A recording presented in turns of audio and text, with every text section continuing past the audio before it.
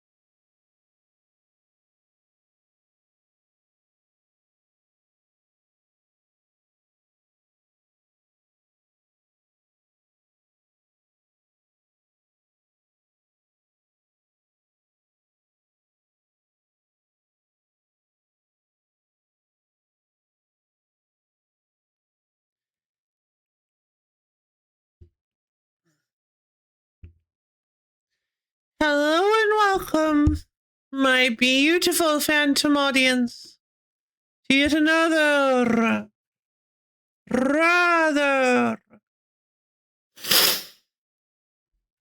grand lo-fi lady stream. How's everybody doing today? Ooh, phantom, hello, Swyward Squad. That's right. You guys are part of the delightful phantom audience. Well, people who, I guess it's a little muddy, but people who are just like hanging out, not chatting much. Phantom audience. People. Oh, I'm tired of waking up early for job in the morning. I get you. Gah. Seems my headset was set to maximum volume. Forgot I did that. You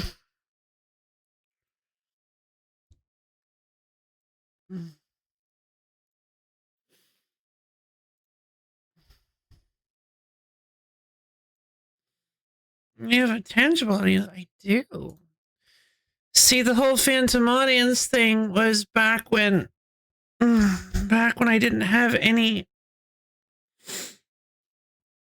active viewers chatting in my chat. So, in order to keep myself active, I would be speaking to the phantom audience so that I could keep myself talking and going. It's a really well distributed tactic,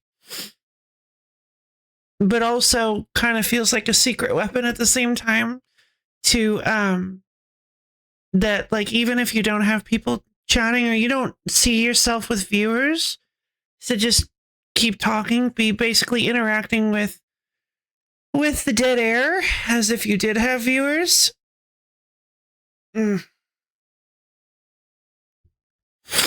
That way, if people come in, they don't see you sitting there like a log, just staring at the screen, not doing anything.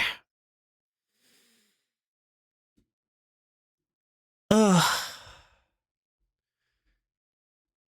And unfortunately, the Twitch viewer counter doesn't update immediately. So by the time you see the viewer counter change, they might already be gone. That's why I keep the viewer count off. I suppose it's not really that big of a deal to do that anymore, but I don't like to, even so, I wouldn't like to watch it either, because, like, it'd be really tempting. It'd be really tempting to just, like, get in my head about it. The viewers start to go down, like, oh God, what did I do? What did I do? Oh geez, what did I say? Oh man. That kind of thing, you know? Exactly.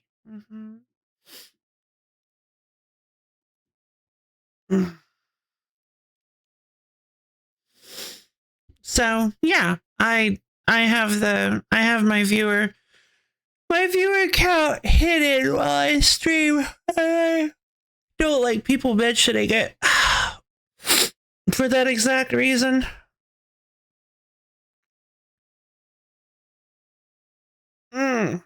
Sorry, I'm a bit phantom audience. A Tangela audience. I didn't see. I thought you just said tangible again. Oh man. Yeah, I'm just I'm trying to get woken up. Thank you guys for being patient.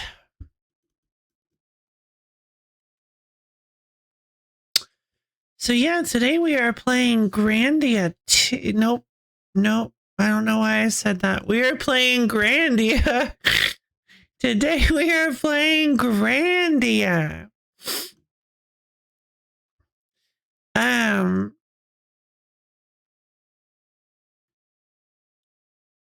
I am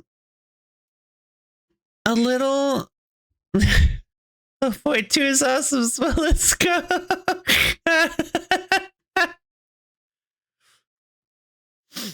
All right. Nope, nope, wrong game. Nope, that's not what I meant to say. Hit the wrong button there. Oh, right. Let me go through. Okay, I'll clump them. Sorry. Borb, Abiel, Random Gamer Nat, Bro, thank you for the almond contributions to the wheel stream. Silly sleepy loaf. I'm very sleepy. Fine. I'll say it. I'm sleepy, okay? I'm sleepy. I'm sleepy. I'm sleepy, okay? Do you have any idea what being sleepy does to a person? To their spirit? I should be pitied too.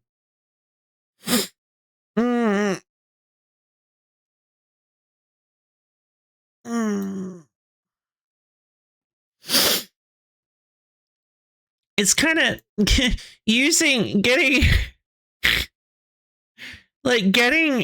the word sleepy like into an actual sentence like that is harder than I was expecting. I had to like redo it. Plus my lips are swollen again. I really need to find out what's doing that. I bought 2 on Steam, opened it, got into combat, found it wasn't exactly the same as 1, and quit in disappointment, never gave it a chance. I'm sorry. Aww.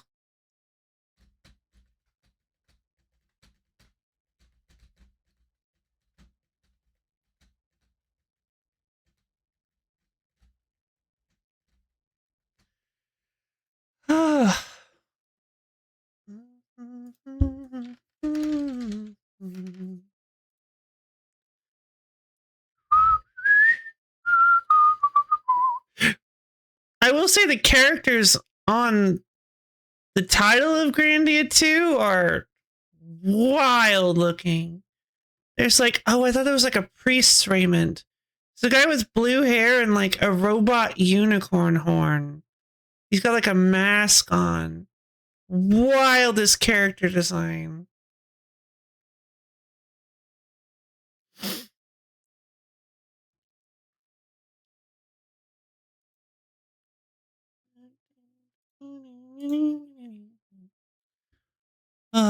Wasn't as generous. I mean, that's fair. I feel like I've probably done the exact same thing before. I mean, like,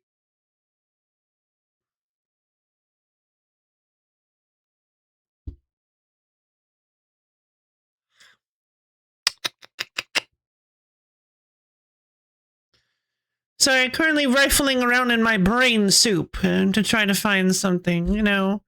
You just like stick your hand in and go, it's in here somewhere.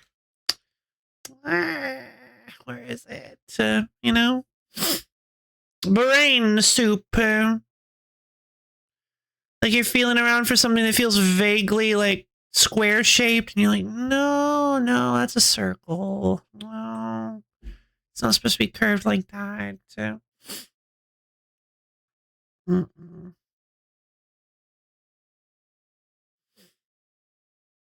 No, that was the chocolate milkshake incident, not that one. Ugh.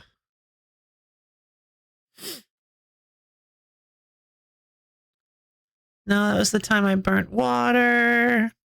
What's with all these embarrassing memories? I'm just looking for a different embarrassing memory.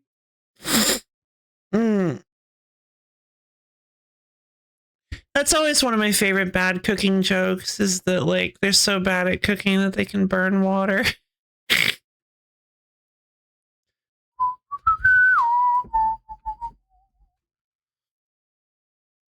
To be fair, I guess you can kind of do that by just leaving a boiling pot of water on the stove for too long, because it'll all boil away and it'll just leave a pot that slowly starts to burn because it hasn't, the heat just kind of like superheats the metal or something. I don't know. I have done that before because I got distracted and forgot that I had water boiling, and it'll like really mess up the pot. So you don't want to do that. Always watch your boiling water. All right. I know why you guys are here.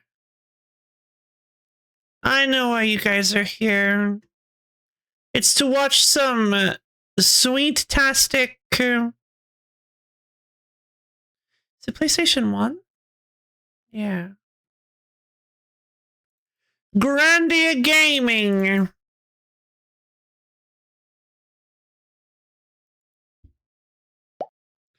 A stopped pot never boils. You know what? I'm just done with this. I don't want to do Retro Chivos anymore. Well, hold on. Let me think. What if I disable Retro Achievements? Close out the game. Start the game. It doesn't do the achievements. Then I enable achievements. Darn it, it still pops up. No, we're not doing it. I don't like the pop. Bothers me. Show notifications. No, there we go. I can turn off notifications. But then I won't know that I'm getting an achievement. Kind of completely defeats the purpose. Wait a minute.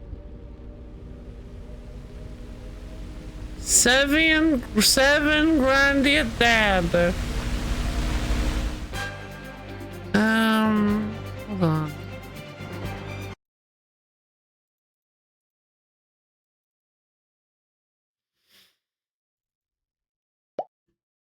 It still does the noise, which I suppose is fine. It's not the worst thing ever. I don't want to do Retro Chivos anymore.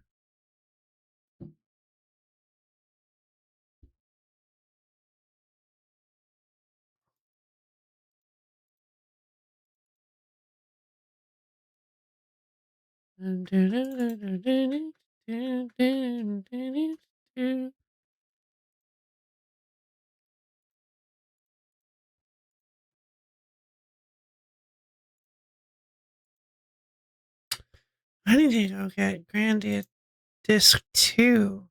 We're not even close to there yet, but I need to make sure I have it handy. Let's see, Oberify. I get what you mean. But I really do think it's like Final Fantasy. None of the games are going to be the precise same mechanics nor narrative tone, but just the differences, iterations of those things that make them special. Ah.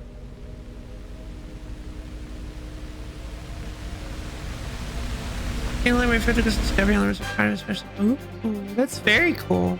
Guys, look, it's Grandia. We got there. It only took us 20 minutes, so.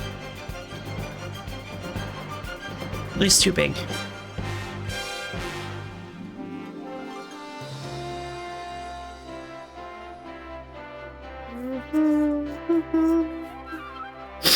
It's the demon screw. Oh, is it? Oh, there we go. My controller disconnected. Oh, there we go.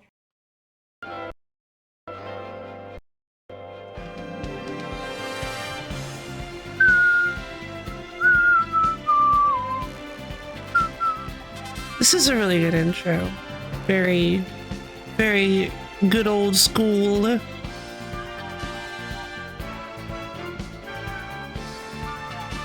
It's the wall guy.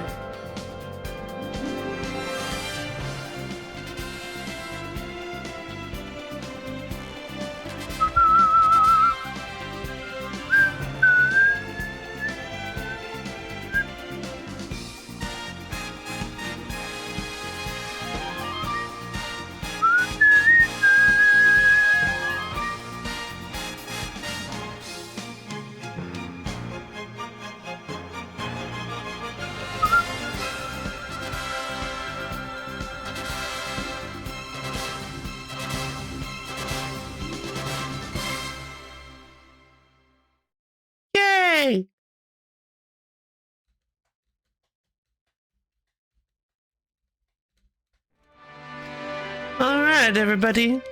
We are playing Grandia. So, great intro. I agree. Yeah, it's a good intro. The game looks... Oh, God, I forgot about this. I forgot I was supposed to go in and take care of this. Alright, we were at Seagull Rest. Okay. Here. Okay, we're at Lily's Seagull Restaurant. Our goal now is to head to...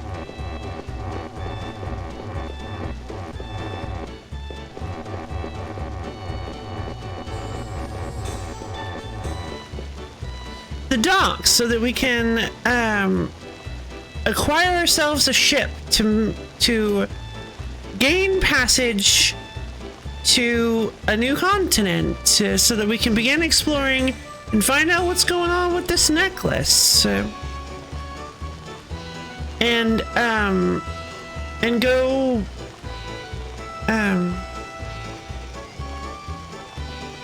track down Lietti's real body, I believe. It's actually really interesting. I watched Abia play a little bit of the remaster in the Discord, in the VC.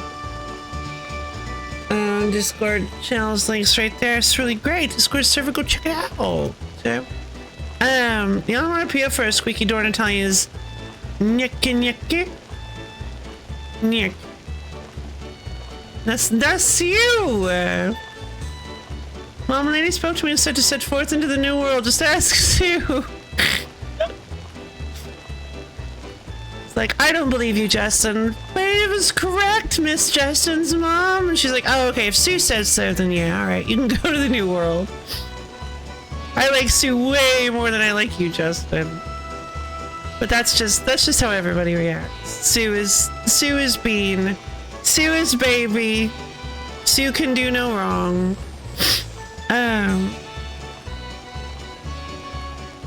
Let's see. What was I? Never trust your own child, always trust Sue. Indeed. Right. It was very interesting. I watched Abia play the Ruins segment, and there were some very odd changes. They changed Lietti's voice for some reason and had her pronounce her name Liette instead, very clearly Liette instead of Lietti. This is very weird. And all of the voices were like definitely unchanged, because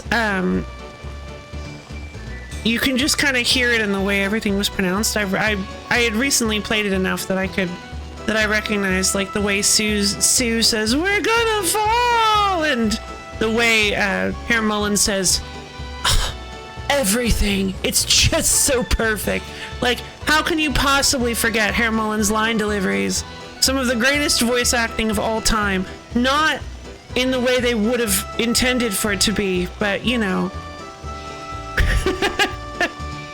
These are the rules all parents must learn.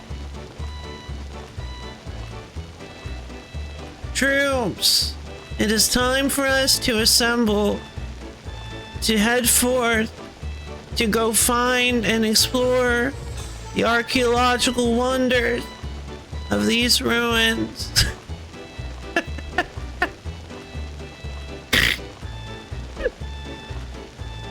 It's just like the least fitting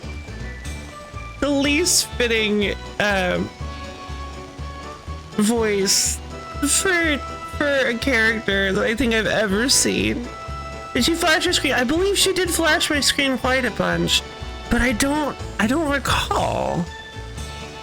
I think she did, but I don't fully remember.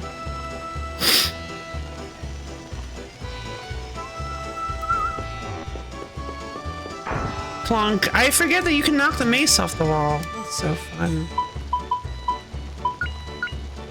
Alright. Skills. Free slam. This game might be kind of long, I just realized. It's taken us a decent amount of time to level up weapon skills. Mace and bow. Yeah, I think I've currently got Sue on maces, since maces are since the mace skill is learned more quickly. But I might actually switch to bows because I feel like bow is probably going to be an offensive skill, where mace is probably going to be a defensive / support skill. Because rah-rah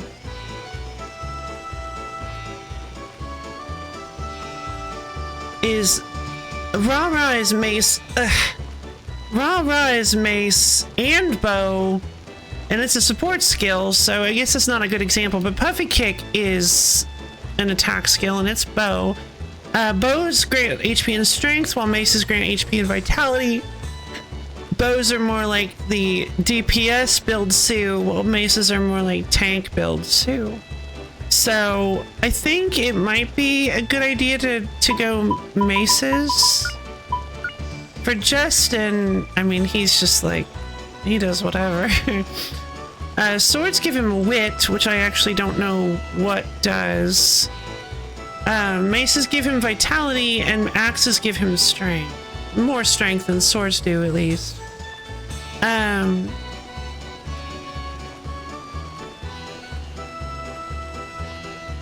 I was considering, I'm leveling swords and maces to try to get that first skill. Because, like, I mean, ideally we get all three to, like, the 20s so that we can get that second to last skill. I never really let it set in, like, what on earth are you talking about? Question mark level requirements. What is that all about? That never occurred to me. Well, if your child is Sue, then you are lucky, indeed. You have stumbled on the lottery. Wish I could knock the swordfish off the wall. Wow, Mom, you're pretty quick. Changing the menu already? What's on the menu today? No answer. Who is it? Still no answer. Come on, let's go to the harbor, Justin. Are we going to ask about the ship? Yeah, we are, Sue. But my compass doesn't work in town, so I guess we'll do our best. Kind of the worst mechanical idea. I guess the idea is to get you considering the layout of the town on your own. Like, it does make sense. Like, you want your players. If you don't want your players to be relying on the compass all the time, just make it so that it doesn't work in certain locations, certain predefined locations. I mean, I fully understand that. It's a pretty. I kind of agree with the premise. It can be really easy to bury your head in your compass or your objective marker and completely miss the world around you, which I think is a shame. It's a rather prettily designed world. Wait, no, don't save the game! I don't need to save the game, I just laughed. I never once paid attention to the compass because it doesn't work in towns. That's really funny, actually. I really do not want to be handholdy, so please tell me to hush up if I seem to be straying close enough, but you can rest assured that the game is long enough that you will naturally get new skills as this. Gotcha. I thought it just spins randomly? Okay, and then I looked up there again. I love that. Hey, you kids, passengers only at this point. Come on, go home. Ah, you think you're such a big shot. Can't you just let me in for a little? Oh. I like the port. Lots of ships going in and out. I think of them as my children. Ah, your children are ships. I'm a shipwright. I make ships. Very good ones. I put my soul into them. Oh. Not another day of washing dishes. The pay isn't bad, but I get pushed. My hands get rough, too. I am a foundering ship. I love you. Why are you wandering around here? Did you lose something? I was just thinking of a line to set my girl's heart on fire. Finally going to propose to her. I'm gonna win her heart on a romantic night at the harbor. Oh.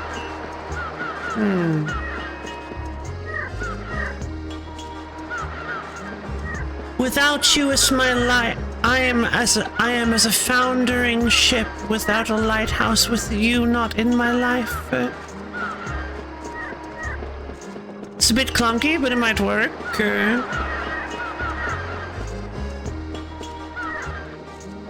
Even if it's the rule of the sea, throwing people overboard in a barrel is no fun. That's what you get for trying to stow away without getting a steamer pass. A steamer pass? Oh, you can't get on the ship to the New World without a passport? Boy, don't you even know that? Except for sailors and soldiers, everyone else needs a pass. Well then, how do you get this pass? I want to go to the New World too. Getting one from someone else is the fastest way, maybe. That's not how that should work. It's like more like a bus pass than a passport. I remember an old man in the cafe in North Palm telling adventure stories showing everyone a smelly old pass. I think his name was Java. He's an adventurer too, so I'll just go ask this guy named Java. The cafe's in North Palm, right? Oh god, we still have to navigate the city. Here we go. North Palm, huh? Okay. That actually gives me an idea. The compass may be completely useless, but... Wait. Is this not North Palm? What does red mean? Does red mean south? Maybe it does mean north. North Parmesan.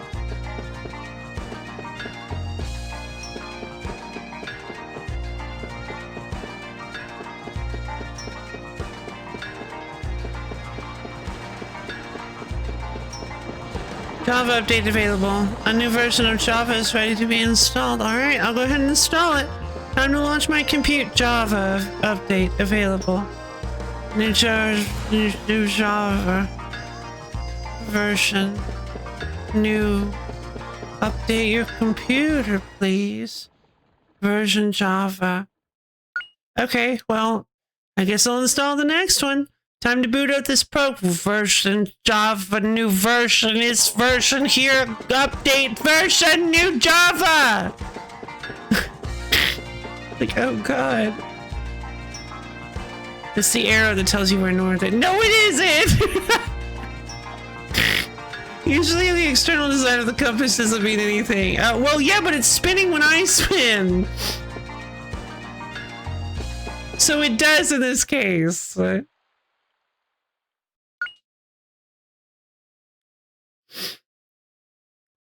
Huh. Yeah, modern Sisyphus is just somebody who keeps trying to launch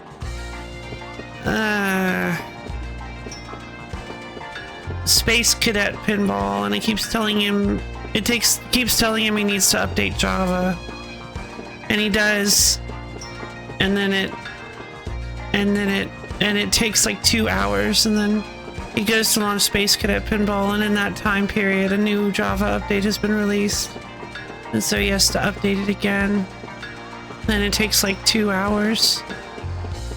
And then in that time, another Java update has been released. Over and over and over ad infinitum. To Marna Road.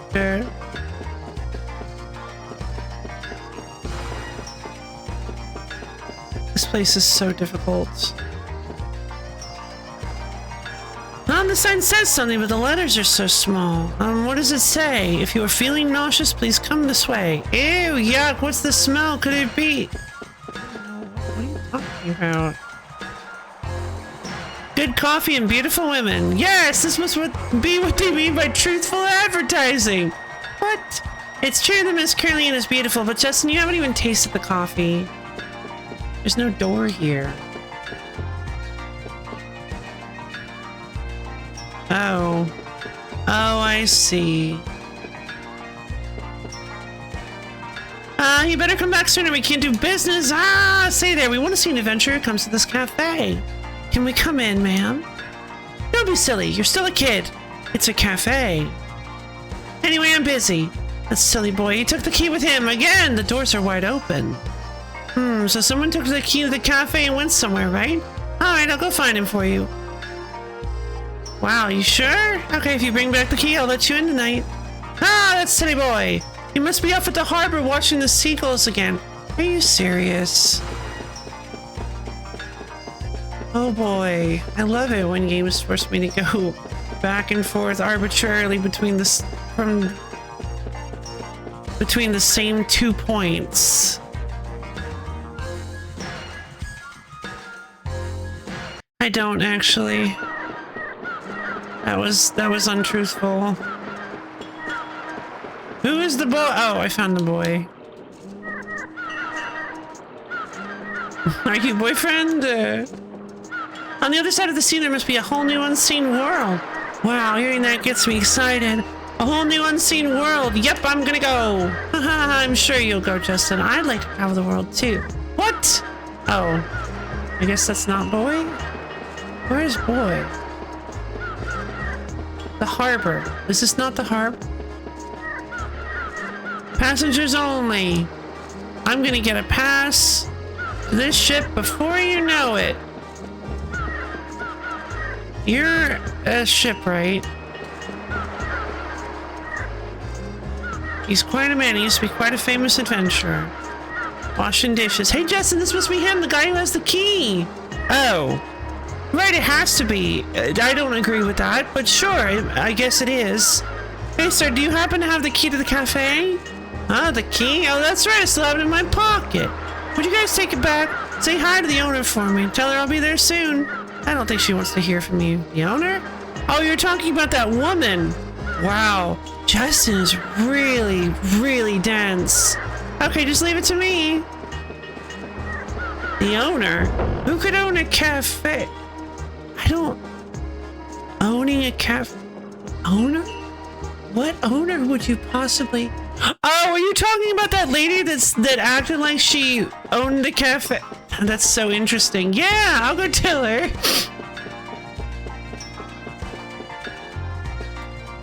Ma'am, I found it. Isn't this it? The key to the cafe. Yes, this is it. Glad I can finally open the cafe. Name? My name? My name is Nay.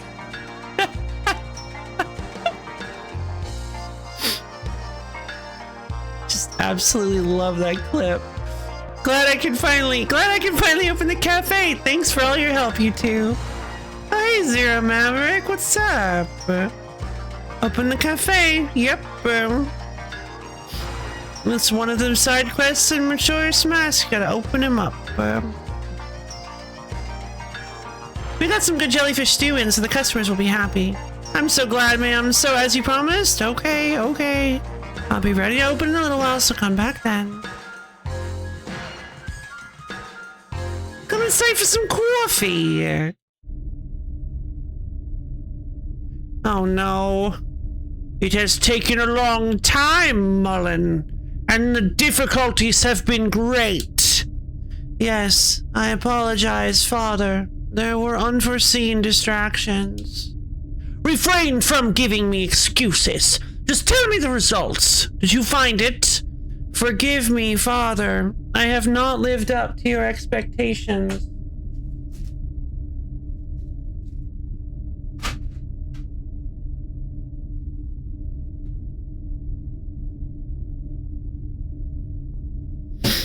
I am prepared for the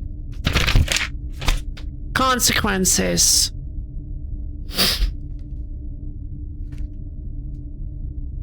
Consequences? Mullen, if you are not capable of producing results, who is? I can think of no one. Make preparations for the next strategic plan. Prepare to move out! So Mullen is not the Hyal boss evil. Why is General Ball in such a hurry? General Ball. Oh! They mentioned General Ball before. The plan was proceeding smoothly. He is probably just very tired. father has his own way of looking at things.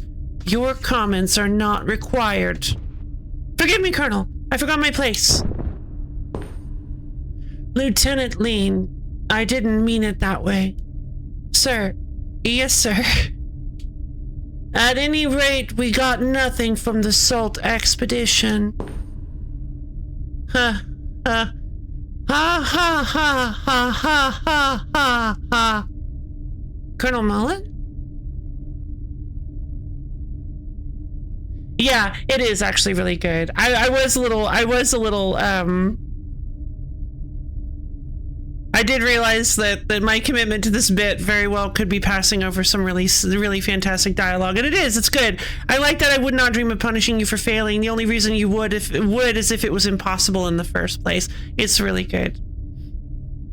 The boy was amusing. Justin, I believe. Colonel? It has been a while since I've seen you laugh like that, Colonel. I was thinking that it'd be nice to have at least one in our ranks with as much energy as that boy. God knows I could use it. At least we would be certain that things would never be boring. Ha, ha, ha. Lean, prepare for departure. Destination, Alencia. I like how Ball wasn't like, you were a pitiful failure, son, but more like, well, if my most trusted man had troubles, we must have overextended. It's good. It's good writing. It was just sort of like, so fast. It was a fast moment, very quick. I'm sorry. Sorry I didn't spend more time on it. You're right. It was a good line.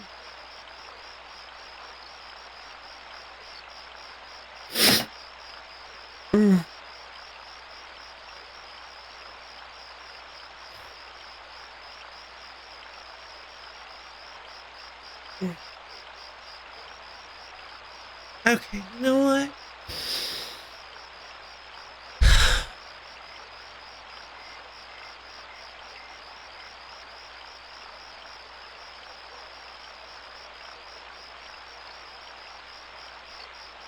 I am going to take a quick break. I'm going to get up and make myself some tea, make myself some waffles. I'm going to take care of my morning, do all the things I need to do for my morning, and then we're going to come back and we're going to play some more Grandia. Some waffles, yes. Waffles. Thank you for spelling it correctly. Nobody ever does. Nobody ever does.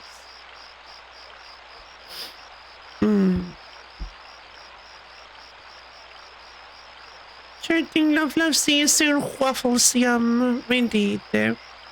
Yes, waffles. It's safety. Ugh. Alright, guys. I'll see you soon. Sounds like you could put some Cool Whip on top. Indeed. Cool Whip, syrup.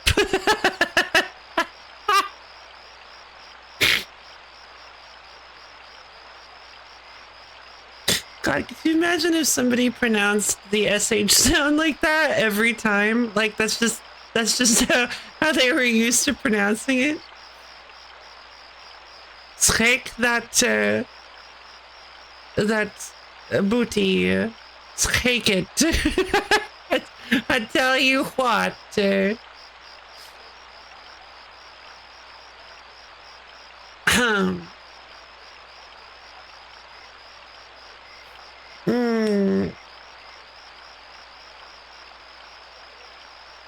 Okay. All right, I'll see you guys soon.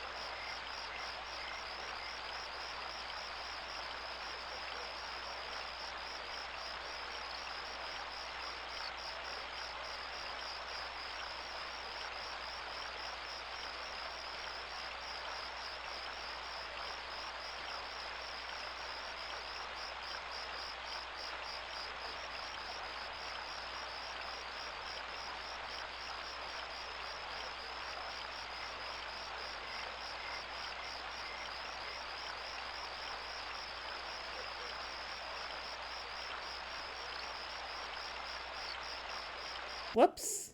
Oh, there we go.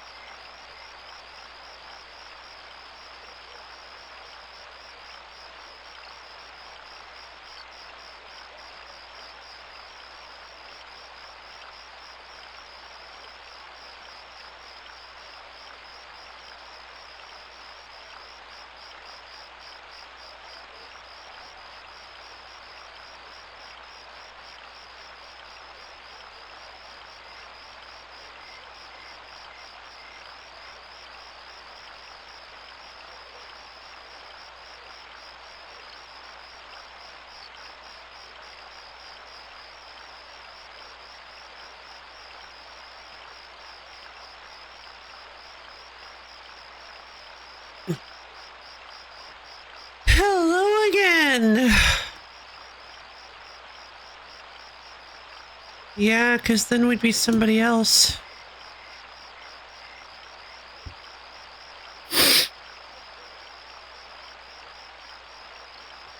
Welcome, welcome.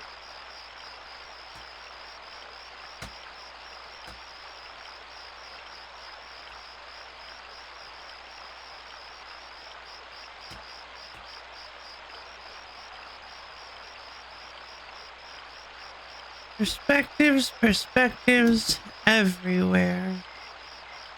And not a drop to drink. For those with the hand eyes to see. Pan's Labyrinth, though. Say, Justin, I can't wait to find out what kind of adventure Java is. I'm guessing, like, just deadbeat, kind of washed up. Whoops. Oh, there we go. I guess we'll see. Let's go off to the cafe. Yeah, off we go.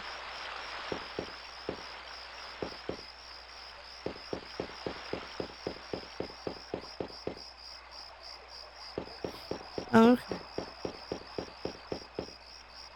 Where are you going, Justin? She said the Mr. Java's in the cafe in North Palm, right? Yeah, but I thought that I thought...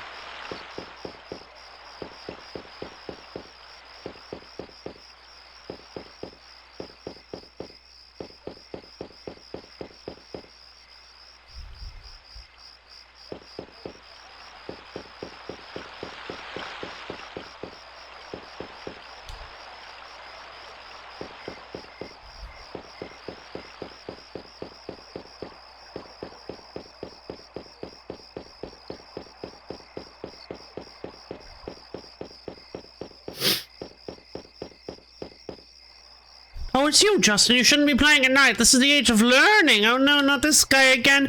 Actually, I'm doing social studies. Don't give me silly excuses. If you keep playing adventure, you'll be left behind the times.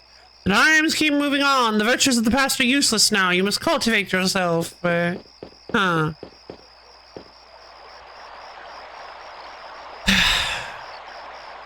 They probably didn't need to have you walk back there manually. This could have been part of the cutscene. Yeah, you'd think so. Huh. I see. Cafe. Here it is! I've never been to a cafe before. It's sort of exciting. Yeah, I think this isn't quite what I would think of when I call something a cafe. Sort of exciting. It's okay, don't worry. No one is going to get mad. Let's go in to the underground cafe. It's just a cafe. They're just lying to you. It's just a cafe. There are no doors. It's just got tables. That sign is just lying. Oh my, welcome. You kids really helped us out. In gratitude, you can have whatever you want. Ah, cool. But Miss Killian, did we do anything you need to thank us for? Don't you remember, Justin? You brought back the key to the shop today. Oh my god. That literally just happened. That was the inciting incident. That's how we got in. Justin, please. What? That old lady, was that you, Miss Killian? Can't be. What? You didn't recognize her by changing her mind and body with makeup. A woman is an enchantress.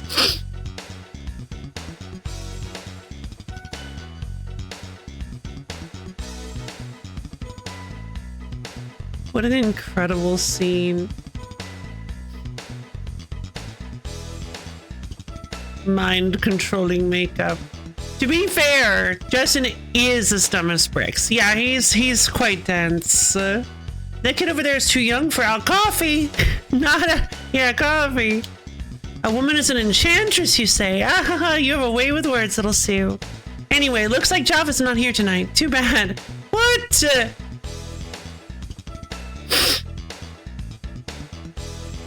You can ask the other customers about him, though. To be fair, in the other direction, good enough makeup makes someone nearly unrecognizable. It does. That's... yeah. Woman's devious illusion. It does. Yeah. Makeup is... I mean, it's face paint. So the combination of good makeup and just as being a moron, he'd never know, ever. Wow, this really hits the spot. This old world coffee isn't bad. Sir, you must be from the new continent. You come by ship, right? That's right, the ship just came into port, faster than I expected. Chad has never seen what I can do with enough eye product, indeed. If you like ships, visit the port. You ought to be able to see the ship I came on tied up at the pier. Java, you say? Oh, you must mean that self-styled great adventurer Java from Lek. Not sure about self-styled, but please tell me about that, Mr. Java. They say young Java was the best adventurer on Messina. But since adventure went out of style, his only joy's been hanging around the cafe telling tales. They took the adventurer away from the adventurer, so now he's holed up at Lek Mines. I didn't even know anyone lived up at the Lek Mines. Great. If you're looking for Java, the customers know better than me. Go ask around, but stay away from the ones that look dangerous. Who knows what'll happen? Don't scare me like that. No, I'm being serious. Like, coming up, Miss Caroline, one more double cappuccino.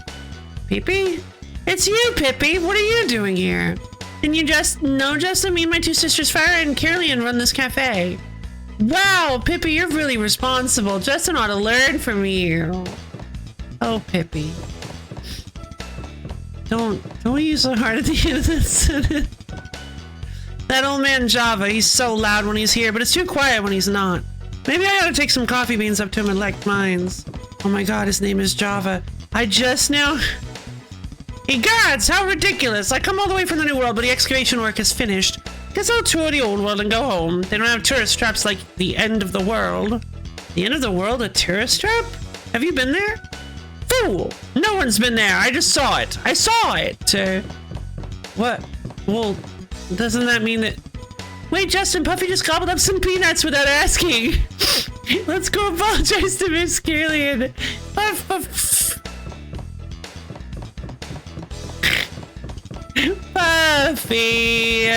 Ba-doom, boom, boom, ba-doom, boom, doom, ba-doom, boom, ba-doom, boom, boom, boom. You'll see what he means later? I see. Interesting. You mean I'll see it? I'll see what he means later. Puffy the goat. What? You say Puffy ate some peanuts? Puff, puff, puff. I think he's saying he's sorry. Will you forgive us? I mean... Those peanuts were very expensive. Slowly slides the sign that says complimentary, like, behind the counter. Those peanuts were pretty expensive. I don't know if you're gonna be able to make this up to me, but... You know, to let you make amends, can I ask you to do something? That silly Java forgot his wallet last time he was here. I'd like you to take it to him. Java's wallet acquired. Well, you did take some peanuts on Free Peanut Day, even. Unforgivable. To get to Lek Mines, we just take the train from the station, right? No problem. Leave it to me. Puff, puff, puff, puff, puff, puff, puff, puff, puff. Okay, Puffy, we get it. Puffy says he's hungry. Come on, Justin, let's go home. Am I just going to be holding onto a strange man's wallet for an entire day? Puff! Hello.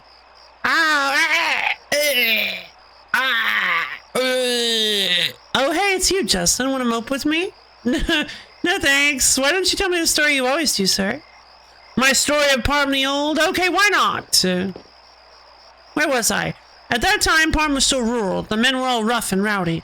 No civilization or steam engines, but it was a good life. There were pirates and adventurers. Wow, there were pirates? Sir, you were an adventurer, right? Were you ever attacked by pirates? Of course I was attacked. Excuse me, that Lily the Skull was dreaded by all adventurers. Lily the Skull, could that be?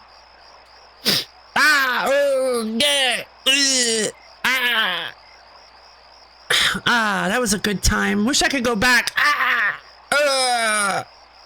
Oh well, he's mumbling again. I don't think he ever gets to the end of his story. Good food and beautiful women. Anyway, go in and ask him. We'll find out. Come on, let's go, Justin. I see you met my brother. Hello, Davy Valentine. If I could see that Lily again.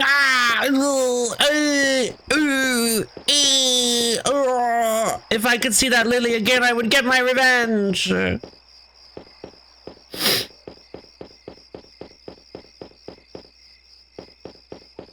Needs more risky boots, indeed.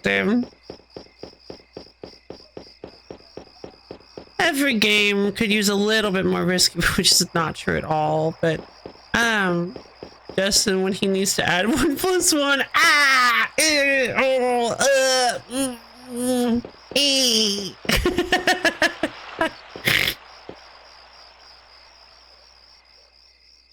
Oh, hello, Justin. To buy an item, pick it up. To sell an item, come talk to me. I completely forgot that this... Okay, I went to the wrong store.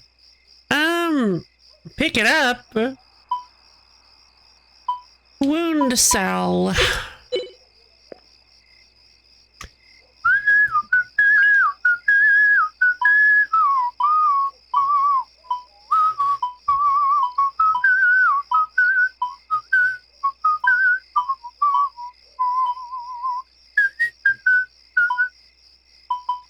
Let's see. Could have done that better.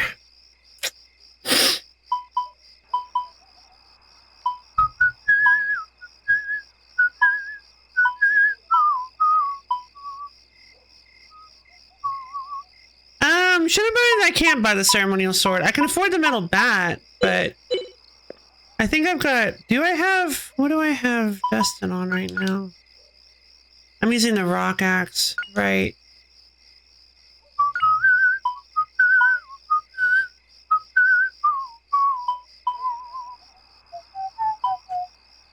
The cafe hostess removes blush and concealer. Miss Killian, the cafe hostess! That's incredible. That's really good. I'm gonna buy the metal bat because Sue also can use this. Although I say that, hold on. Wait, is Sue already using the metal bat? She is. I'll just swap it onto Justin if I want him to use it, and I'll just have Sue use the bow again, I guess. But the toy bow is very... Toy bow. It's a little bit easier than toy boat, but not much. The toy bow is kind of...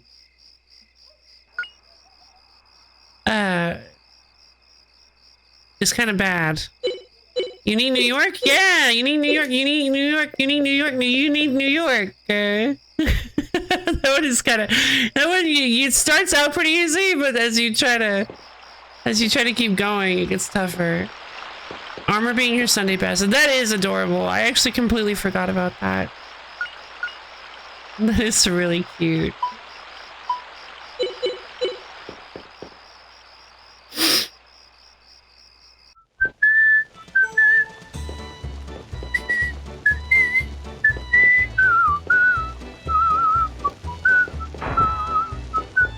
Gotta knock the mace off the wall at any given opportunity.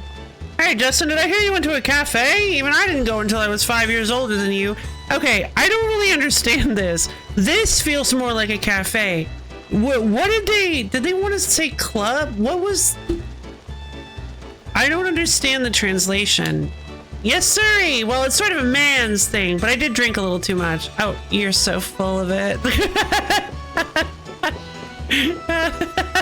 That's great. Too much censorship, probably. Don't tell Mom you've been going to other pretty ladies' cafes. Yeah, it's probably a nightclub. Hey, Justin! Yep, violence. Ouch! Now what's that for, Mom? Today my shoes aren't so muddy. What time do you think it is? It's so late I was worried that you got hurt. Well, I'm glad that you were home safe. Come on, eat before it gets cold. I mean, Lily's design is like so peak. I love her so much.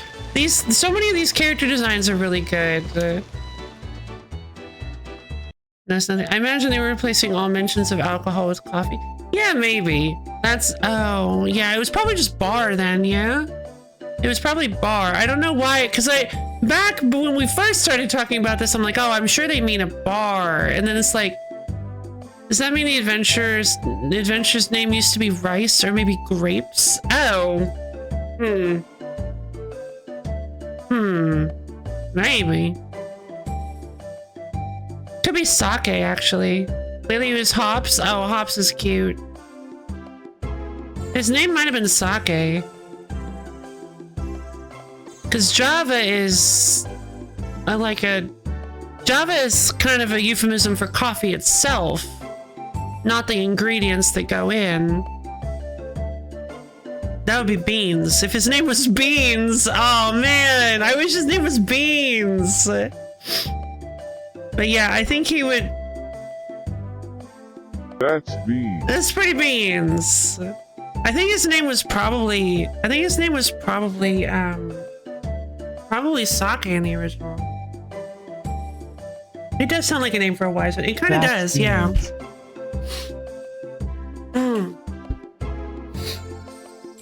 Now we know where Java lives, so tomorrow we might be able to get a pass for the ship, Justin.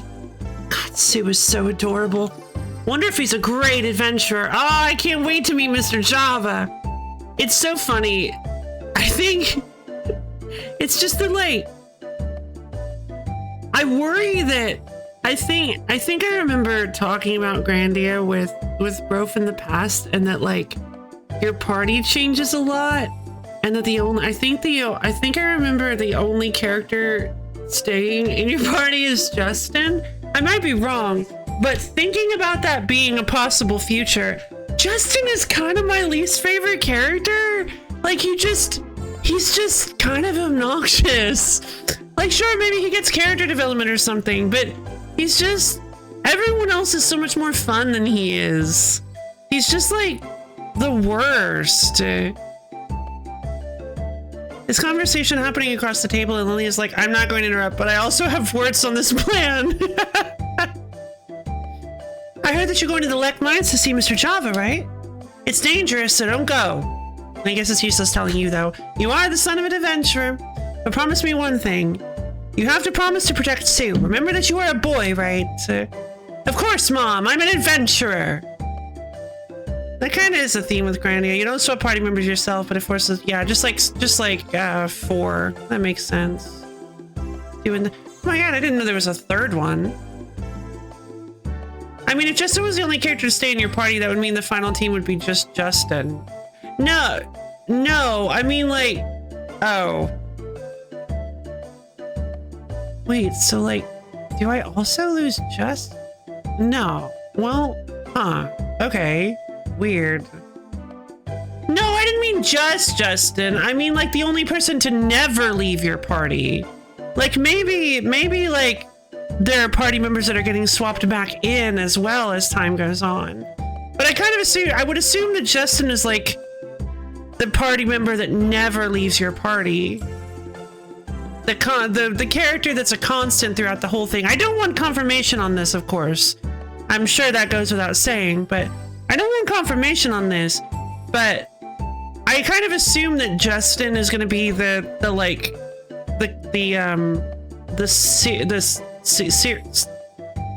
Cyril? What was his name? Cecil. The Cecil of this party. Yeah, revolving door party members. Yeah. The Cecil of this game, where you're just he's like the main character, and everybody else just kind of like leaves and comes back. Like in Legend of Dragoon, you're forced to have Dart in the party 100%. Yeah, exactly. That's kind of how the main through line. That's kind of how I imagine this is gonna go. Volcano! Yeah! You know that Mr. Java, he must be pretty scatterbrained to forget his wallet like that. Did I not say 4? I was red though, so it was fine. Grandia Extreme? That sounds like a mobile game. Yes, sirree, but I'm not nearly that forgetful. Why don't you always forget to feed Puffy? Right, Puffy? I crave... Mother! I crave the strawberry jam! Right, exactly. Sorry, I mean Puff Puff! Give me more strawberry jam, Mother! To get to like mines where Java lives, we take the train from the station. I think Dad once said that, Mother, the jam calls to me! Feed me, Mother! I think Dad once said that there's no more coal in those mines. Okay. Take care of Sue, Justin. If Sue should get hurt, her parents will turn over in their graves. Oh, God. Don't worry, Auntie. Despite appearances, Justin is pretty tough. And he can do this thing where he goes V-slash. It's kind of cool. That was delicious. I'm full. Tomorrow we're going to the Lek Mines to see Mr. Java. Don't forget, Justin.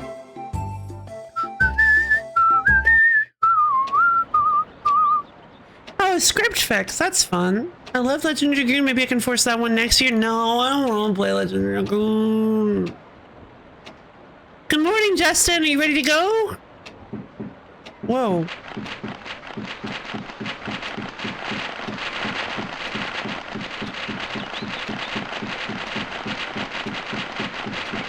I don't know who on earth thought this was a good idea, but they deserve a raise. I got my first aid kit. Right, got it.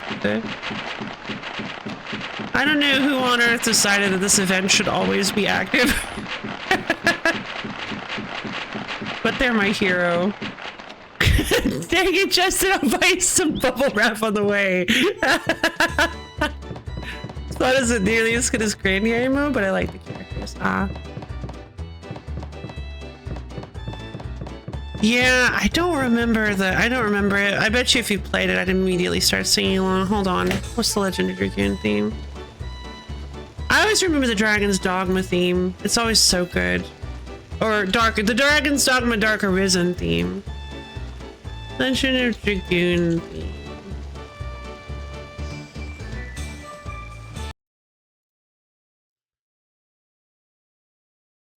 If you still believe, huh?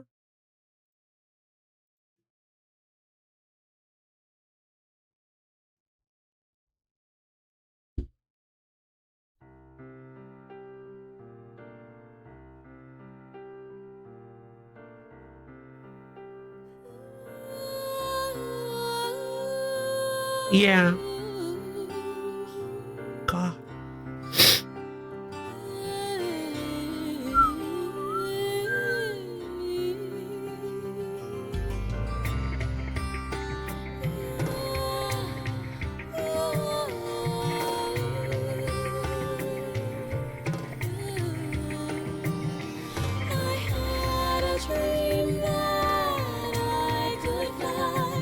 Right. God, what a good song.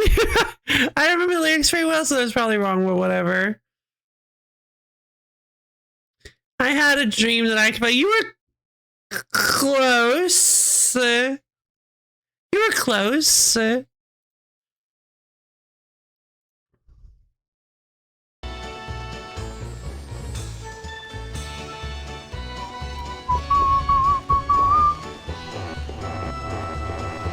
So he's like, seriously, Justin, bubble wrap. We can just pick some up. You were close. I'm just gonna... Mom, you look really beautiful today. What is it, Justin? I'm busy, so don't bother me. Or do you want to help out here? Where'd you learn such sweet talk? I'm busy, so if you're not going to help, then get out of the kitchen. Lily's faces are great.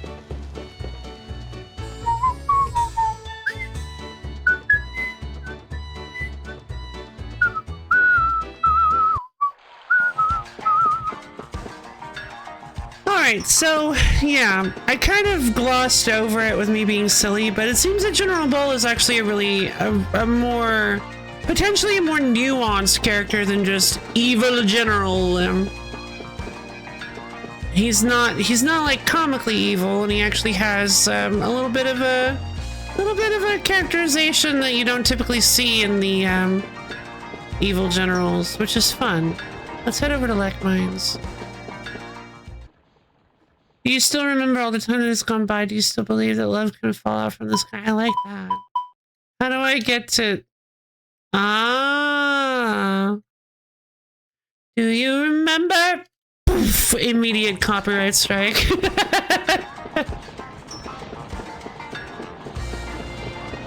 Channel has been banned. I get 3 copyright strikes and my channel has been eliminated just from the one use of Earth, Wind, and Fire. God, that was so annoying. I already forgot where how they said I could get to Lek Mine. That's the exit to the town. Oh, is it from the road? It must be from the road. I wasn't paying attention. I'm sorry. It's hard for me to... It's kind of hard for me to focus right now. I keep remembering a line from the TV show My Wife and Kids. I've got a good rememberer. Oh, that's cute.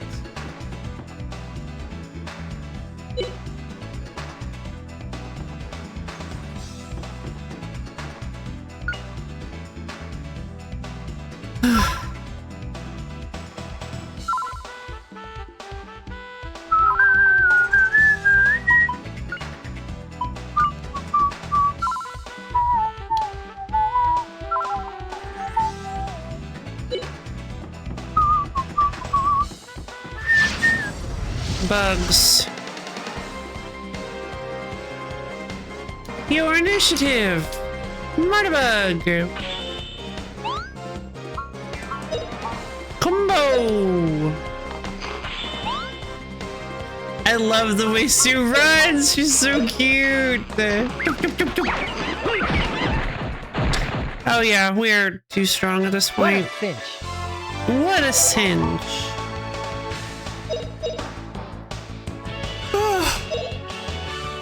Acquired experience points. Lovely.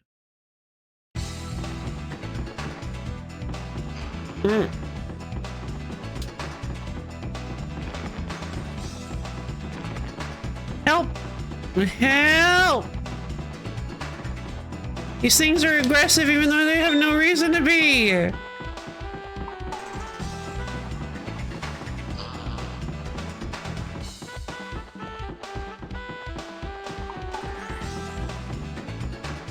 Okay.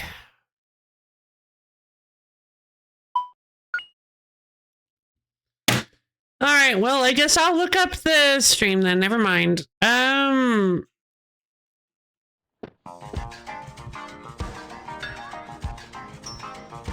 All conversations lead to Dragon's Dogma. They do. It's like crabs.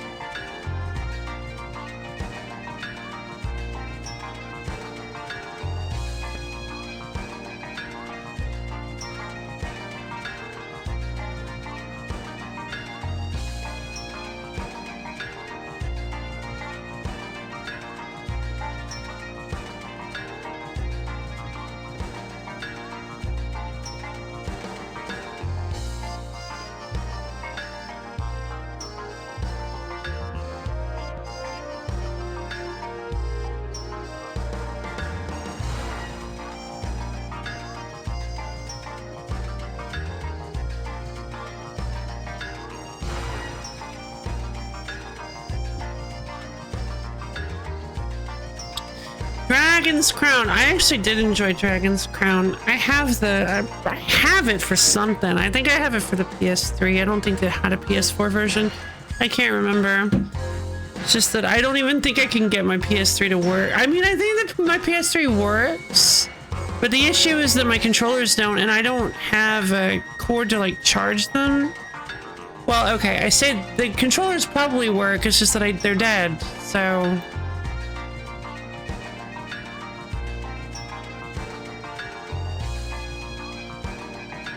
Ugh.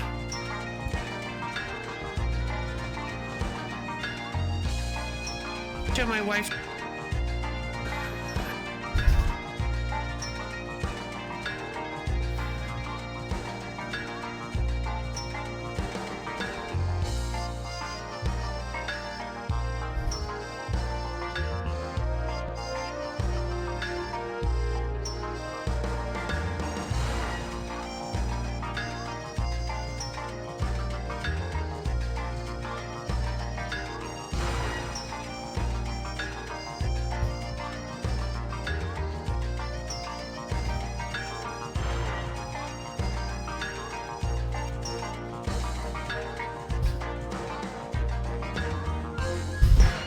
I like the Magic Archer. Magic Archer was the class I tried to use.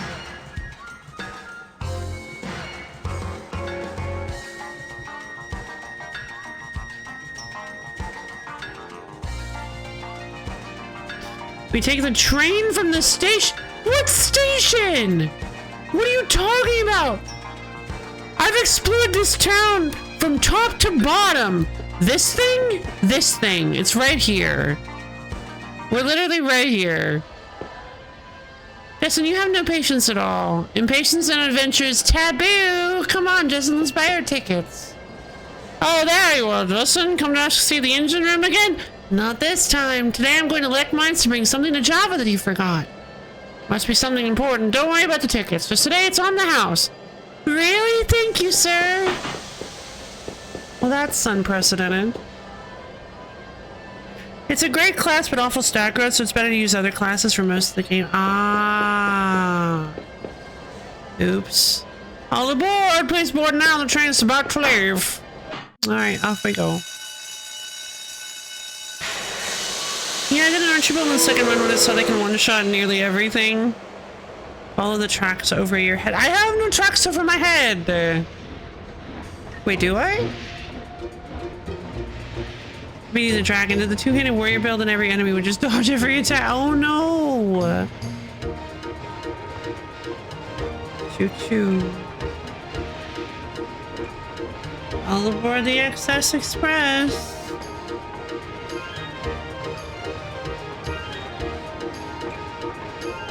It is rather charming. I agree. It is a very tiny train, but I love it. This train is very twee. It's very tiny with its tiny wheels. I love its little tiny wheels. Its tiny wheels are so silly.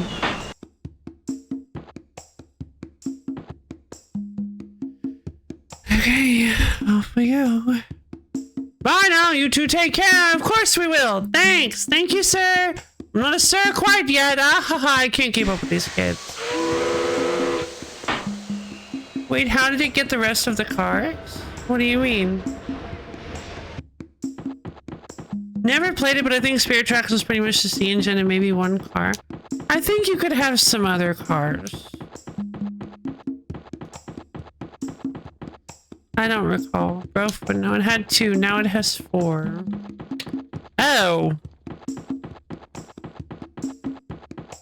It picked them up on the way. And they had to stop to do some connections.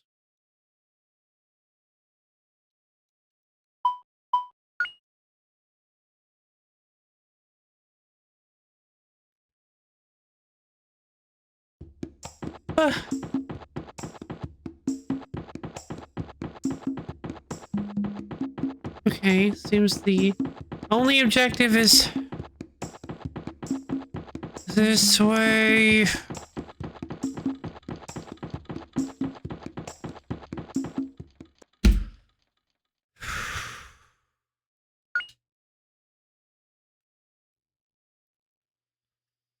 I'm gonna end up breaking my controller.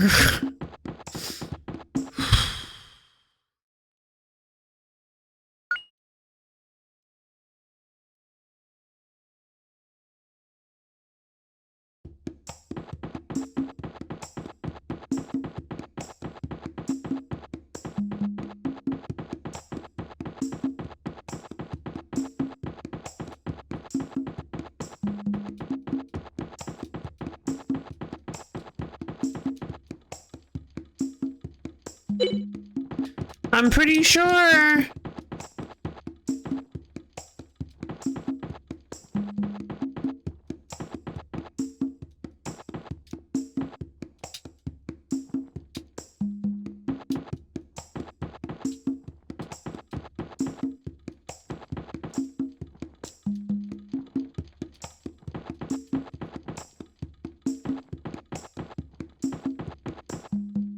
Yo, Fire Rabbit, what's up?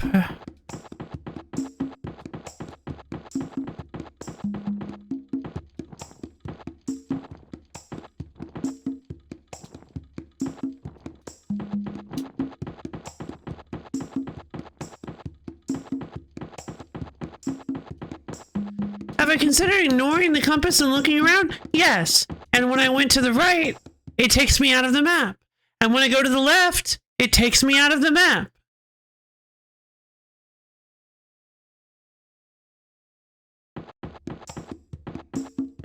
Unless I'm supposed to collapse this water tower. Are you serious? Are you...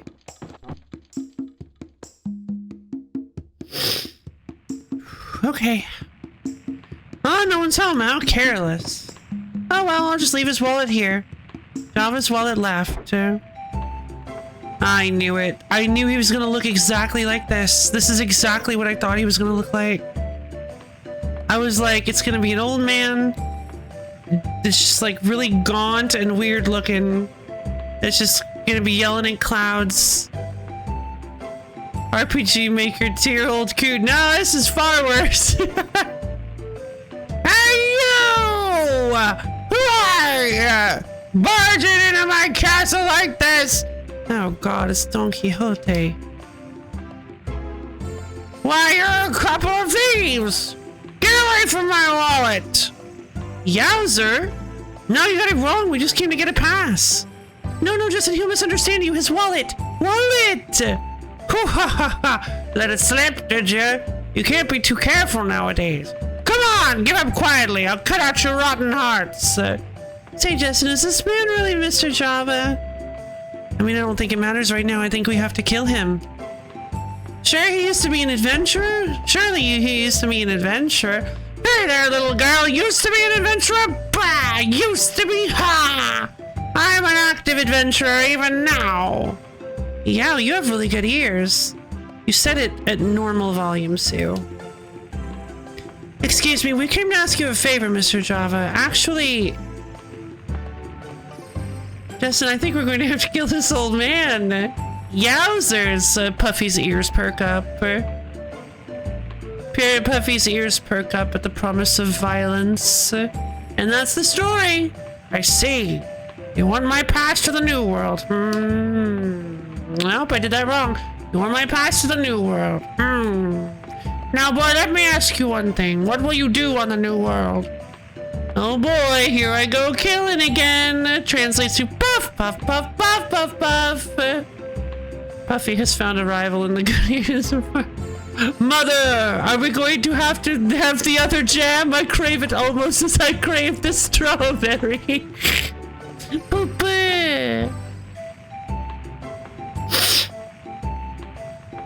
I want to go east. I'll head for Angelo, awaiting me on the New World. What? Angelo, you say? That takes the cake. Oh, come on, it's no joke. Ah, sorry about that, but Angelo really exists. I know it.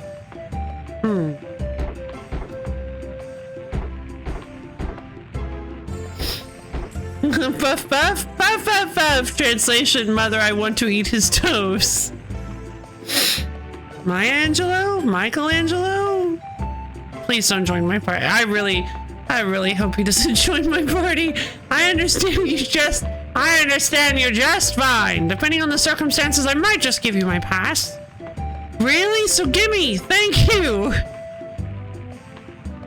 Yeah, it's just like this is kind of why I felt kind of bad about joking through about joking through General Ball and Harry Mullins like interaction.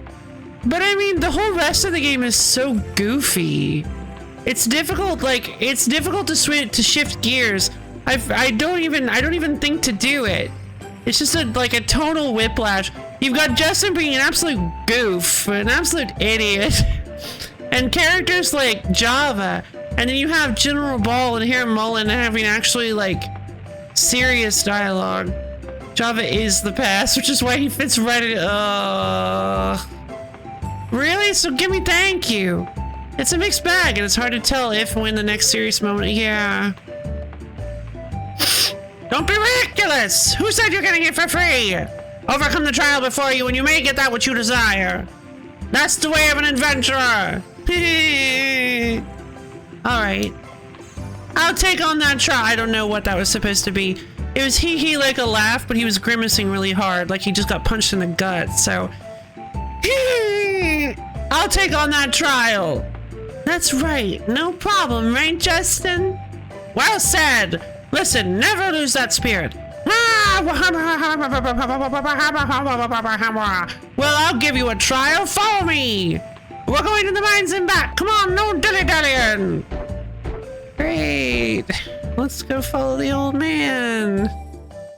This'll go well. Do do do do do. Boo-doo. He moved stuff. This is the entrance of Lek Mines. Monsters have begun living somewhere way back there. I can't stand their noisy groans. Advent children dub. Dilly-dally, shilly-shally. If you manage to slay their boss, I'll give you my pass. This is my trial for you.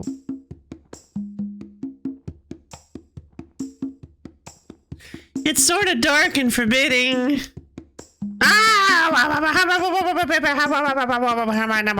It's a mine, so of course it is. You're going to give up and go home? You're joking. Of course we're going. But Java, can you stay here until we get back? All right. Show me your spirit as beginner adventurers. Well, you want to go now or do you want to rest first? I guess we'll save. And give me 10 minutes to save the game while my extra files load in.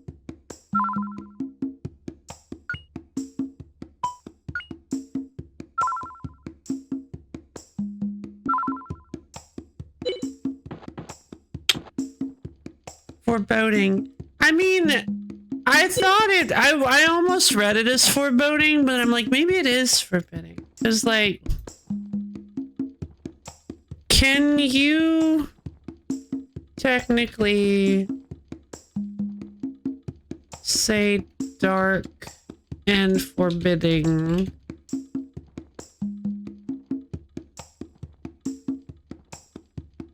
I mean, anything that's forbidding is a little menacing, daunting, or even frightening. It's hard enough starting in a new school, much less one in a huge, grim, forbidding building. I don't know about that. That's what foreboding is. But I'm Canadian, we don't have a suing culture, I see. I guess it's a real word? Yeah, I guess so.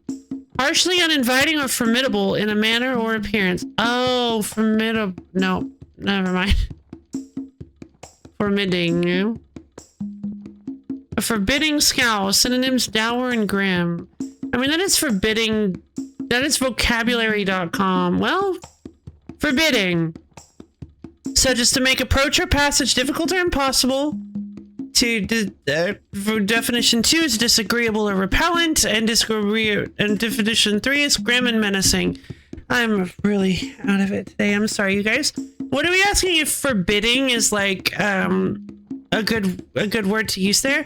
Because Sue called the mineshaft dark and forbidding. Normally I would use dark and foreboding. Is streamer okay? I don't know. I'm very tired, and I just...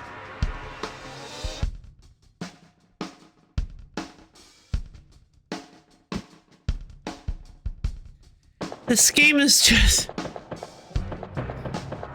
I'm just very tired.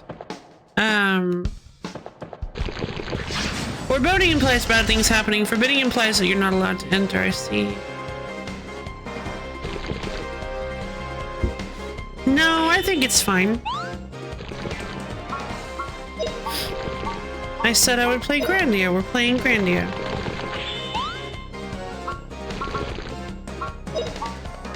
Let's see.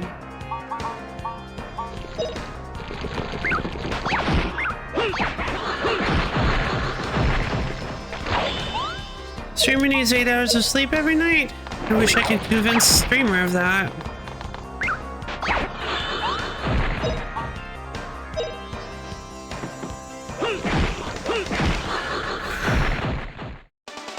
All right, we won.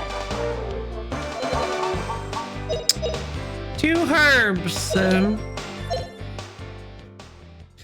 A cave being foreboding makes you anxious because you can imagine getting stuck. A cave being forbidding makes you feel like you're not allowed to go in or that it would stink to be in. I see. Spiders. Alright, hydrate, redeem. Glass of swamp water. Pass this glass of swamp water back to Borba.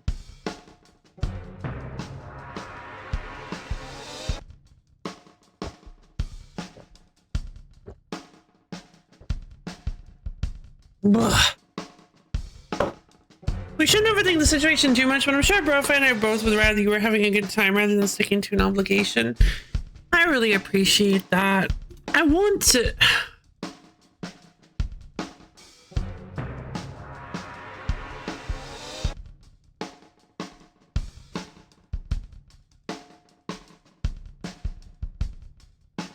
Like, I want to really like this game. I want to get into it. I haven't really gotten very far into it, but I'm just... My brain feels so scrambled today. It's just this would be the second week in a row that we don't play Grandia, which we have been playing Grandia. We've been playing a little bit of it. It's not like we wouldn't play any Grandia at all. It's just that... God, I feel really bad. It's just that this game feels like it's... I guess this game is just kind of like a really slow burn at first. And it's just not, aside from Sue being the cutest thing alive, there's just not really, yeah, I don't really get it, but like if you aren't enjoying, that's all there is. Thank you. I appreciate that. I don't either. I don't get it either, okay? I'm not really sure why. It's just rubbing me the wrong way, I think, today.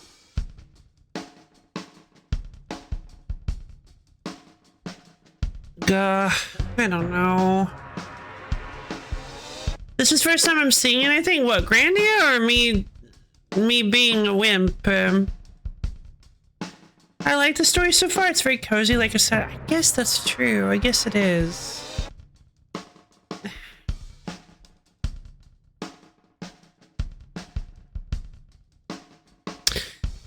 And I guess it's just... It is an extremely heavy contrast to the 2 games that come before it in the week.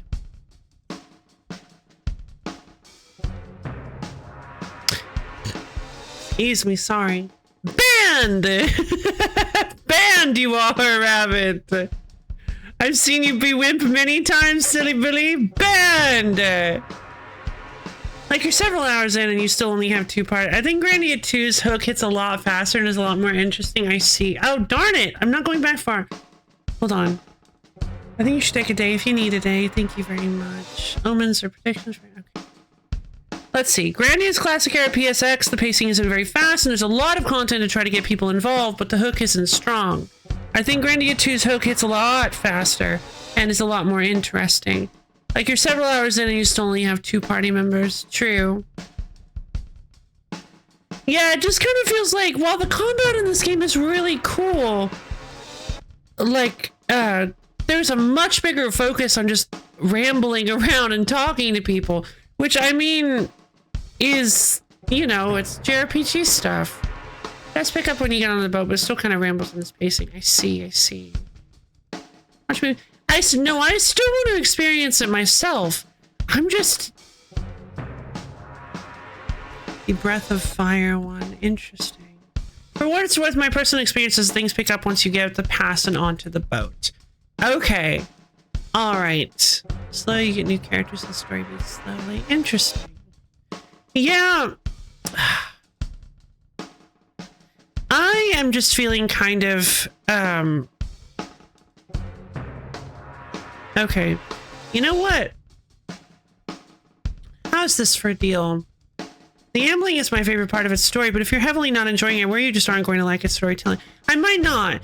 But honestly, I've just got myself really I think this just isn't the kind of thing to. Okay, I think what I really need is something that really grabs my wait. What is this? There's like a black bar on the side. Right, I forgot. That's just there. That's annoying. Will it go away if I... Nope. What? Weird. Okay.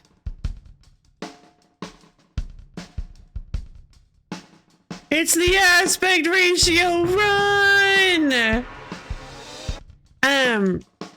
I've got a lot on my mind lately.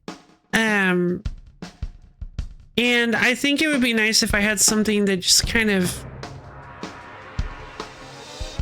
distracted me more than this. Also, she loathes the ornery child. I don't loathe Justin.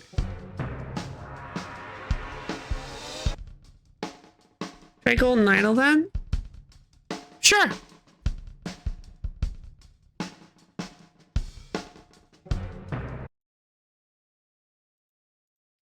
Let's do it. Play Horse Magnifier. I mean, you were pretty... I was kind of... You have been like... Yesterday, we had the joke about Horse Magnifier. How long is Horse Magnifier? Is it like a quick little 30-minute thing? That game is not going to take over her mind? Alright, let's go with... let's go with Curse of the Golden Idol then. Ugh.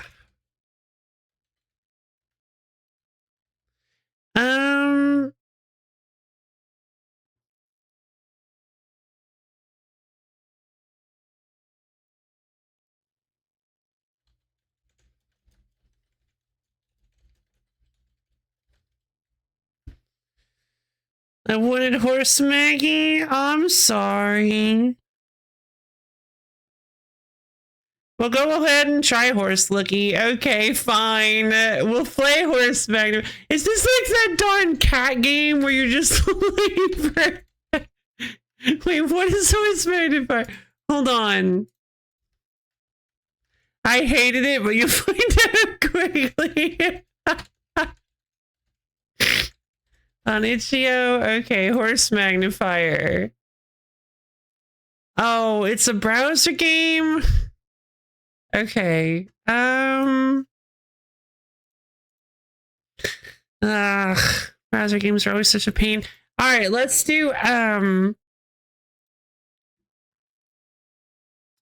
let's gonna, yeah, sure. Let's horse around.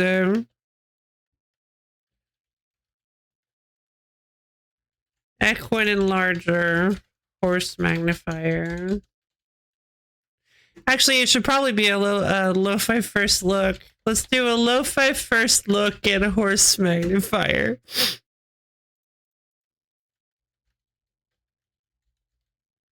It's not even on. It's not even on there. What do we... Games and demos. We have to go to games and demos. Why is this a mature rated video game? Alright, blind playthrough, no spoilers, no backseating. Let's do this. So it's going to be a last look too, I imagine. No. What are you talking about? I'm sure this will be great.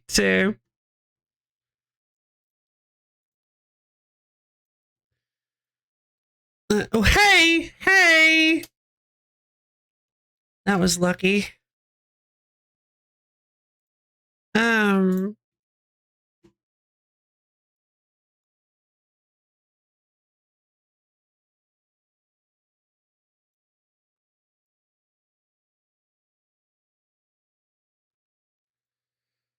Love is evolving to I'm sure / hoping it's short. Mentioning Ichio, I had to check a game I've been watching the development. Oh, I'm so sorry. Alright, let's horse around.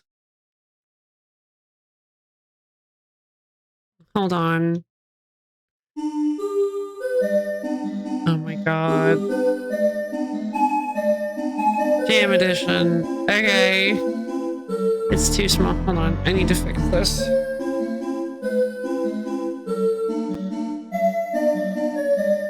I prefer it to be right there, so I'm gonna change the cropping.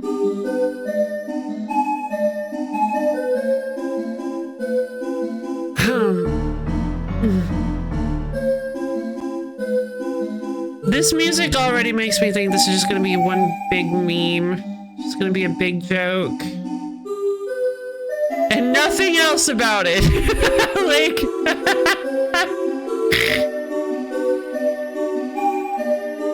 Am I sick? No, I don't think so. Just... struggling. So a little hoarse. Shut up!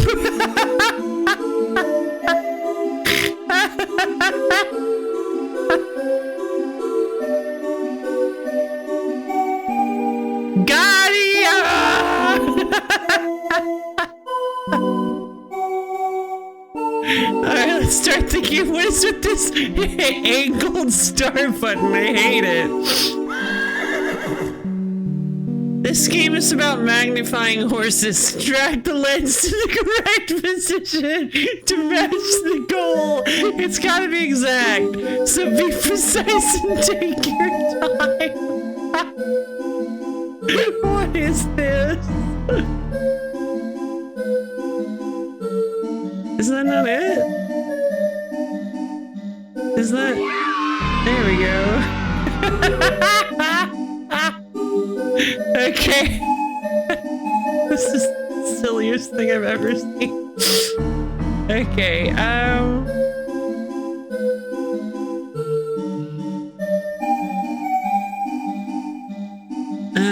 let's see.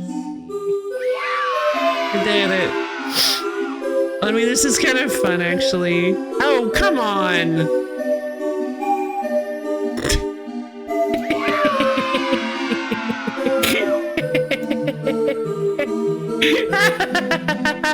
You're doing important work here. Thank you, I know. I'm aware.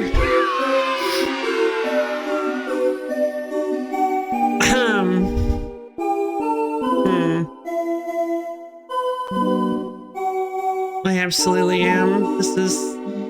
No work is more... No more is... Work is more is no... No, none at all. Work is...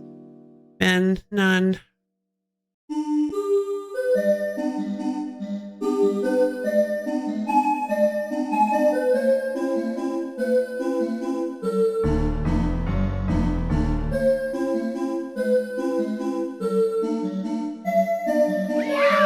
Bunny horse. You're too good at this game? Thank you. What? What happened? Oh. Okay.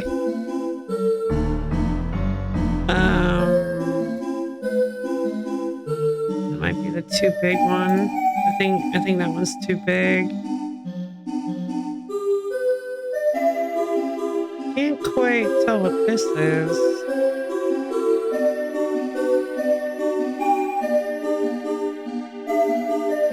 Kind of struggling with that one.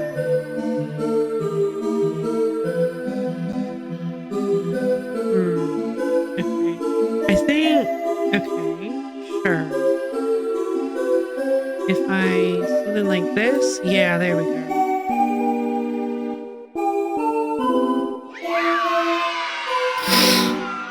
Zuma Musume! Very clever. Very clever. Actually, 2 games on a show I'm keeping tabs on. The other honestly feels dead despite the... Aw, shame. Oh no. Oh no. Oh no. Oh god. Oh why? Why must we do this? Why are we here? Just to suffer?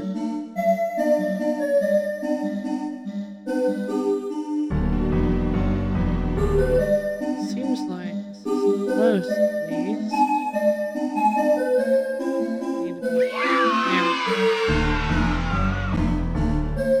This is dumb and weird. You're still watching it, yeah? What is... Okay.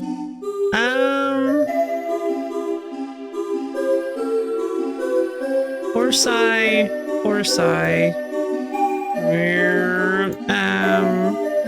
Okay. Seems like we're gonna do it. That. Horseye lens. How many levels are in this? Are we almost done?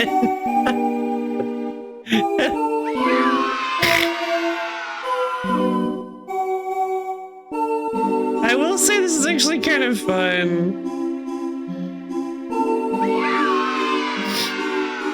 Being here is voluntary. The suffering is a bonus. Yep. This will surely be rest of stream. Hopefully not. I don't think anybody wants that.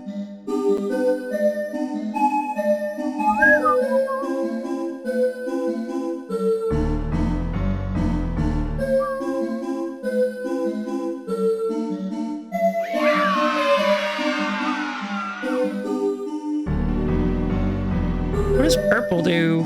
Oh, it's like swirly?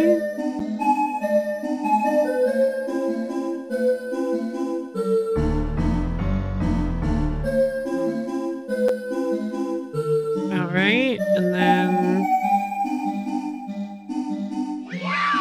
There we go. Nice level... What is this? Oh, okay.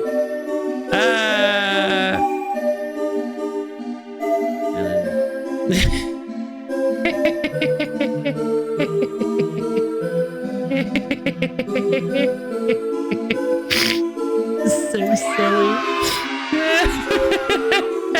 I actually really like this. This is so stupid. But it's like actually quite fun.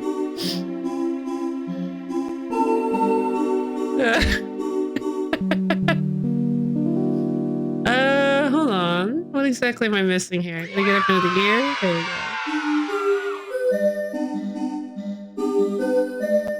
Evil. Just actually pure evil. That's so evil. Like, you're kidding me. That is so funny. I see it.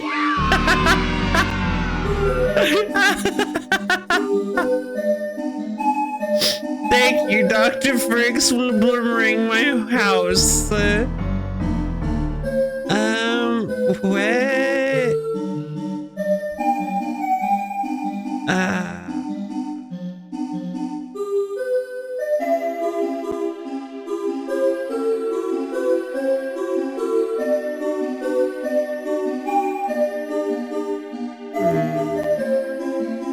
That's not quite right. What am I doing wrong?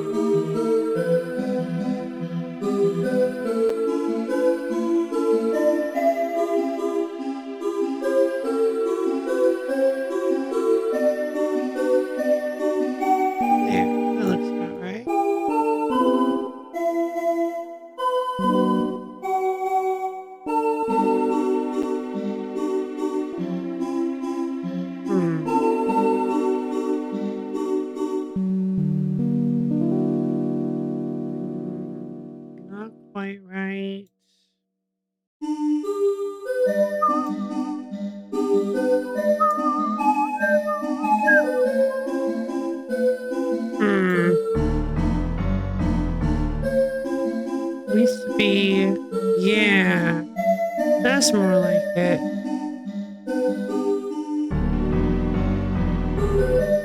What? Isn't right at all.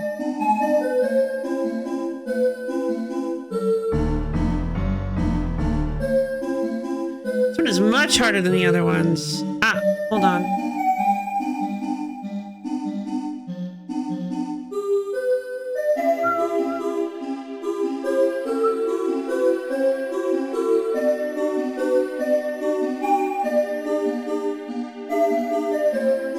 close. Come on. This looks so close.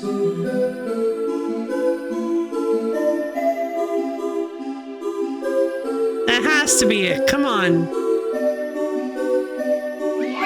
Yeah! Youch!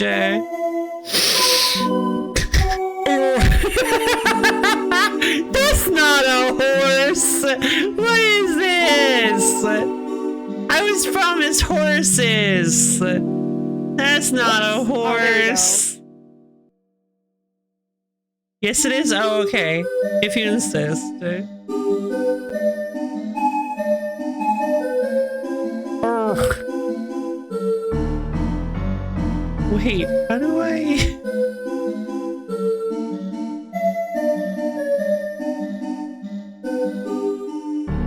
Wait. Okay.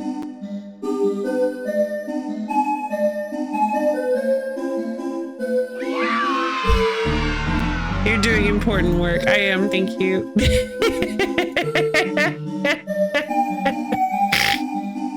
This is so silly. Youch, refund. Oh, I did it! Horse! I did it! I won! We are free! I did it! I beat Horse Magnifier! Oh man! Thank you! Thank you! That was fun.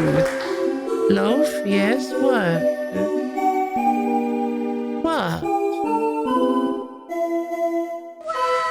Right? I did it. What? That means the game for this is nay. Time for this game? The time for this game is nay. No, you mean nigh? No, no, nigh. The time for the game was already nigh. It's nay. That doesn't. No. No, that doesn't even deserve a boo. That just doesn't even make any sense. Ugh. Alright, there we go. Now I am more than... Okay, so that took us about, what, 12 minutes? Ugh, that was fun. Thank you, boy. I hope you enjoyed watching me actually play that. There you go. The end of this game is nay. Yeah, it's better. It's slightly better. It's still terrible, but it's slightly better. It was fun. I'm glad.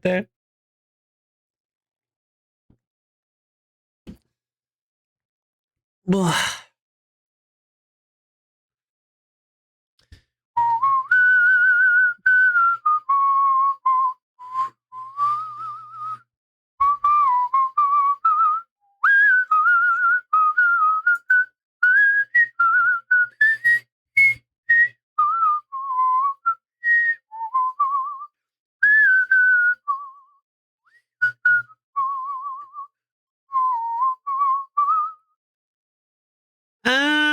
Hi, well, let's do Curse the Golden Idol.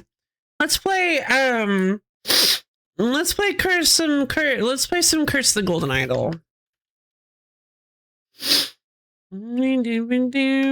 No, Golden Idol. Case. So let's play Case the Golden Idol.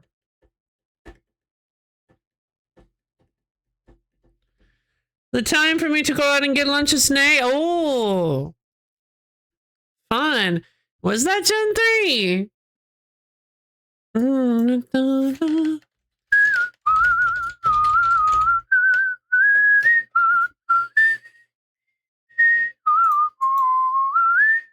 Pretty sure it's Little Root Town, yeah.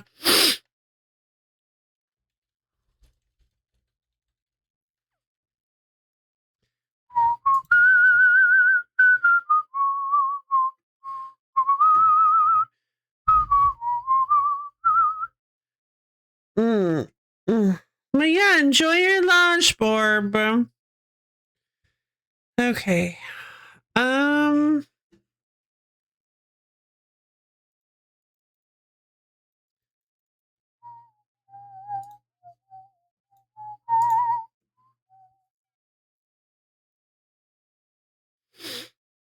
Only Pokemon song I really like is the Lysander battle theme, which I can tell is a remix of an old battle theme, just more epic. Let me look it up.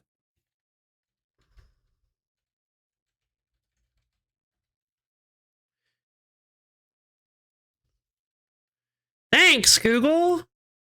I mean, I already knew it was him, but thanks, Google.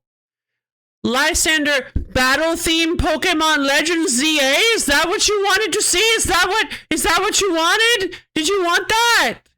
Lysander ZA? Thanks, Google. No X and Y. Yeah, I know.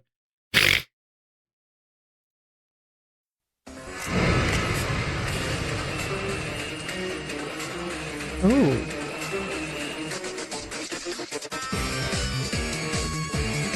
Ooh. That's kind of fun.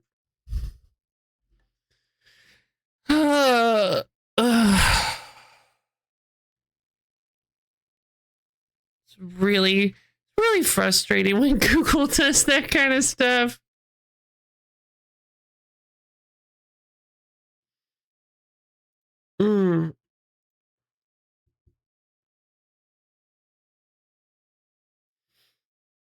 Was like, one of my friends mentioned this Lysander guy from X and Y. I wonder who he is. Let's just search Lysander Pokemon. Lysander is in Pokemon Legends ZA. It's like, no, I didn't want to know that.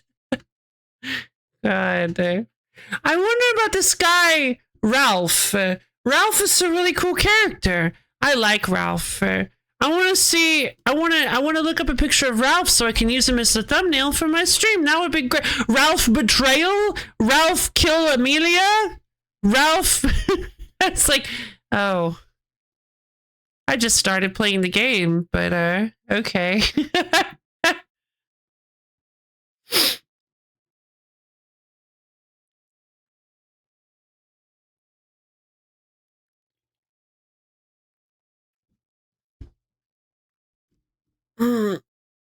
Ralph final boss fight all phases? Ralph final boss fight all 12 phases, even the secret 13th one as well?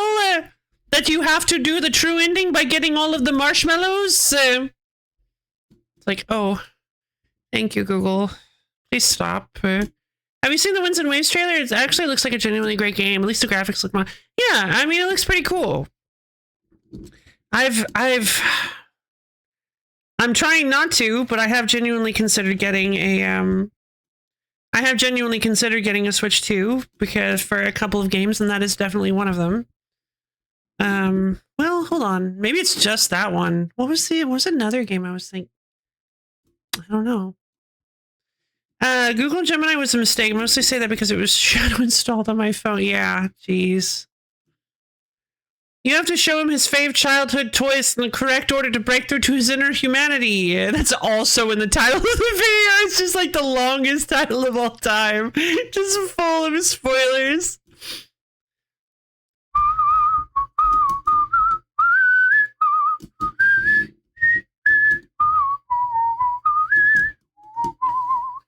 Yeah, there's a Pokemon remix I listened to. I used to listen to a whole bunch. Hold on. I rather like this. It's a Scarvi remix. It's so good. Hold on.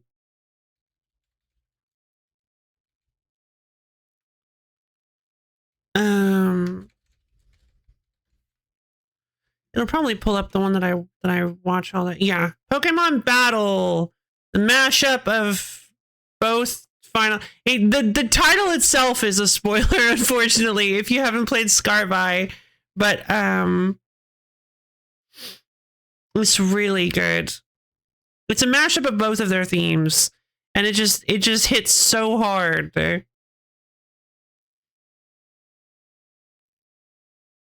It's got like the leitmotif.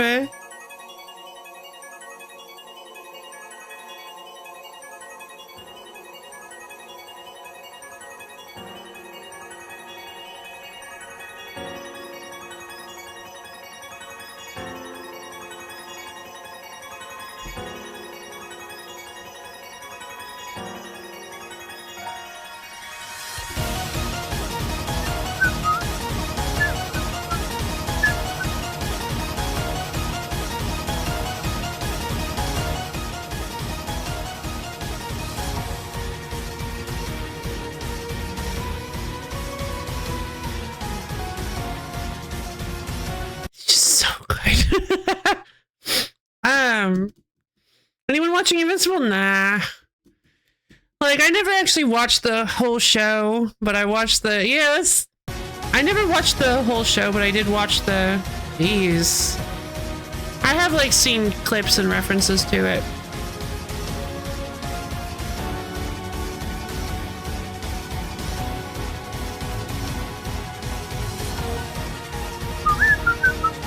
I love that this leitmotif bit here, that it's all throughout.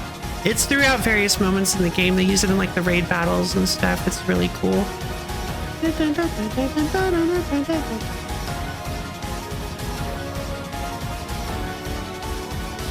There's like a specific part of the song I really love, and I can't remember how it goes.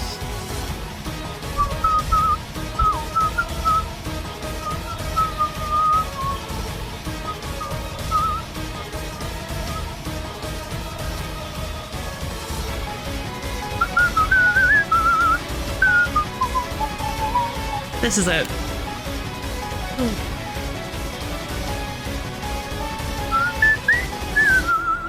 It's just so good. It's just such a fantastic. It just, I don't know. As much as you can talk, as much as you can complain about about Scarvi and some of the decisions they made in it, I genuinely, the final boss is so powerful. It's genuinely like the best moment in the game. It feels so good. It's really, some of it is a little messed up, but I just really like the final boss of Scarvi. Just so good. Check it. Let's see. Like, I think when season 3 came out, they did 4 episodes, nothing from us before assuming Check It was introduced. They're now a she in the show, and honestly, I like it because the intersection between her and Oliver are kind of gold. Escalation just being kissed over. Huh. Neat. All right. Well, I think I plan on... Oh, hold on. I didn't finish the case of the golden idol.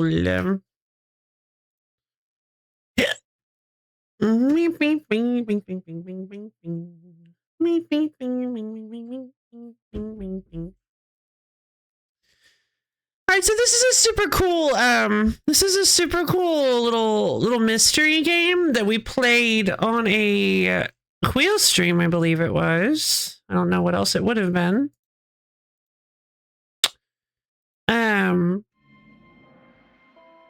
It was super nifty. Apparently this game has spawned an entire... Okay, bye. Apparently this game has spawned an entire genre. Like, just so many clones and inspired games and whatnot.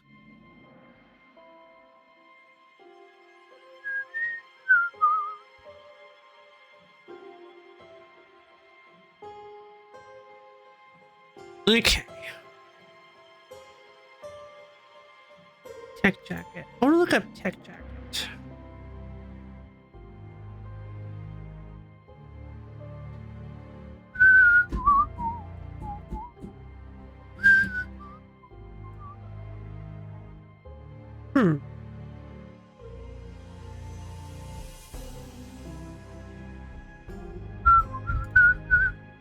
Oh, that's fun.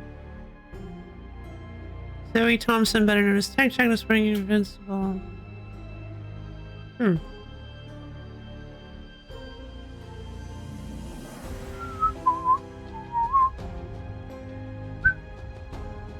Zach Thompson originally.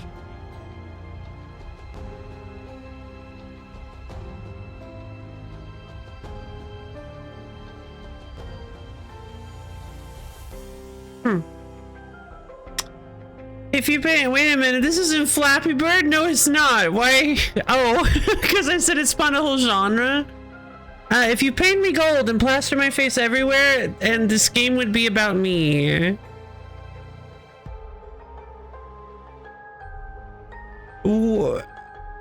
Wouldn't that be true about anybody, though? Hey, yo, Avyo! Thank you for the support on magnifying horses. Thank you for your kind words. I appreciate it. It was quite the journey. Right, we're trying to figure out this whole like burning on fire guy. Oh man, I'm gonna have to remember some of the things we were doing. Okay, spare me, devil, I was simply following orders. Okay, let's take a look. Thinking. All right. The scroll is not filled in. Right, so we have bits of the will. My late sister, your mother, disclosed your financial troubles to me long ago, and I resolved to help you. I bequeath you a compilation of my aphorisms to provide the direction in your life which you so clearly lack. Addressed to Peter Batley. I apparently am under the impression that Peter Batley is the one that got the aphorisms, which I love these. These are so scathing. We met so rarely after you left for colonies. Therefore, I bequeath you my savings land in the Blackfield Manor House. Come home and establish a museum of my life and accomplishments. Rose Cubert, because we found that Rose Cubert in her pockets had this Sima Sanabatisi, various Eastern an ornamental Qatar blade, various Eastern items. So my thought that she, not for the colonies, yeah, for the British colonies in Asia, I believe we came to the conclusion of Batley, Cloudsley, and Cubert. Nicholas Maker, attorney. It's probably this guy. Did I already fill that? Yeah, I already went with that. James Pear and Adam Pear, brothers. This one feels considerably more complicated than the other ones. I quite like it. A lot more to click around on and stuff. Wasn't there a okay, I chose to not wait. Yeah, I chose to not go with the race win place show wager, 50 pounds. Okay. August Jockey Club Derby. I chose to not go with the hints are the interactables are constantly available, I believe. But I can turn it on at any point that I want to. Dear Peter Batley, we've sent you frequent reminders concerning the settlement of your debt, and yet to date the debt remains unpaid. We humbly request that you make your payments as soon as possible, or we will be forced to take the matter into our own hands. The debt currently stands at £255. Blackguard and Buck loans. Interesting. I would not have expected one of your family to treat a legal document in such a way. I am appalled. There. A ring with a ruby. 2 shillings, 3 pence. Okay. Reading of the last will and testament of Sebastian Cloudsley. Test. Oh. So Rose and Edmund were Sebastian's siblings. I see.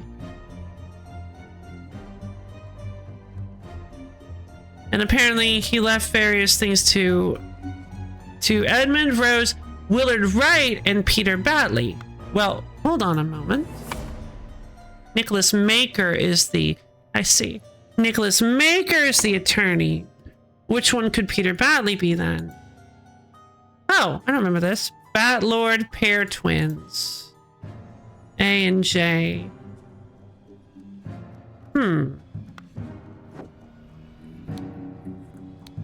A scorched horse brush. A scorched knife.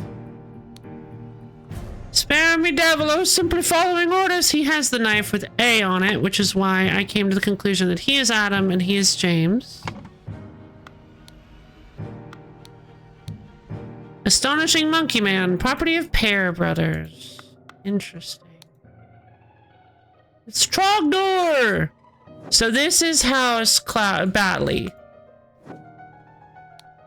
What an unexpected turn of events. An embroidered handkerchief. It looks like it says EC, so this might actually be Edmund Cloudsley then. Where's the tree? I have to actually go back. London Gazetteer. Lord Edmund Cloudsley speech stirs Parliament. Dear Edmund, I mean, like, probably. Did I already... I mean, he's probably Edmund Cloudsley. I'm gonna put him as Edmund Cloudsley. I'd be shocked if he wasn't. Let's see. 3 pounds and 3 shillings, a stiletto blade. It has reached my attention that you're seeking a capable, but how can we be sure?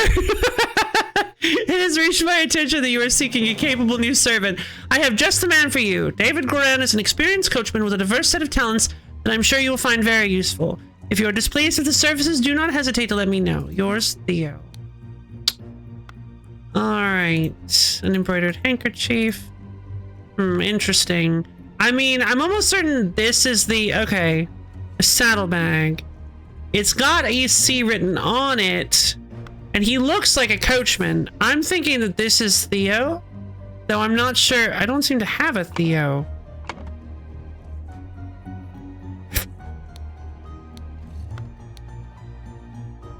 Oh no. Sorry, David Goran. Okay. Yeah, I'm willing to bet this is David Goran then, the coachman.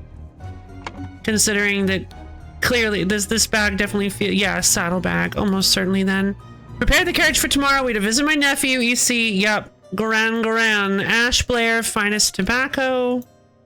Interesting. Wonder what that's what the relevance of that is. 2 shillings and a penny. I'm really curious about what's with all the money in everybody's pocket. Like how, what the blazes? Oh, this might be the Fat Lord. Raging Sultan, 35 pounds. Still not sure how that connects to everything.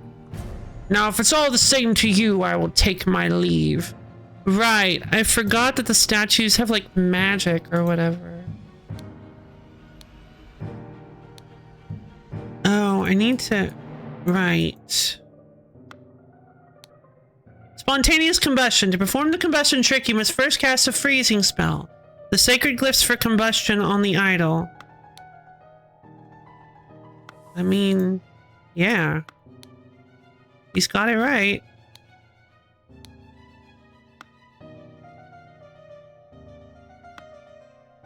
He lit the guy on fire. I'm wondering if... Willard Wright Associate, Peter Batley. This is House Batley. So I wonder if... I wonder if this guy out here is Peter Batley then. Willard Wright Associate. It's entirely possible then that this man is Willard Wright. I just get kind of the vibe that he's just here to pick up the statue, and an associate kind of feels like that might be the case. Ah, here we go. A stable rota for Adam and James, and do properly, you lazy oafs. Yeah. Okay, I don't think we can go anywhere else.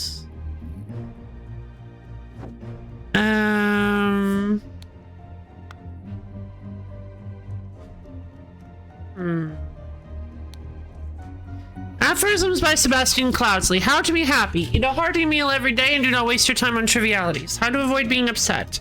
Strive for that which holds meaning and do not shrink from responsibility.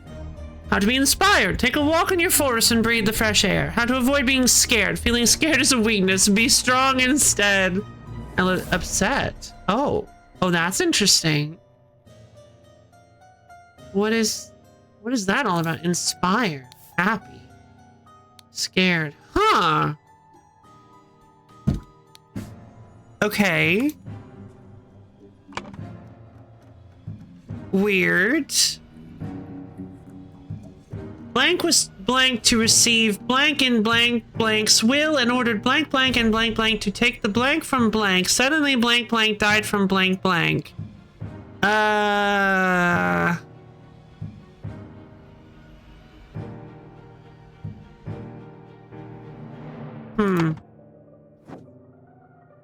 Spontaneous combustion? Huh. Yeah, there you go. Spontaneous combustion. Oh, it's green now. Oh, I have them all. Oh, I didn't even know it had a list of everything. Okay, we have everything. So now we just need to figure out where they all go. Let's see. I want you to put your sharp mind to better use than mere politics. Therefore, I bequeath you the notes from the research I have undertaken on astronomy. I grant you leave to finish and publish it under both our names. I bequeath you the golden idol of Xenopolis. You will know what to do with it. Ooh, that's almost certainly William, this guy. I'm betting that this is Willard Wright. And I'm betting that this guy is... Eh? Is this House Batley? Yeah.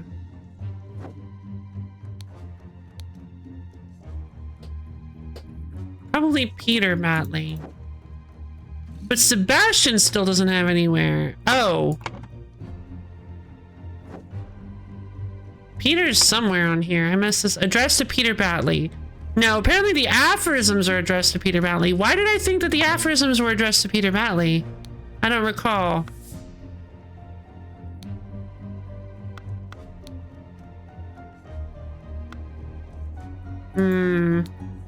Might need to take a look around then. Dear Peter Batley, we've sent you frequent reminders concerning the settlement of your debt, and yet to date the debt remains unpaid. Okay.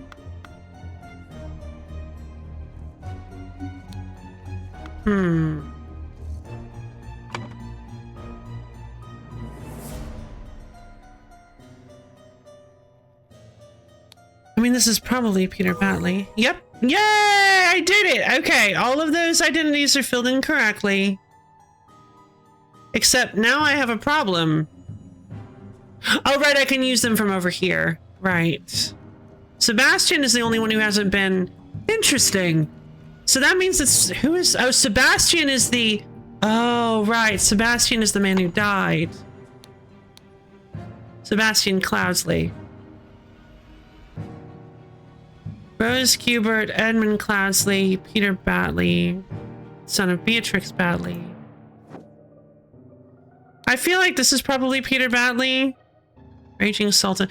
I have no idea what the significance of these are. I can't find any connecting tissue with the horse betting. I could have... Wasn't there another person who had a horse betting? No, there's one down here. Spinning Jenny. Race 6, Spinning Jenny, 50 pounds. Wager 50 pounds.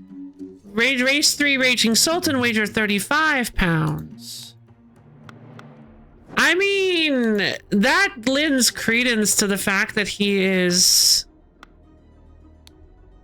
Peter Batley, considering that he has a huge debt. And he's probably trying to win horse races to pay it off. But I feel like it's a little bit of an assumption. Dear Willard Wright. Dear Rose Kubert. Oh, interesting. Whoa! How did it... Whoa! Oh. I didn't know I could do that. One could imagine money troubles could come from losing a lot of gambles. Yeah. I, Sebastian Cloudsley of Blackfield County, being in bodily health and of sound and disposing mind and memory, and nominate and appoint Nicholas Makers, executor of my last will and testament. Dear brother Edmund. I don't really know how to... Interesting. How to connect these. In Sebastian, it's probably Sebastian Cloudsley's will and ordered blank blank and blank blank to take the idol from But who had the idol? There was something along the line. There was something. I saw something about... There was something I found before referencing Adam and James. I guess he's trying...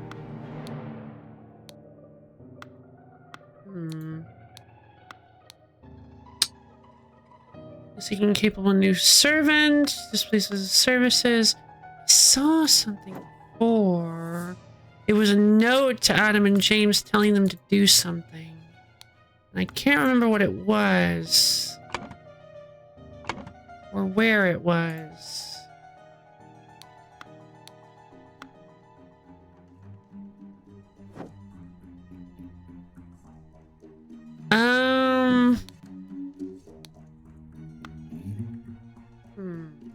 Can't go in the stables. Stable rota.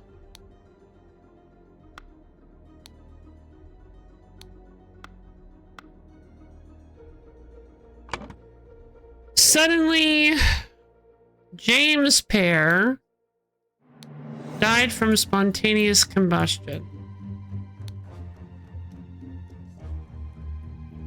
Take the idol. Probably.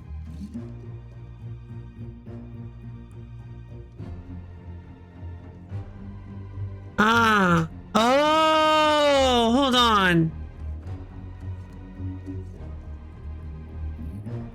Oh. Peter Batley was upset to receive aphorisms in Sebastian Cloudley's will and ordered Adam Pear and James Pear to take the idol from Willard Wright. The scroll has been fulfilled! Wait, I didn't fully do it though. Peter Batley, encumbered by his gambling debts, had placed high hopes on his uncle's testament. Upon discovering he had inherited nothing but a book of aphorisms, he tore up the will and ordered his servants to take the golden statue from the stranger Willard. Suddenly, one of the servants burst into flames. Stay and explore. I want to finish this. Then politics. Notes from the research I've undertaken on astronomy. Well, I think that's probably Edmund Cloudsley then, right? Because I believe Edmund Cloudsley stirs Parliament. Yeah. That's probably Edmund Cloudsley. And then the only one left to receive, so Rose, Edmund, and Peter. The only one left is Willard, and we already know that Willard got the idol. Addressed to Willard, right? Yay! I did it! Okay. Yay! How do I leave? How do I go back? Okay, I did it. Wait. Is that it? Next chapter. Thank you! Thank you! This is fun! Chapter 1, Complications in the Family. Chapter 2, The Cursed Inheritance. The Murder at the Little Mermaid. Okay. Oh, jeez. Revenge. RR. Flower. The man is not breathing. Yeah, I would imagine not. A walking cane, a ring with a ruby. Again, these rings. Blue flowers. Dear proud Beastmaster, I have attended our departed brother's send-off and accepted the keepsake that he bestowed upon our brotherhood in his will. I shall send this letter tomorrow, September 10th. I hope it will reach you without delay. Already it is midnight. I will retire to my bed, for this has been a long day. May Griffin awaken, proud beast initiate. Oh, this sounds like a cult. A washing bowl filled with slightly bloody water. Interesting.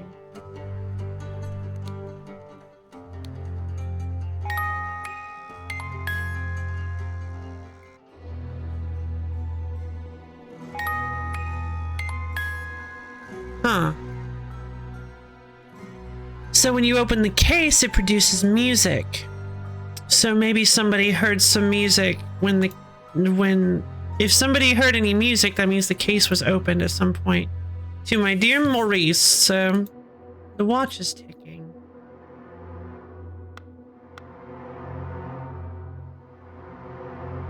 All right. Oh, window. Hi. What are you doing? Alarm! Alarm! A break-in! Watchman number 2. Watchman's alarm rattle. Henry Parker. Watchman's spear. Shards of glass lie in the mud. I'm assuming this is probably Henry Parker. So, I guess it is a bit of an assumption, but... I mean, Seems like a reasonable one. An empty bed, not warm. Oh? Why did that bugger give me a note when he knows I can't read? Uh-oh. Can't read, an old rusty half of shears. You can lie low for a couple of days in the old oarsman's place down at the docks. Stale bread. Free bread. Here we go. This is considerably more lively than up there. Wanted, Robert Redruth, escaped convict. Hey, reward £50. I mean, this guy kind of looks like the guy out the window. Yeah, I mean, I could see it.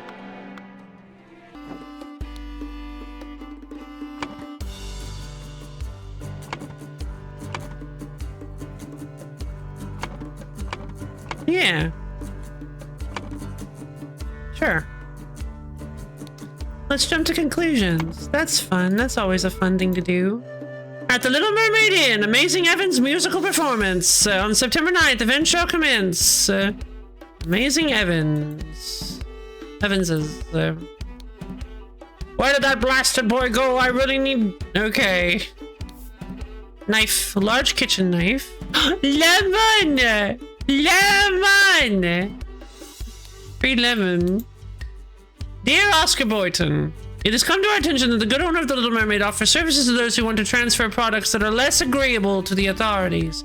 I will come by in 3 days. If you still have some spare space in your gin barrels and you're willing to earn extra money, reach out to me. I see. Almost certainly Oscar Boyton, then. Like, I do feel like it might be a little bit intended to throw you off that he mentions the good owner of the Little Mermaid. Be like, oh, well, I guess Oscar Boyton isn't the owner then. But I think that's supposed to be like, we heard a rumor about the owner, of which you are, but we're going to only imply that. Keys. A ring of various keys. Probably the owner then. Tell me, what does that man have that I lack? Which man? This guy? Oh, charisma. Look at him. Just deal the next one. It's all luck anyway. Be calm, John. He was a perfect gentleman. He bought me a drink and then retired upstairs. Oh. What? She has a stiletto, I guess, for self-defense. To Annie, you are beautiful like a rose. For you, I will take any blows. Annie, you are like a glass of wine. Your hair is very fine. I will find gold in a mine if that makes you forever mine. Your piglet full of love. God. This is the worst poetry I've ever heard. I love how armed everyone here is. Yeah, it's fun. It's fun that everybody's just straight up armed. This is actually just the worst. It's really bad. It's really bad poetry. A hand of cards. Hand of cards. 7 pence, a little key, a small sword. This clue has been added to the thinking panel. Oh. Oh, what is this? I have no idea what to make of this.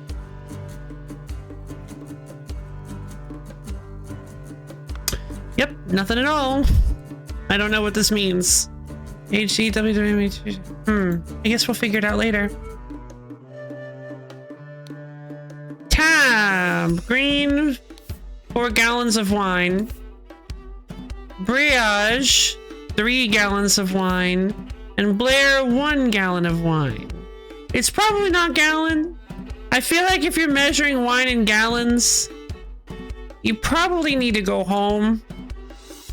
And by the time you've made it to 4 gallons of wine on your tab, I feel like you're probably dead. Like, right?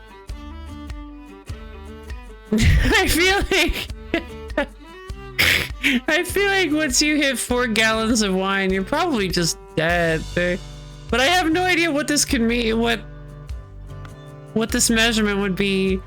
I suppose this could be a long tab over time, but he doesn't have decimals, so 4 gallons of wine? Yeah, gone. Erased from existence. Yeah. Yeah, after 4 gallons of wine, I think you just crossfade out of reality. Sort of seeing God. Blood alcohol content 1000%.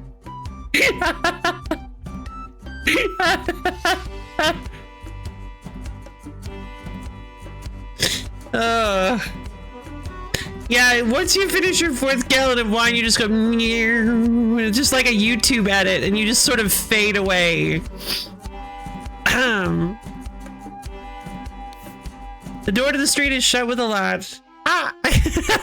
Yeah. Just, ah!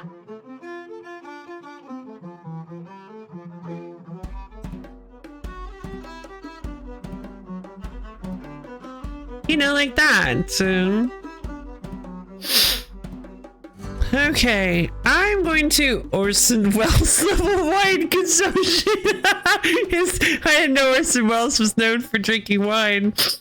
I'm gonna go to the little streamer's room real quick. I'll be right back, you guys.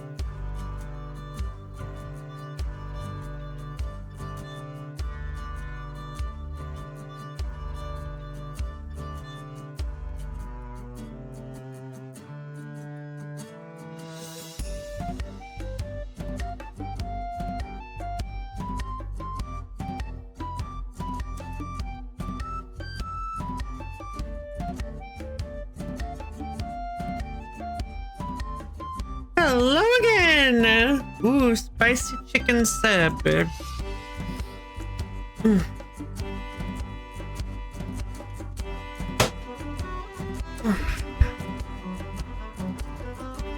Okay, what about this guy? Oh, mother, forgive me. I will never gamble with something so dear to me again. Okay, but like the one he's playing on looks like it actually has curves like a standard violin. Oh, I guess it does. A little bit. Violin, wow. Is that what old violins used to look like? That's kind of cool. This guy's got a Navajo folding blade. That's... ooh. Kind of fancy.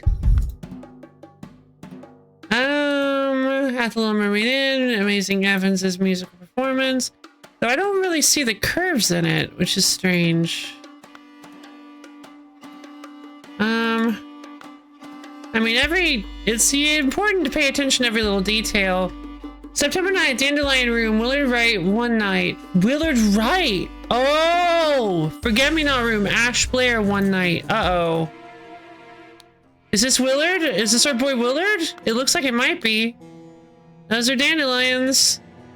I think this might be Willard Wright.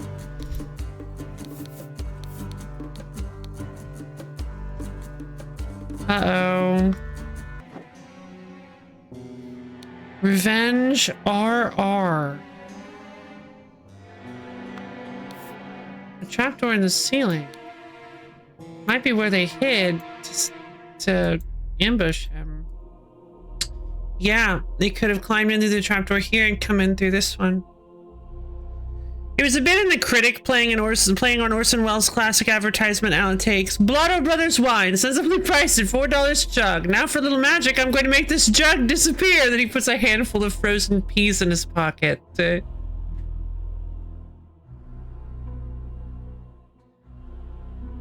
What? I don't get it.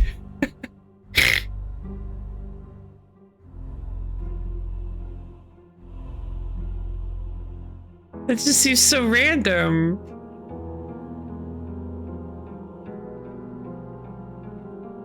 Later, after he chugs. Oh, I see. After he chugs the gallon of wine.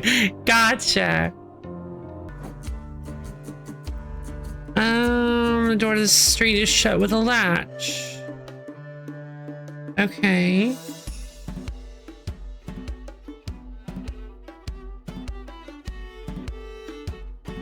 Let me check this.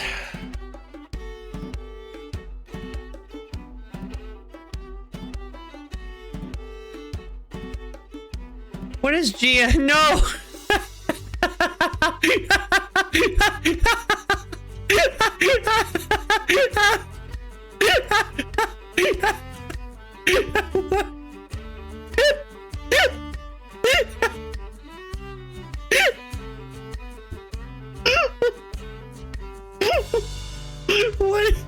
What is GL in measurement? What is GL in measurement? A gigaliter equivalent to 1 billion liters.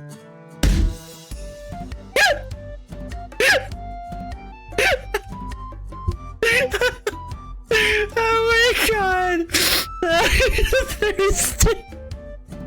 It's even worse than gallons. Considerably so.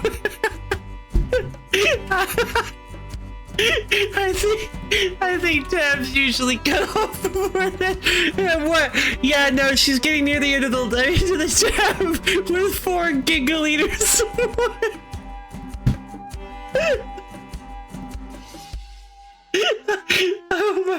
Oh my god. Oh man. Oh man, she said 4 billion liters. Wait, did I? Oh, or they have. I don't know why I assumed it was the lady. That's really funny. For real hot days, indeed. Oh. I was not expecting that. I was not expecting to stumble on a unit that is even larger than gallon. I mean, the only thing I'm finding is gigaliter.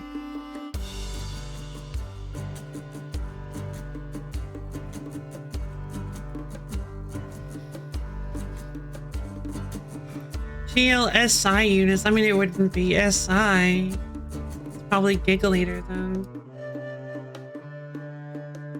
Weird. Nah. Okay.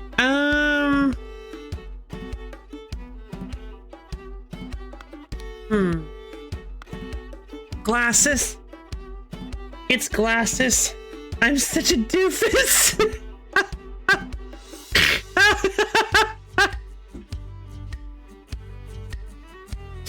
Oh my god. Oh man, okay. I didn't think of it either. Well, okay, you have pancake baby now. Oh yay, pancakes. Okay, fair enough. Yeah, I don't feel too bad then. Alright, that is actually really important. Glasses is okay, there's one glass in front of each of them. And it's nearly empty. I can't really tell by that metric who is who. Tell me, what does that man have that I lack? They're all like leaning over. They're all clearly inebriated a little bit. Oh no, rabbit! Rabbit shutting down. 1 billion glasses, 1 billion glasses.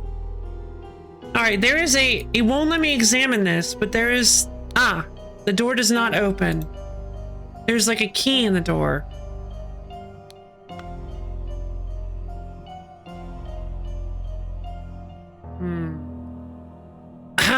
The idol seems to be gone. I assume the idol was in this chest, which means that somebody stole the idol. Proud Beastmaster. Okay, so I'm guessing the keepsake that he bestowed upon our brotherhood in his will. There is a pen here, so it seems like he might have been the one to rewrite this. Oh, interesting. It says, Dear Master, but when you go in, it says, Dear Proud. I will. Huh. I will present it to our next gathering at the. Okay, hold on. That says something completely different when you zoom in. But that's fine. Was there a dead body hanging from the ceiling? No? Why? Oh no, it's a mermaid. The tavern is called the Little Mermaid. I love the music change. It's very, very unsettling. An empty bed, not warm. Okay, so Blue Bonnet room. Who was in the Blue Bonnet room? Or the Forget-Me-Not room? Ash Blair. Oh. Oh, very interesting. So whoever Ash Blair is, they're the one that I assume would be the least drunk. They've only drunk 1 gigaliter of wine.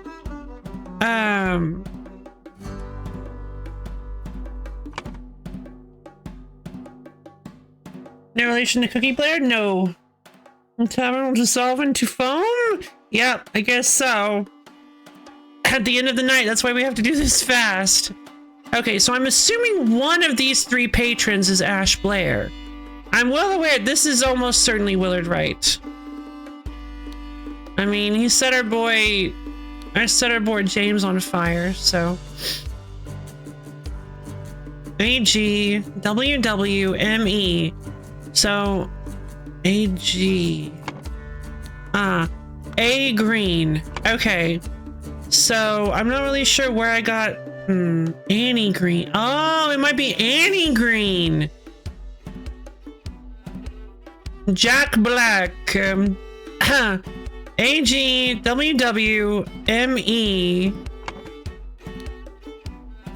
I don't know what E is, though. That's interesting.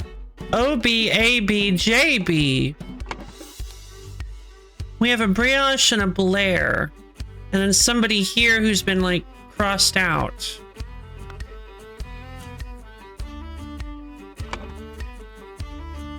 But AG could be Annie Green, which could be her.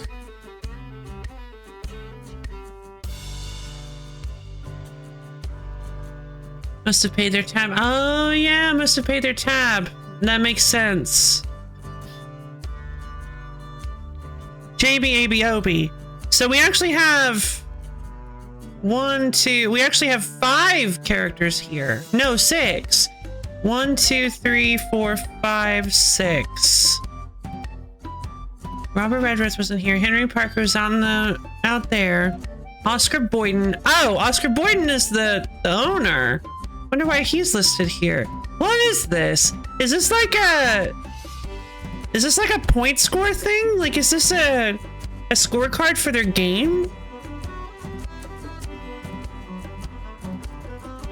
Also, what am I supposed to be putting here?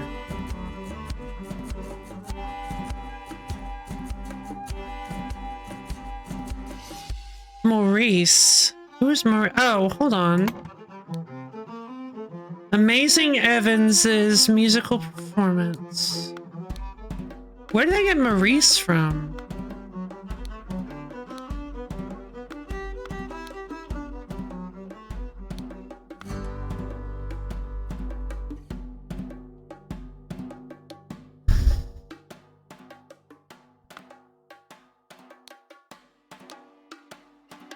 Oh, remember you have an agent of our trading company here as an...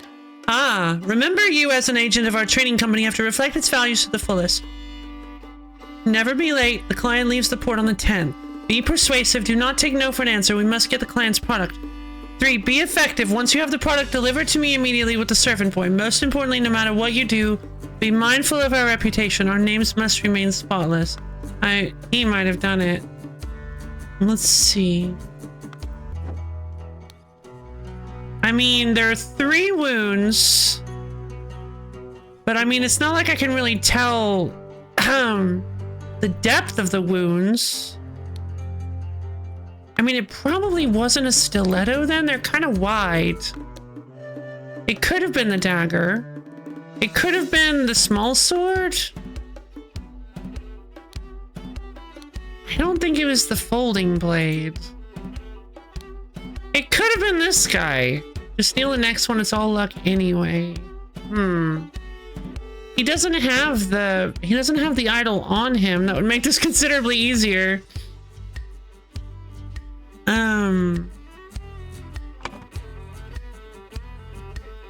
I don't have a first name, but I'm pretty sure this guy is Evans. I'm losing my mind. Where did I get the... To Annie, you are beautiful like a rose. For you, I will take any blows. Annie, you are like a glass of wine. Your hair is very fine. Oh, right. Of course. Almost certainly Annie Green, then. Annie Green.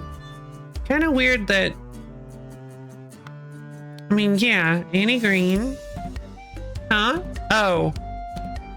Right. I can only use them from there once I actually clear it out. Certainly Willard Wright.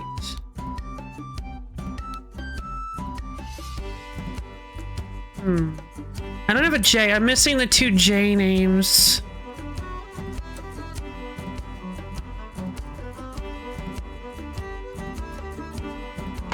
Ash Blair. If I find Ash Blair, I almost certainly find the one that killed our boy. I mean, this guy kind of seems like he's not very competent at anything, so I kind of feel like it's probably this guy. I mean, he's the one who is supposed to be persuasive and effective. He seems to have a lot more characterization than this doofus. This guy does have a key, though. It's odd that there seem to only be 2 rooms. I mean, they all have keys, I guess. It's probably just we are only seeing some of the rooms. There's a key still in this door, which I assume is just his key. That he was like trying to leave. Some water tinged slightly, yeah, washing bowl filled with slightly bloody water. There's a jacket still on the bed, but he's wearing a jacket. They're all wearing jackets, so I guess that doesn't really help in any way. He's not. I like this guy. He's just forever peeling his lemon. What am I missing? I'm missing 2 names. I'm almost certain it's names. It's gotta be the J names.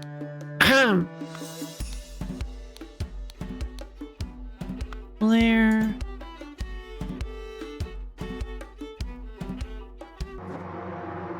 Ah! A trapdoor in the ceiling. The man is not breathing.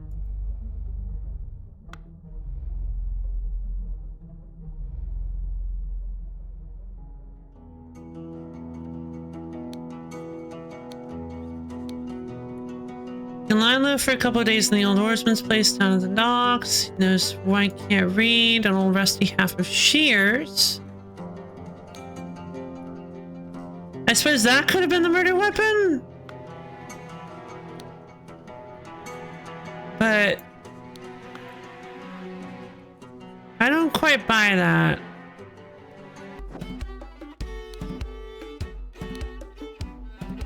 Oh, mother, forgive me. I will never gamble with something so dear to me again. Deal the next one, it's all up. You call him John. He was a perfect gentleman. He bought me a drink and then retired upstairs. Okay. Almost certainly this guy is John, then.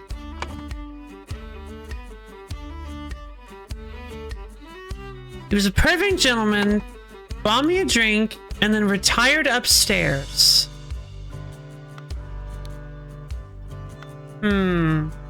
Okay, so he's actually complaining about Willard. Interesting.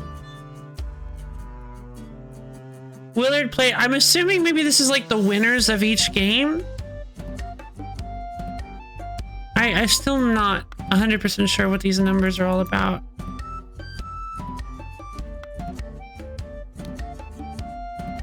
Also, the glasses don't... Oh.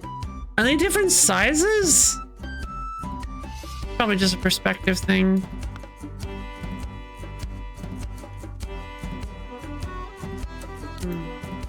Door to the street is shut with a latch.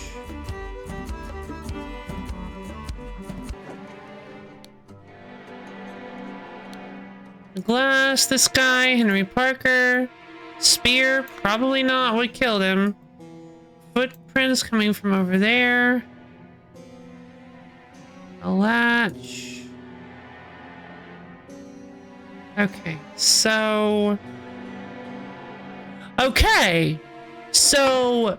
Somebody broke... Okay. I think I'm wrong then. Robert Redruth. So Robert Redruth was certainly the one who did it. So my theory about the trapdoor, about them sneaking through the trapdoor in here is probably wrong. It was probably Robert Redruth that did it. But yeah, he almost certainly, I would imagine he probably broken, because like otherwise, like why would you don't have to break out of the room, you have to break in. So he probably broke the glass to remove the latch, but then the glass is on the outside. You'd think it would be inside the room.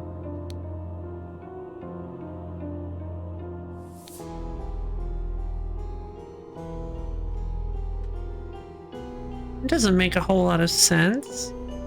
Unless the glass is on the outside, which means that this feels like a frame job. This feels like, yeah, this feels like he's trying to frame Robert. Or not necessarily frame him, but misdirect people who are trying to figure out what happened. So it probably, I bet you it was Ash Blair then. Or why do I think it's Ash Blair? Yeah, because he's in the Forget-Me-Not room. I bet you it was Ash Blair. And I bet you this is Ash Blair. People like me? What? Yeah, he was trying to fool people like me. Yeah, it's so mean. I'm betting this is Ash Blair. And I'm betting this is John Briage. Oh, right. Maurice Evans then? Yay! All right. John Briage. Thank you! Thank you! Yay! Maurice Evans actually sat down and played a little bit. That's who Emmy is. Of course. John Briage. Ash Blair.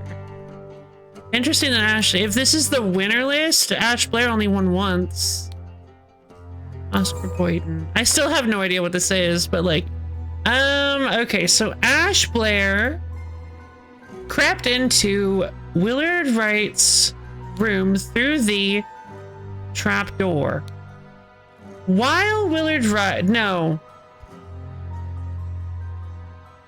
Oh. Okay. HEJB, HEJB. Okay. So, with loud music, Maurice was playing the music.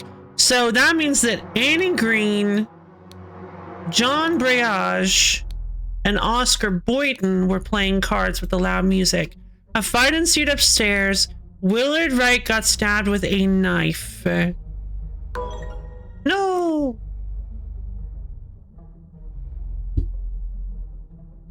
I think it's like a tally of winnings and losings. Okay.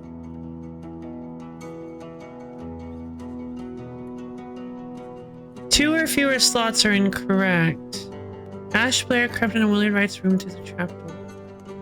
Melanie Green and John Breage. Oh, no, it was Robert Redruth. Wait, but it's only two.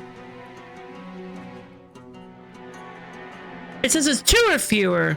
So Ash Blair can't be here. Maybe Robert Redruth? Oh, God. Yeah. Maurice was losing on every round to Annie. Oh, yeah. Wow. Oh, these are the rounds. Annie, John, and Oscar. Willard Wright got stabbed with a knife. Hold on. Well, hold on. Oh, and I'm also missing a word.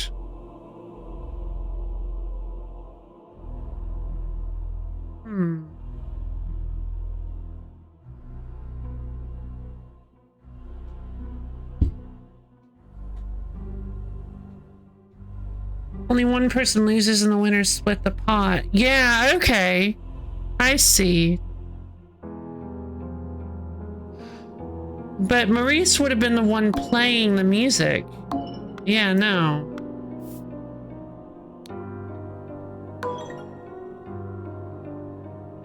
John Breage, Annie Green, and Oscar Boyden.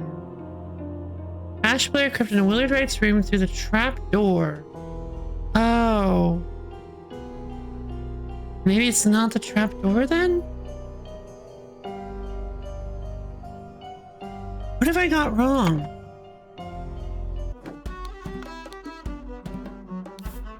Dagger! I never clicked on his weapon! Oh! I thought Whose weapon was the knife then? Use the large kitchen knife. Gotcha.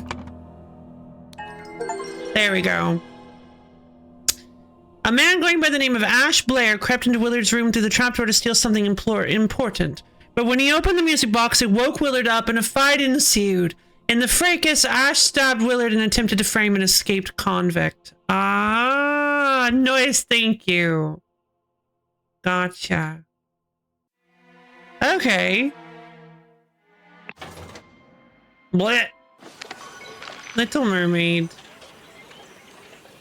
Good morning, innkeeper. I heard a man was murdered here a week ago. I, Drain's convicted him and now go away.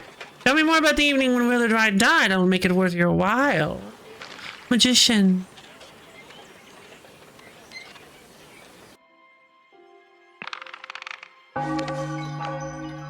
So does this only show the... Oh, I see. Sebastian Cloudsley.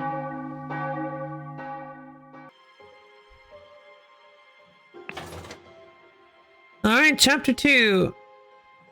I never caught the glass on the outside, so I wasn't sure exactly how I was meant to be sure Redruth was being framed. Ah, other than how utterly convenient that would be, right? Okay. Chapter 2, the cursed and inherent. Oh yeah, here's the next one. The intoxicating dinner party.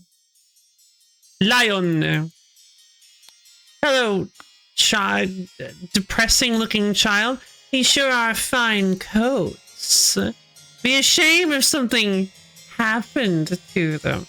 Little Pip, run to the city and grab me some Ash Blair tobacco and a bottle of... Oh, that's right! We were supposed to recognize the name Ash Blair from the tobacco. Okay, yeah. The coachman had a packet of Ash Blair tobacco. That's why we're supposed to assume he was only going by the name Ash Blair. I see. I was like, why are we assuming...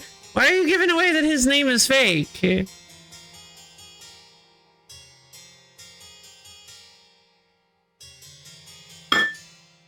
was like, that seems like a weird thing to do. This is a weird thing for this game specifically to do. Hey, Soul, what's up? Well, we also saw his name in the previous area, did we? Wait, did we? I don't recognize this guy. David Grand.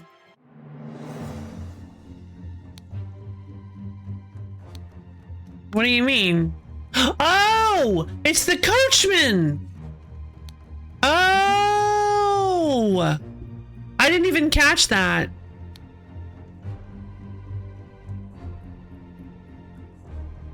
Oh, so I bet Edmund... I see. So that's... okay, so Edmund must have orchestrated this. You called him the coachman? I assumed you were... No, it's fine. It's fine. I was definitely supposed to notice that. I didn't think I called him the coachman. Yeah, no, I did not recognize... Remember, as you use an agent of our trading company, you have to reflect its values to the fullest. I see. Huh. I love this dog. Look at him. Also, at first I was like, are there ghosts in this setting? What is this thing? It's like, Love it. Hey, Herdy, Isabel, what's up? Just vibing. Had to work early, so I'm up and down. Well, I'm glad you dropped by. We've been doing a couple things. We played some Grandia, as well as some... Then I decided I just was in the mood to switch, so we decided to play some Horse Magnifier, the most powerful game of all. And and then now we're playing Case of the Golden Idol, which is an actually really fun deductive puzzle game. Pocket, an overcoat and a hat, a box of cigars with at least one missing. Dear Miss Richards, March 1st, 1778. I enjoyed your company tremendously when I visited your father last month. I am certain that you would wish to hear the rest of my thoughts on the shortcomings of our society. I invite you and your father to a dinner on April 8th in my manner. Sincerely, Edmund Cloudsley. Interesting. Lion. Dear Mary, here is something for your diary from me. For you I would fight a tiger and win. Peter Batley. Oh God. Really? Really? This guy's like 150 years old. That's amazing. I'm mostly just trying to go back to bed. Nice. No worries. I mean, this game is probably not the most riveting watch, but you basically how it works is that you have a little list of like people to attach names to, and some little things that pop up here to help you solve ultimately you need to solve this scroll. This scroll uses words and terms that you find to deduce what exactly happened in this scene. I know Joke, I've been writing for about 10 hours to deal with rough. 10 hours. Yeah, no envy. Oh, hello. A syringe with some liquid left in it. Very interesting.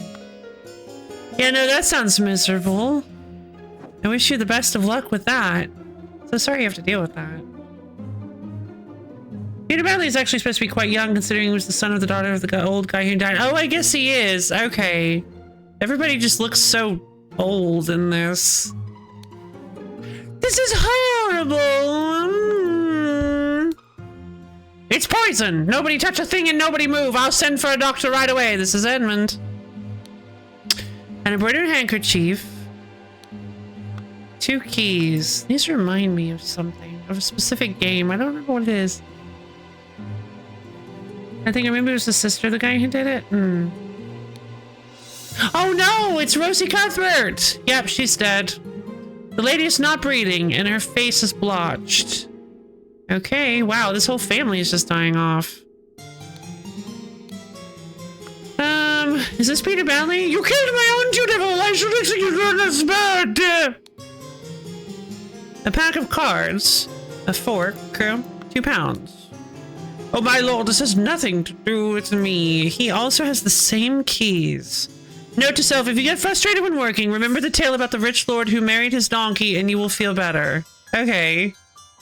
Ensure that the beautiful lady sits next to me during dinner and I will slip you a shilling, Peter. Ugh. I guess I got that shilling. This is the only level I had to turn on the location sparkles for. Will include you. Oh, fair enough. This clue has been added to the thinking panel. Okay. Partially eaten piece of roast. Partially eaten salad. Partially eaten piece of roast. Salad untouched. And a partially eaten salad. Well, we know this one was definitely not Rosie Cuthbert.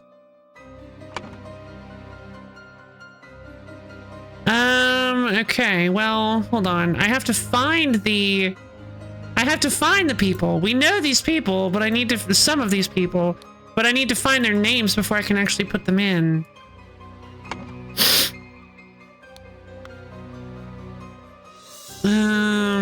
Over here. This clue's been added. Oh, the rooms they're staying in, huh? A blue key. Peptic tonic. 2 sealed bottles of cloudy liquid labeled peptic tonic. Due to the sensitivity of your stomach, I advise abstaining from alcohol for the next month. Also consider a glass of peptic tonic before eating to avoid upsetting your digestive system. Interesting. Yay, I'm glad. I'm glad you're able to just sit back and enjoy some well-earned relaxation. Dear Edmund, this cannot continue. Since my return and move to Sebastian's manor, he has asked for financial support 7 times. He clearly is unable to take any monetary responsibility. Please, I need your help, my dear brother. Sincerely, Rose Cubert. Not Cuthbert. Cubert.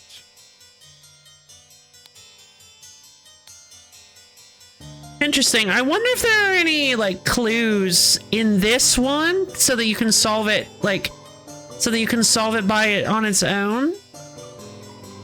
Oh my god!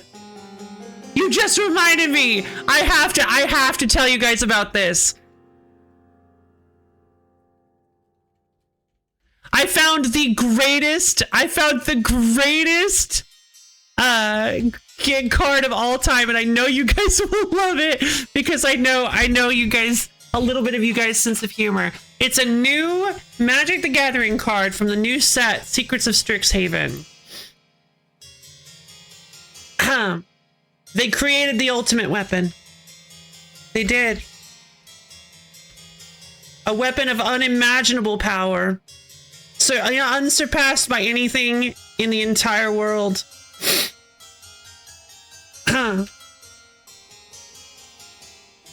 They took the 2 strongest forces known to man and fused them together in an unholy union that should not exist, for it could potentially cause the entire destruction of reality as we know it. That's right. They created the B-Cube!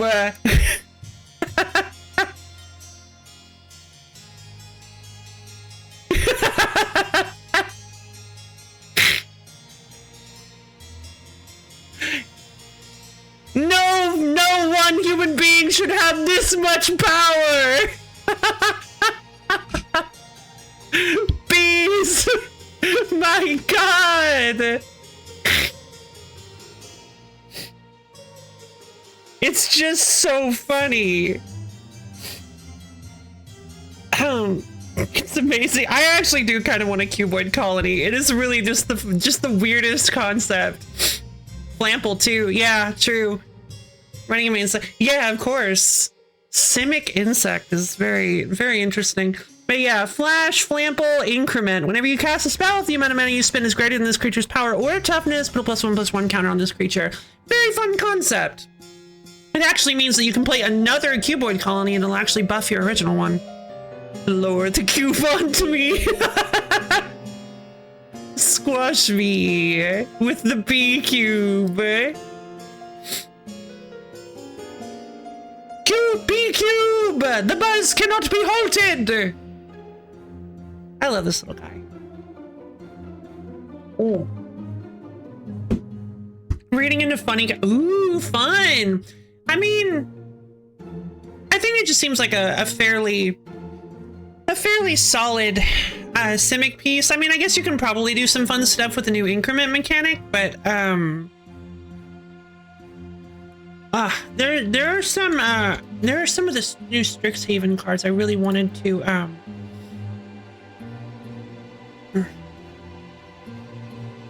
what is the new Strixhaven? There was one particular card that I really, really liked. No, not Secrets of Strixhaven. Is that what it's called? Secrets of Strixhaven? I thought it was called something else. All right. I guess it is. The Dawning Archaic is pretty darn cool.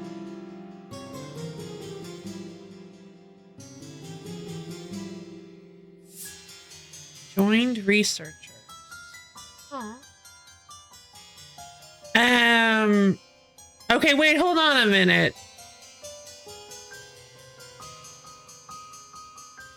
A lot of X spells break this. Oh, I could put it in my Warhammer deck. Probably not gonna though. I love my Warhammer deck. You know what? I don't know why I was playing my old decks in Forge. I don't know why I didn't play my Warhammer deck. I love that deck.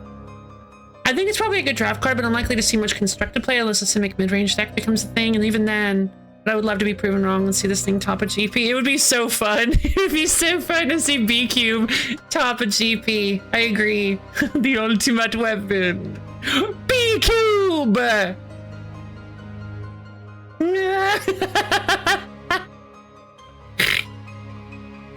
It's a pretty neat little card. As soon as I saw it, I'm like, oh, I have to remember to mention this on stream. This is like the perfect card to talk about on stream. It's just so, it so fits our sense of humor. It's gonna be nasty in Simic high range. I mean, I think, let's see. Man. Problem is, I think since the set's out now, they order everything differently.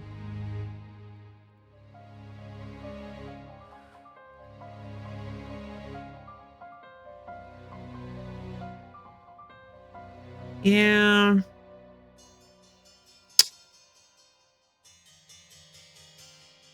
Yeah, Abigail is kind of neat.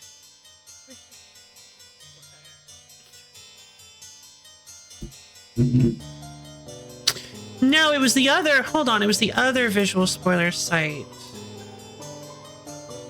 Mythic spoiler, not Mythic spoiler. Magic spoiler? Oh well.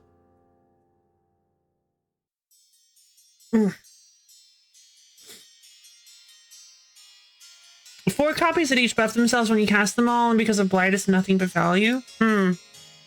Well, yeah, I guess that's true. But the problem is that if you... It basically... It's an easy Blight target. Blight, huh?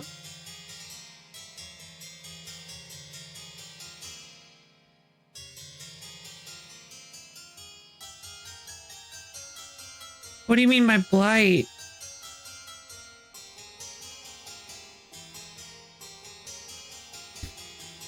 The Lorman mechanic. Oh.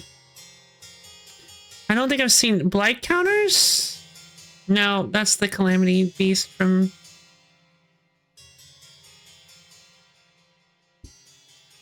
The self -1/-1. Oh. Okay, return target creature card from your graveyard to the battlefield, and if it isn't your main phase, blight 2, put 2 -1. Okay, gotcha. That's interesting. Dose of Dawn Glow.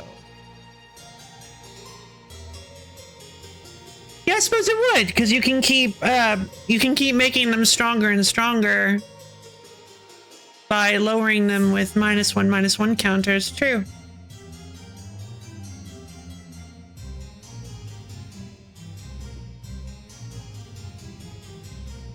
No, this is the old Strixhaven. The one I don't really care that much about. Rapturous Moment. Aw. Wait. Are we getting just like loads of queer characters in this set? Because that's kind of neat, actually. Like the cover of Rapturous Moment looks like it's two men dancing together in the palm of hand of a statue while fireworks go off in the background, and I'm just like, yaw, that's cute. And then we literally have, yeah, Pride set. And then we literally have, I mean, it is college, so. Let's see. We have, where were they? Joined researchers, that have, two ladies here.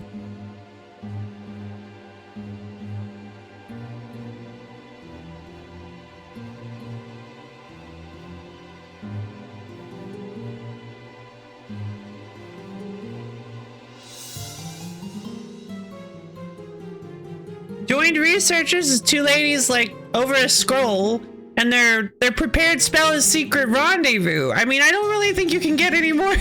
I don't really think you can get any more obvious than that. It's really cute. At the beginning of each end step, if an opponent has more cards in hand than you, this creature becomes prepared. Nice. Yeah. So Secret Rendezvous. Okay. So the whole prepared spell gimmick, or mechanic, is like so fun to me. I absolutely love this. How it works is that while a very strong commander card, yeah, actually, wow, it does. Yeah.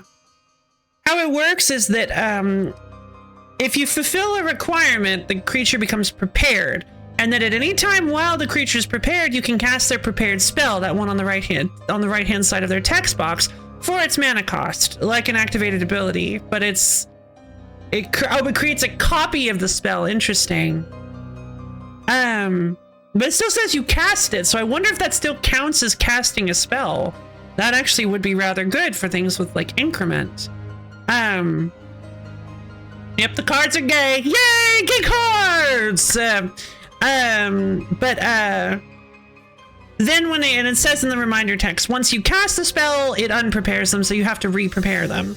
A lot of them just become prepared when they enter the battlefield, so you can only do it once without blinking them or sending them back to your hand, that kind of thing, and resummoning them.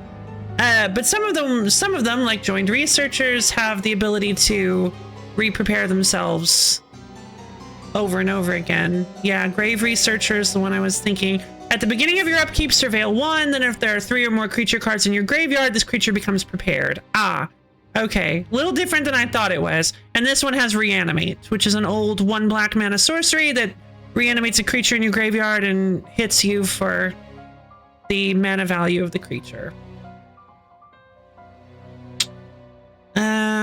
Emeritus of Conflict. Whenever you cast your 3rd spell each turn, this creature becomes prepared, and it has Lightning Bolt. Kind of neat. Oh. Maelstrom Artisan comes in prepared and it has Rocket Volley, which destroys a non-basic land. Why are we including land destruction? I don't like land destruction. Nobody does, except for the demented meanie faces that run it. They brought back whites. Did they? That's fun. Resonating loot. Lands you control have tap, add 2 mana of any one color. Spend this mana only to cast instants and sorcery spells. Tap the loot to draw a card. Activate only if you have 7 or more cards in your hand. Oh, that's right! That's right! They added in Mages of the Library, I think is what it's called. And you can tap it to draw a card, but only if you have 7 cards in hand. It's a reference to Library of Alexandria. I was like, oh, that's so cool! It's called Ponza, Lo-Fi. It's a staple of noise and shush.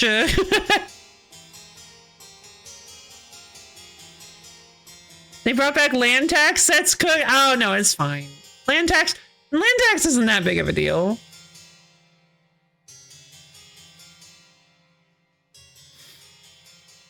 Well, is there a guest lecturer? Oh, he's a guest lecturer? That's really funny. Me when I'm gonna eat your land. No, don't eat my lands, please! Lo-Fi, land tax is obscene? What is land tax? I thought land tax was just the silly one where it's like... Oops. I probably should have just typed in land tax. Land tax MTG, please. I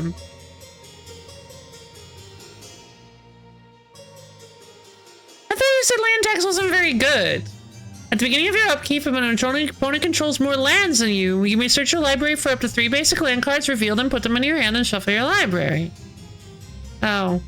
I guess, yeah. If you're going dry, it just lets you get more lands. And, yeah, alright, fair enough. I guess it lets you keep a 1-lander with 1 plains, and your opponent is almost certainly going to play a 2nd land, and then bam, you get 3 lands out of your deck. Alright, I guess that's pretty fair. Yeah. So they actually reprinted land tax in the new Strixhaven?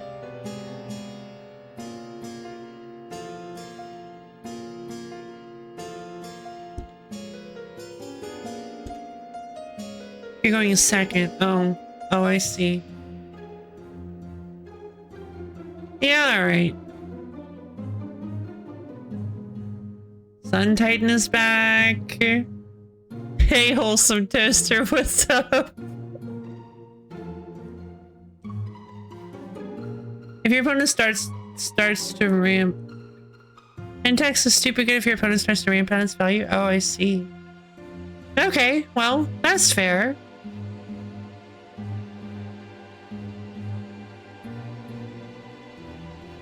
Color Storm Stallion. It is an elemental horse.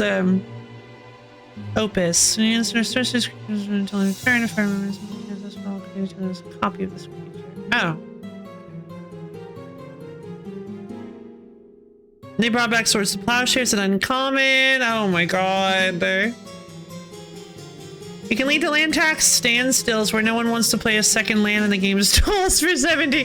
Yeah, that's kind of what I thought. That's the only thing I remember about it is you saying that, like, it causes people to kind of, yeah, it causes that kind of stuff. And that's kind of the only thing I remembered about it. So I was like, oh, it's kind of pointless. Yeah.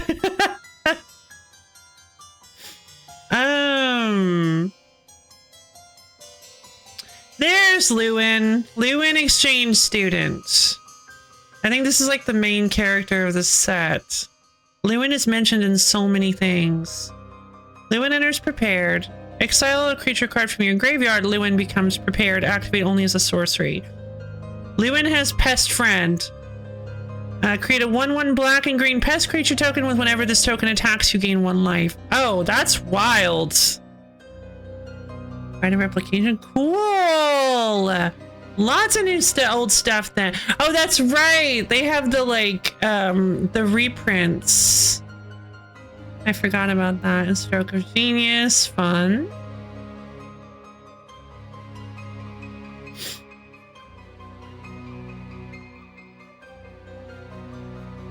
Traumatic Critique. The artist should suffer for their craft, not the audience.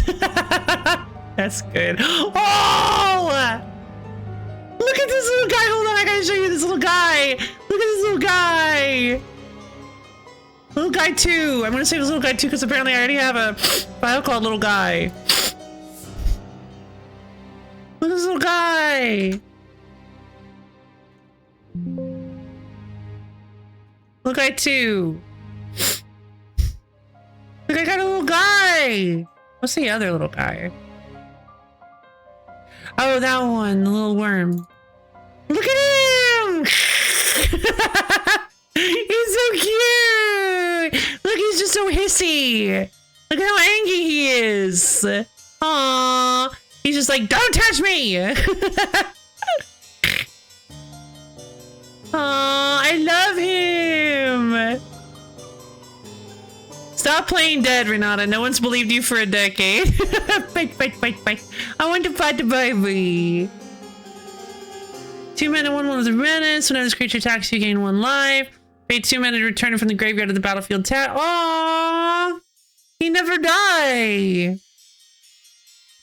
Get him out of here. Creation is an inviolate act. No searching for the divine. Need not descend to hell for fuel. That's why I don't go to Denny's anymore. Perchance. Chaos Warp? Please don't list just every card that's...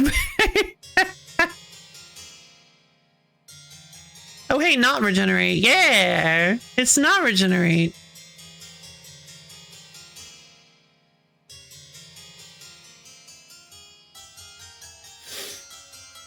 Oh.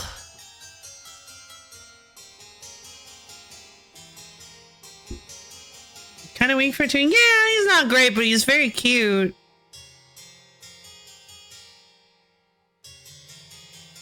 Whenever you cast an instant or a sorcery spell, put a page counter on Diary of Dreams. Pay 5 and tap to draw a card. This ability costs 1 less to activate for each page counter on this artifact. Whoa! That's awesome! It's a 2-mana artifact that just keeps getting... That every time you cast an instant or a sorcery, it gets cheaper, and then you can just tap it to draw a card. Once you cast 5 instants or sorceries, or proliferate, I guess, it just doesn't cost any mana at all, and you can just keep drawing stuff. Squee is back. What? Oh, are we actually? Oh man, is Squee actually making a return in this set after so long?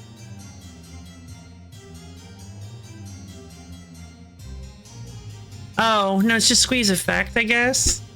I thought Squee was dead. No, Squee shouldn't be dead. Squee's immortal.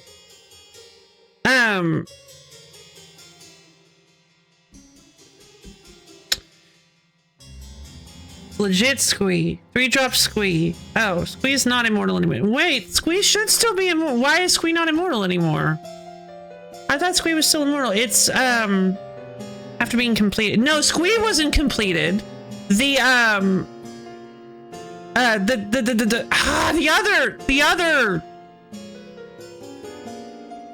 guy, Slowbad was completed, not Squee. Slowbad. Yeah, Slowbad was completed, not Squee. Was Squee completed?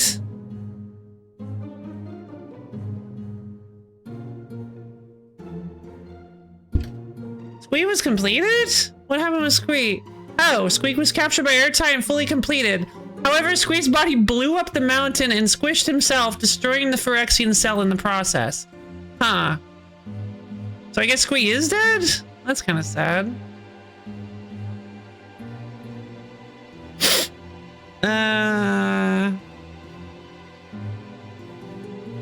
Oh, I see. So he was given a choice between dying permanently or returning to immortality, but chose a third option instead, being revived again, but only once more, becoming a mortal goblin again. Squee fought alongside Slimefoot in defense of Dominaria during New Phyrexi's invasion of the multiverse. Okay, interesting. Now he came back to life immediately, but mortal. Gotcha. However, upon being Squee's made to deal with his immortality, and he's not mortal. Okay. Gotcha.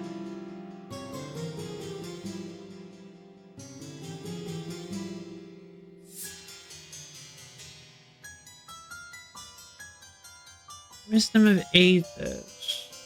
Oh, yeah. That's a really bad card. 7 mana, return all instant and sorceries from your graveyard to your hand. You have no maximum hand size for the rest of the game. Exile Wisdom of Ages. It's just too expensive. Well, at least he didn't drop his Planeswalker Spark and then fall on it like a doofus and destroy it. Yup. Nahiri.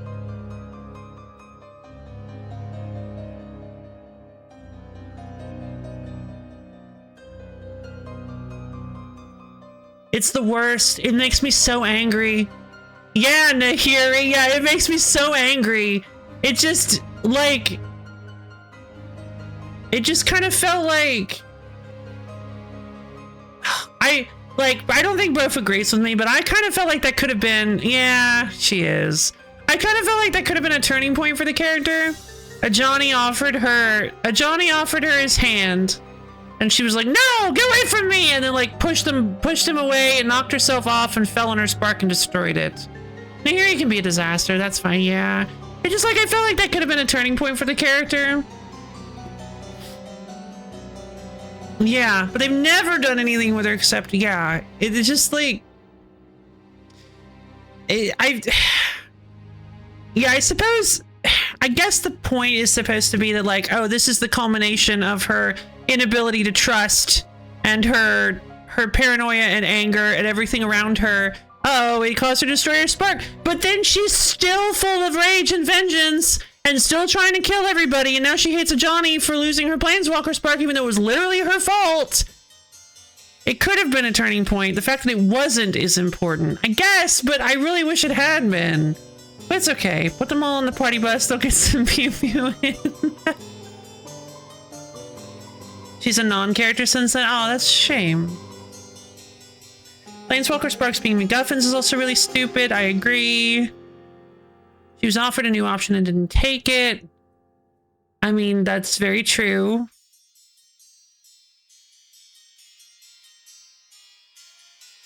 And I feel like that's the thing, is I feel like if losing her spark in response, I feel like there were like multiple ways they could have done it. Is they could have had her try to redeem herself by taking Ajani's hand, realize how much of an awful she's been this whole time, and attempt to make things right, even though it's kind of impossible for the scope of how much she's messed up everyone's lives is kind of impossible for her to make up for at this point. Or she could have had if she knocks Ajani's hand away and gets knocked out and gets thrown off the building or whatever, lands on her spark, but chose not to. Right. But what I'm saying is the fact that because she chose not to, you should have had the fact that she broke her spark caused a character change. That moment was so big, it should have still had some sort of character impact. But she's still exactly the same as she is. It was a meaningless character moment. You shouldn't have character moments like that. But because she turned away Ajani's hand, that should have been a turning point in some direction. Like, it should have been something. She could have just been desparked after suffering. We're not taken as another form of important character development. Yeah, but considering that it didn't lead to any actual change in her character, I still feel like having her accidentally break her spark is okay, she could have just been desparked after surviving completion. Having her accidentally break her spark is yes, exactly. And thank you. And the fact that they did have her break her own spark feels like it should have been a meaningful choice by the writers, but it wasn't, because she ended up exactly the same. She still hates everybody. She's still angry. She's not learned anything. So because they could have just desparked her after coming back from completion, it just feels like a meaningless character interaction to reestablish that Nahiri stinks and that she's the worst. Like, it feels like a completely missed opportunity on the part of the writers to actually do something with Nahiri's character. They just wanted to remind us yet again that Nahiri is the worst and has no future being anything other than just the villain evil planeswalker. I feel like you aren't understanding the fact that villains exist. I do, but it was just she's really stupid is now also a character trait. Well, now everyone gets to make fun of her as being an idiot too. She was already an angry disaster, now the fandom knows that she's a punching bag. Yeah, that's what it feels like. I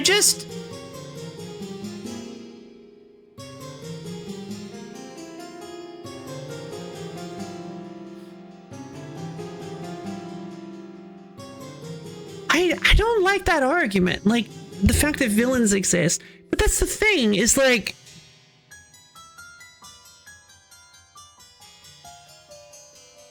I still maintain that just because she's a villain doesn't mean I suppose, yeah, you can have an angry villain. In fact, angry villains are villains who are actually angry at things is nice, because you can kind of understand where they're coming from a little bit more easily, like, because anger is a relatable emotion. Yeah, and then her role in the setting never changed. She just kept being the angry villain. She's always completely failed to understand that her own actions have consequences. Right! So what's the point of doing that again? We've already gotten that 100 times. There's no reason to do it again. Exactly. There's no reason.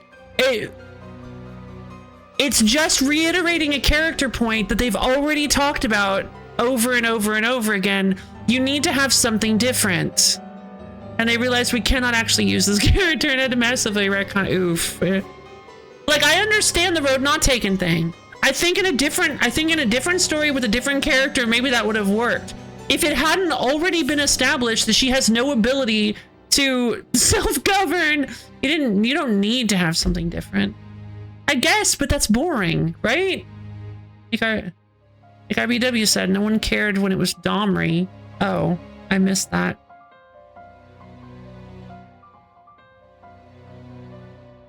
Blinded by anger and short-sighted, but not an idiot. Oh. Domri raid.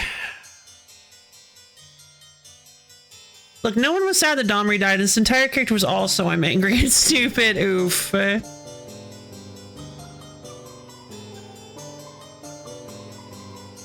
no one really cares about her just because she's a cool... I mean, yeah, that is one of the reasons I like her, is because she's a cool-looking lady. But also, like, I just really feel like she's been done majorly dirty. I mean, it makes sense. She was sealed inside of the Hell Vault for, what, 1,000 years? That really messes you up.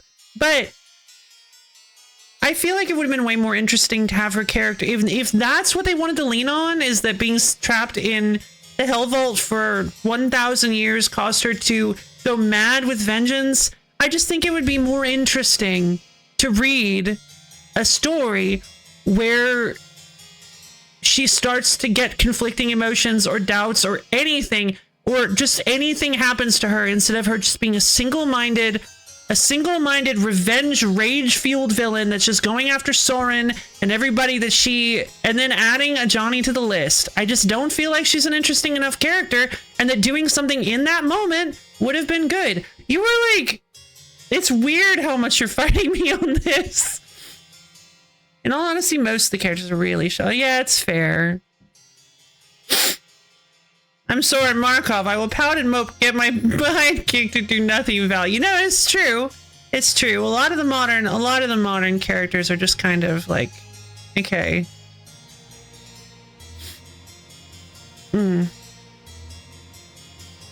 Every time Soren shows up, he does that really well. He killed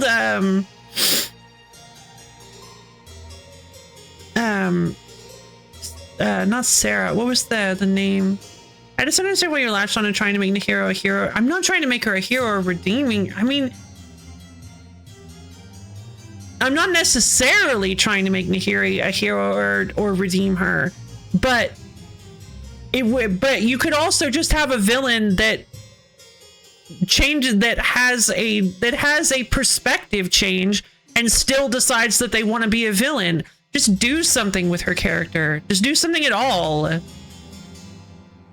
She doesn't need either. She needs to have more character than just angry, disastrous, self-sabotaging. Yeah.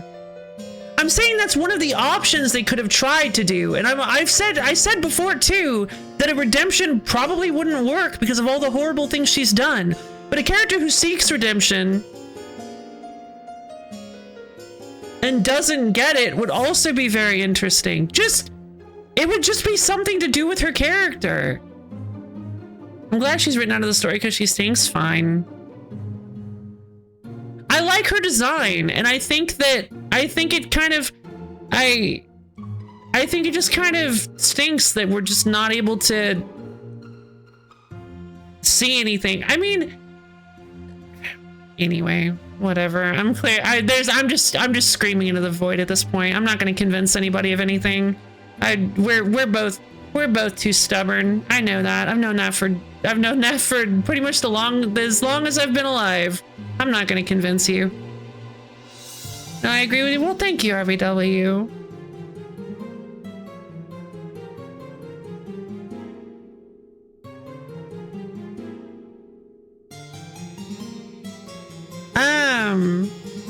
Let's see. Where were we? Time is it? Ooh, it's 12:30. I could use some lunch.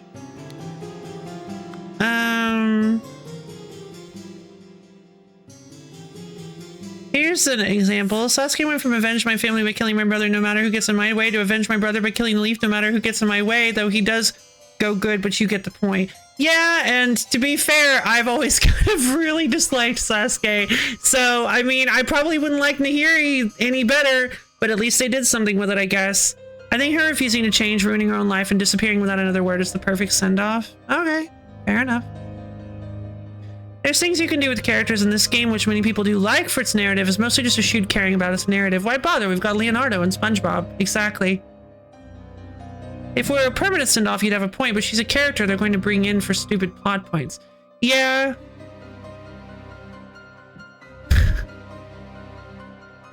Yeah. Also, can we just get rid of Tezzeret already? Can we please just be done with Tezzeret? I'm so tired. I'm so tired of Tezzeret. I really want him to be gone. I'm just so done with him. I'm just so done with Tezzeret. I was like, ooh, Edge of Eternities, it's gonna be space, and like, guess who's gonna be the main character? I'm like, oh, who's it gonna be? They're like, it's Tezzeret. I'm like, okay, I don't care about the set anymore. Didn't they just undo the seal and bullet? Yeah, and I really wish they hadn't, because I honestly wish they could just be done with characters and make new ones. I really wish they could just make new characters. But no, they have to milk every character. They have to milk every single character for the recognizability. You can... Tezzeret, Nahiri, Jace. Yeah, Tezzeret, Nahiri, and Jace just need to be gone. Well... I mean, yeah, with how they've been currently written, Tezzeret, Nahiri, and Jace just need to be gone. They keep adding new characters, it's just, there's too many characters. Yeah, okay, that's fair. Then let's use the characters. None of them are interesting, yeah. I guess that's a good point. Oops, I forgot we can't remind him of his name. We have other villains now, like Valgavoth. Let's use them, please. Let's just use Valgavoth and maybe get some other fun villains. Valgavoth is a joke. His card... No, it didn't. It was like one of the most oppressive cards in the entire game. Unless you mean his car, which... I don't know. I didn't get to see his ride, but... It's a Ford Pinto. Like, man, why did you use a giant moth demon? Why couldn't you get him something cool?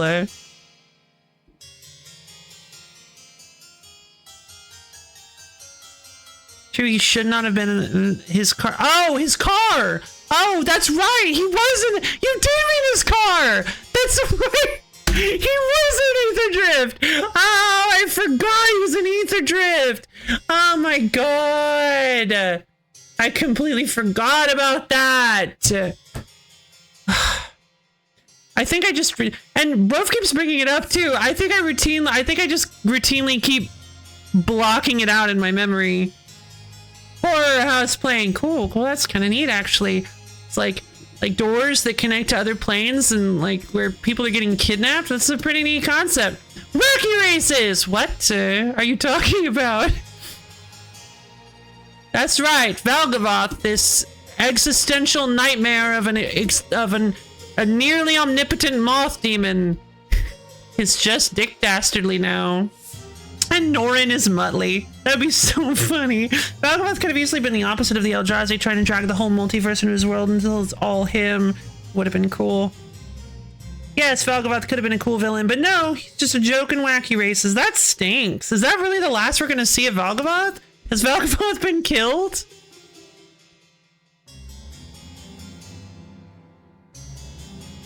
Did Penelope Pitstop just erase Valgavoth? Now we'll see him again. Nisselope Pitstop. Wait, Nissa wasn't in it. Chandra was. He's staying on his right. Oh, yeah, for sure. But it's established the villains are just absolute jokes now. I hope so. I hope that Nissa. Oh, okay. I hope that Bolus comes back, and it's just like the biggest joke. I hope he gets like one set where he's back and he just gets utterly bodied effortlessly, and they're just like, you're nothing now, and then we move on and never talk about Bolus again. There's no narrative stakes to anything. Yep, there's no narrative stakes to anything because we gotta get the set out so that we can move on to the Discworld crossover set. Actually, that actually might be kind of cool. We gotta get to the Gravity Falls set so that we can pump out Mickey Mouse sets coming in fall, everybody. 4 separate Mickey Mouse sets are coming. We gotta get all 12 Marvel sets out, otherwise we won't be able to make our quota for the investors. If Bolus is back, so scary. We're gonna rewrite him as a slob. His name as a slob. Great. Oh, go enjoy visiting Granny Rabbit. Go enjoy visiting Granny Rabbit. Thanks for dropping by. Well, actually, you said soon, so I guess you're not leaving just yet. But when you do, I appreciate you dropping by.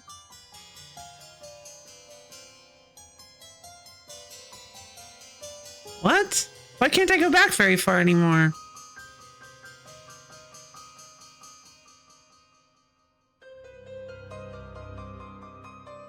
Thankfully, Disney has almost 0 chance of showing up since they have their own card game now. Very true. Oh, guess who owns Marvel? Good point. Hadn't thought about that. Well, because they're doing like cartoon Disney. Yeah, like Disney. We're not gonna see like Ant-Man in Lorcana. Animated Disney? No.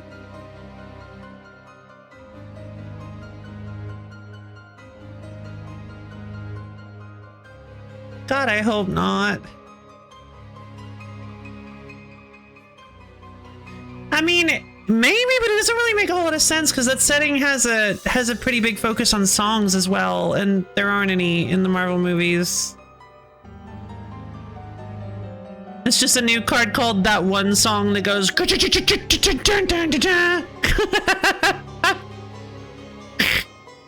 Mythic Rare King Mickey, yes! Huh? Love wants me to leave. She's pushing me out the door. Leave! No, yeah, okay, bye, Raven. See you later. Bye. Come on. Don't let the door hit you on the way out. I'm kidding. Please, you don't have to leave. Bro wants me to leave. He's pushing me out the door. We're both attempting our combined strength to get Rabbit to leave. Yeah, I suppose Disney could be a possibility. Just because Disney wants every money. Yeah, I mean, listen, I've said it before. I've said it before. I am the exact target market for these crossover sets. And I do like them well enough. Rabbits come and go as they see fit. It is very true. We shall receive no assistance this day. Mickey, but it's a reskin of Emrakul. That would be so funny. Like,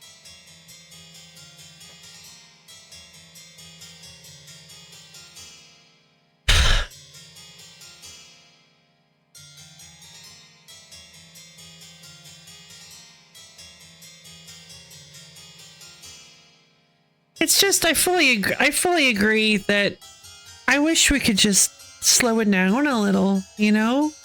I just you'll find I like whenever I found a set that I really love, you'll find a set that you really love, Bloomborough, Final Fantasy, and it'll be like, that's great. And then in like 2 weeks, everybody's over it. And the next set is on everybody's lips. And we've already got visual spoilers for it. And everybody's already moved on past all the pretty cards from the set that you love. And everybody won't stop talking about all the new cards because, okay, we juiced all that dopamine out of that set. Let's move on to the next one so that we can keep the dopamine and keep the serotonin coming. We gotta do it. Let's go. And it just makes me so sad. Like, I wish we were still doing blocks. Me too. Blocks were awesome. An awesome concept, at least. Being able to stay in one place and watch a story evolve and develop over multiple sets is a really cool concept, and I don't know why they don't do it anymore. I think they could have, but it would have been annoying and it was easy money. What? The only reason Marvel happened was because they couldn't find a way to incorporate it into Lurkana, still wanted to make this. Ah, I see. Like next slated sets, Marvel Superheroes, The Hobbit, Reality Fracture, Star Trek. Ugh. God. A second Lorwyn block would have been sick. A single Lorwyn set, everyone has already forgotten. Yeah. We're already moving on to Strixhaven. It's been out for like almost no time at all, but Counterpoint love What If Garfield and that's Sonic the Hedgehog. Exactly. Nothing screams middle-aged Redimons like children's card game. Rude. I mean, Magic, I don't think... Has Magic ever been a children's card game?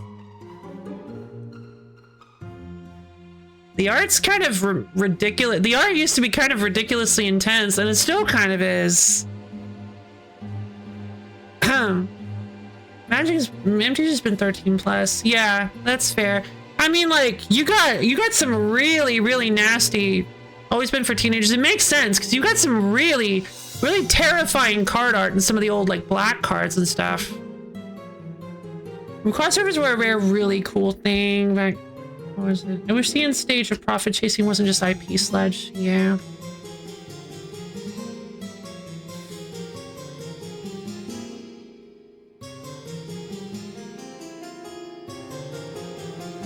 You run to Walmart to buy up 200 packs so that kids can know those. That's scalpers. No, I beat those people up. I agree. Ugh. Yeah, I noticed. I don't know when it's going down, but I love it. Scryfall's April Fool's Day is like the best. It's like Web 1.0. If you haven't checked out the Scryfall website yet, they remodeled it temporarily for April Fools to be like a Web 0.0 a Web 1.0 old style site with like the little block links and stuff. Is so great. It's really fun.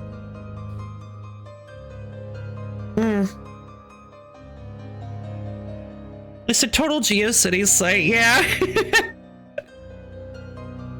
Oh, what? I didn't find that. That's fun.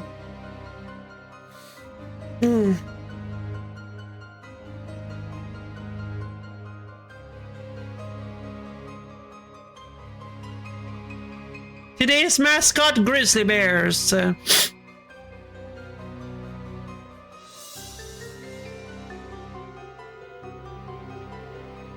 Yeah, I love that. One of them is, you're telling me a queer coded this? Queer coded website. It's great. They have so many. Refresh until the mascot is bolus and clear. Ah, Muddles the ever changing.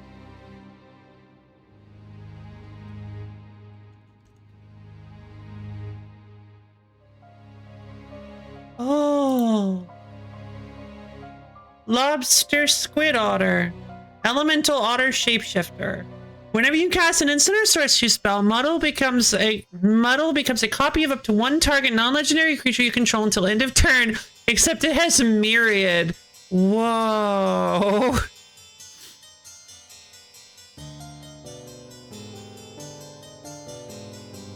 That's like, just like visualizing that is nuts.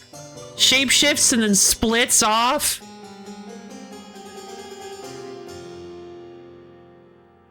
Wait. Okay. Oh. Oh, that's kind of fun. Because what you can do is you can... Oh! 5K, wait. 5 gay men. The show called Queer Eye for the straight guy where 2 gay men helped other men dress. Yeah, Queer Eye was like super well known. 5 gay men. Oh yeah, okay. I never watched it. I love the idea because it triggers whenever so it triggers whenever you cast an instant or sorcery. So I love the idea of using an instant or sorcery to create a to, like, I don't know, copy a creature that has an attack trigger, and then you attack in with Muddle. It triggers the attack trigger and creates copies of it that are attacking each player. Then you cast another instant and sorcery and copy something that has like a good combat step passive that maybe one of your opponents has or something. That's like, or like a stronger creature, and every one of the Muddles will change. In fact, I believe you can actually choose a different creature for each Muddle copy. Yeah, because each one will trigger separately. Oh, that's so cool! Oh, I love that. That seems like such a fun, like, twisty little creature. Hold on, I want to play the Bolus. Stormfront Pegasus. Ah, there he is. Then click Bolus. Bolus, defend the Hedrons! Oh! Airs to move, space to shoot. It's so silly.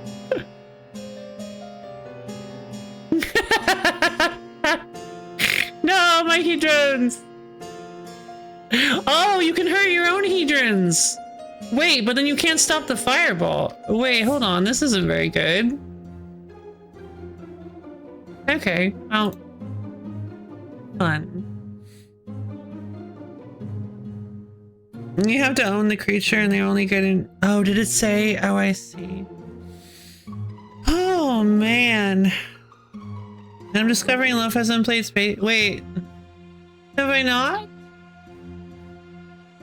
Wait, you can't shoot your own... You don't defend stuff that you can shoot in Space Invader. I've played Space Invader.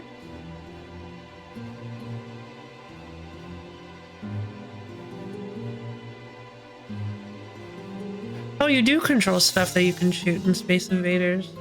I don't think I've played the original then, but I played like a weird... Wow, is every version of Space Invaders like this? I didn't realize that.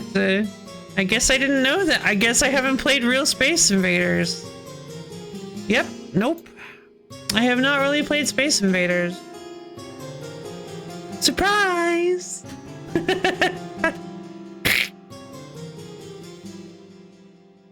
Oh.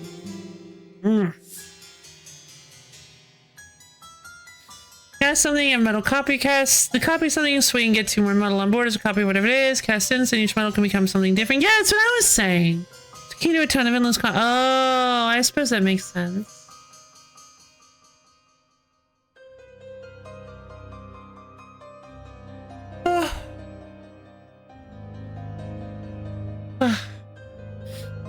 How does... Hold on.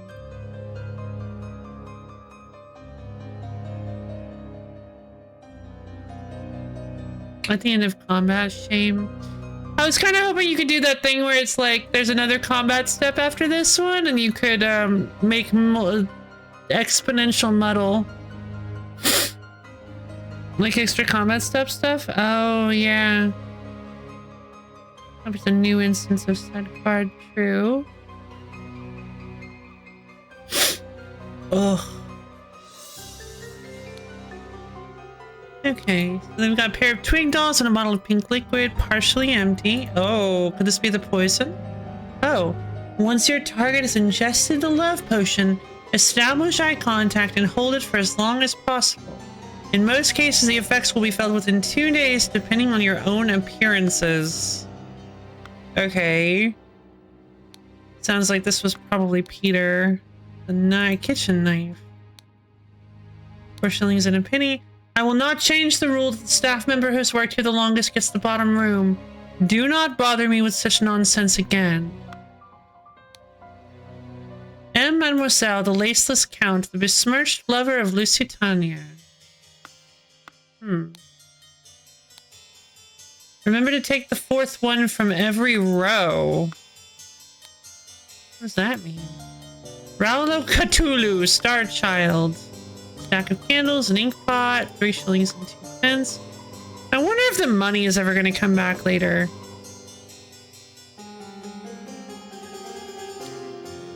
Thank you, dear. No, I threw it out. I do not need... Well, let's see. Of course I can give you some candles for your room, Lucy. I assume you are itching to continue reading that scandalous novel. Thank you, dear. No, I threw it out. I do not read such dirty literature anymore. I do hope our master's guests are satisfied and that Brian served everything as instructed. Brown key.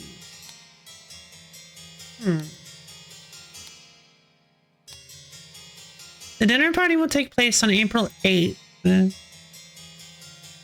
There's the muddle kicks that every time we do the copy so long as you have the mana for the cry over it.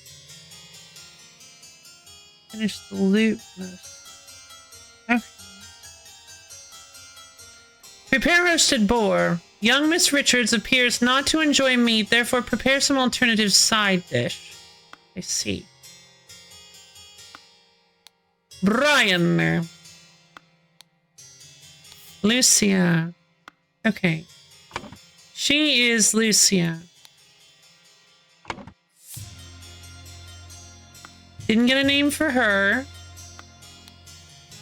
Mrs. Smith, 2 eggs and a pot of tea each breakfast. No heavy food for dinner. You're responsible for little Pip doing all his errands. Mr. Walker, I'm to be woken up and dressed at 7 a.m. I expect to receive my daily newspaper by noon. Mrs. Baker, I expect all my rooms to be cleaned every day, twice on the days I have visitors. And B. David Guerin's job requires that he may arrive or leave during night. No complaining about this. Kind of expected David Guerin to be dead at some point. April 7th, dear diary, this has been an ordinary day mostly spent in preparation for tomorrow's dinner event. I do believe the time has come for me to ask for a raise in salary after all these years I have loyally worked here. It is a difficult conversation to be had, but I will strengthen my will and talk to Master about it tomorrow. Porteous, the wise slave, fables about rulers that make you think. Oh, fun. Or not. Could also be horrible. That's probably another word for it. Wine, brandy. Full and sealed bottles with red liquid labeled wine. A full and sealed bottle with amber liquid labeled brandy. Interesting. And she has what seems to be... maybe not. Maybe it's based on the shape of the lock as well? Yeah, it is. Heart key. So the wine and brandy locker is available to this guy, who I'm assuming... oh, actually, no. I don't know who this guy is, now that I think of it. Because they all... I just remembered. All of these guys... where's the list? Oh! Dear Ada, I have to use this letter to share good news. Probably Ada, then.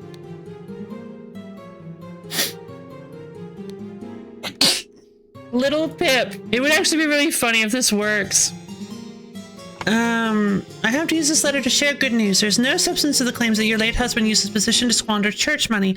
The judge has decided to remove all accusations and you will be no longer a target of baseless gossip. No, that's not how that works. I truly and sincerely hope this will provide some comfort in these dark times when ignorance and impudence go hand in hand. May our Lord steward over our poor souls. Cow! To Mrs. Smith for 3 years of service. Hmm.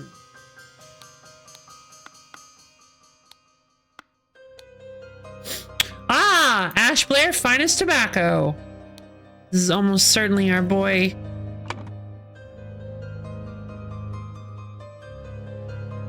Mega alert. A pistol, a dagger. David, clean up the barn until Wednesday. I plan to continue experimenting with the artifact. David. Oh, David Garand. Okay. A set of lockpicks. So David Garand is in this one, for sure.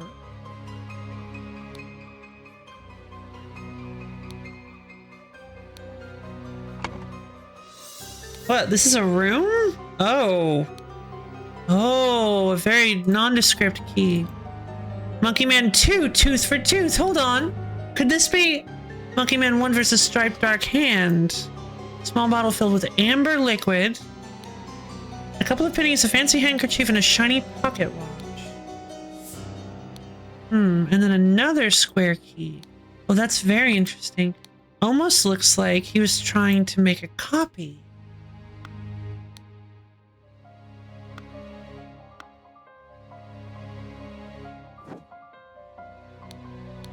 Inside here we have the tonic and the opium. I didn't notice that.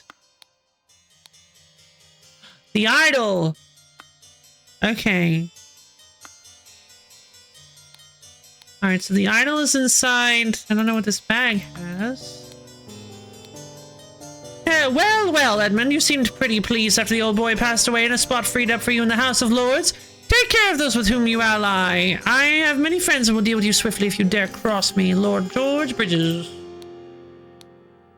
The revolution will come for the likes of you, you crooked monster. Soon you will pay for your sins against honest common folk with your blood. Final Vanguard. Edmund Cloudsley, once more you have failed to answer our requisitions. The last warning you will receive. Your transgressions against us demand amends.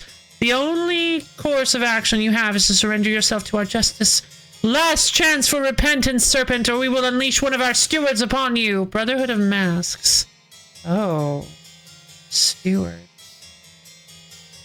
Fun. Oh wait, no it isn't. Soul Ring being back. I mean, Soul Ring is banned. They're not gonna like... It's still on the ban list, right?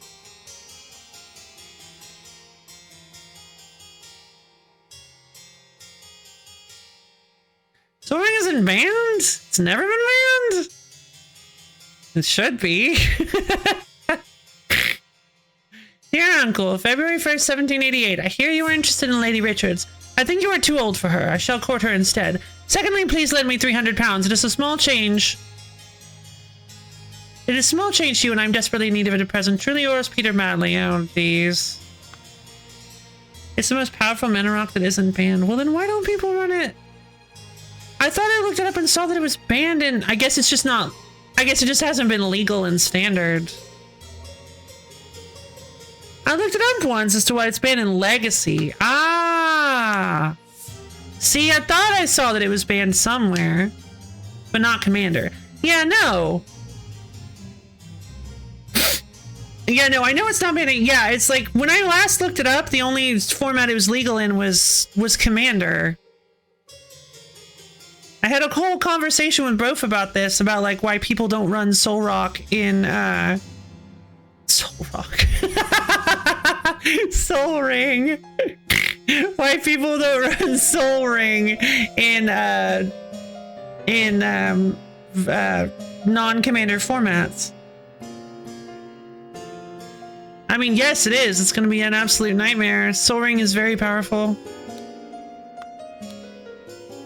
Here, Uncle, here you are, Lady Richards. Okay.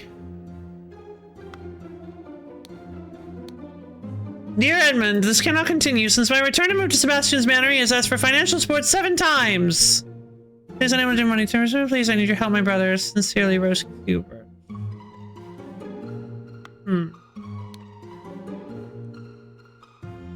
Dear Edmund, I like your idea. Let's send him to colonies where his violent nature will make him feel at home. I hear you having dinner with Lady Mary and her well-to-do father, Lothar.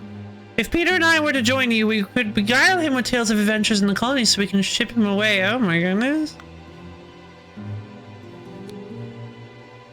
Mrs. Baker, starting date 1787, August 1st. Position housemaid. Yearly wage £9. What is the year?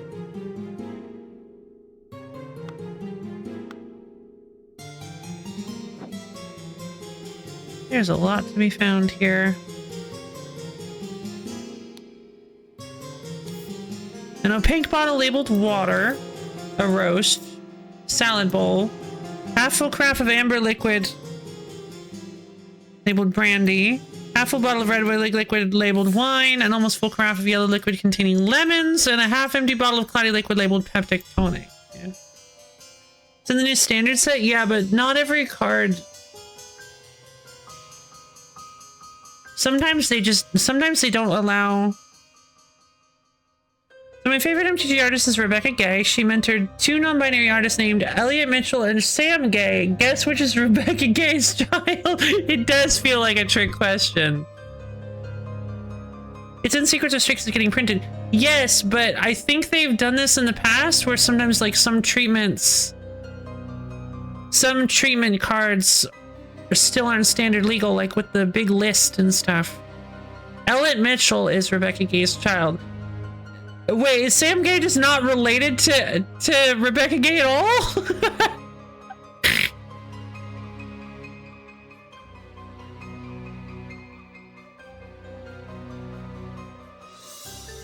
Sam Gay is unrelated, but was mentored under Rebecca Gay and is also an MTG. That is so wild. That's really fun. And they both have similar watercolors. Like, my child? Long lost child? Only seen in the commander decks. Ah. Yeah.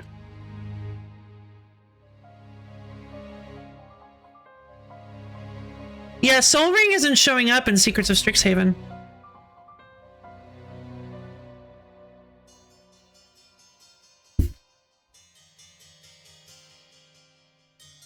Okay, gotcha. Happy to be wrong? Yeah, same. It would be kind of out of control.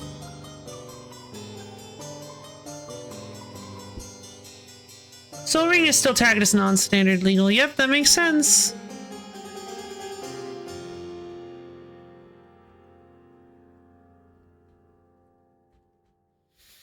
Gravestorm? When you cast a spell, copy it for each permanent put into a graveyard from the battlefield this turn? Oh. No. Wait. Stop. No. Don't do that. Quit it.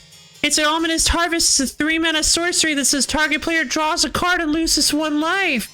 But you can just... Infinite sack outlets are absolutely a thing. Oh, no. No, it's just from Odyssey? Okay. No, this is one of the commander cards. It must be a reprint then. Hey, top of the old. How are you doing? I'm doing good. Hello, top of the old. I'm doing well. Merchant of Venom. I like that. Because it kind of sounds like Merchant of Venice.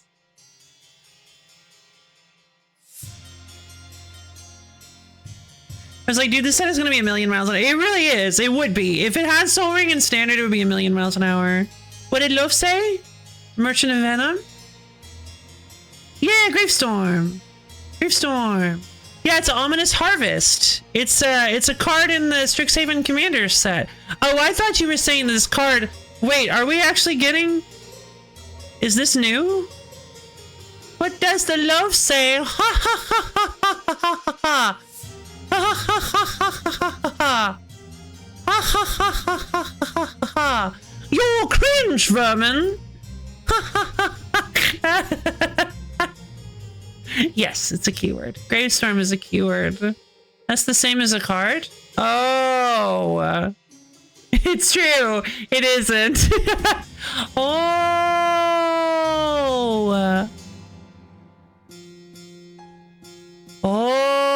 from future sight. Gotcha.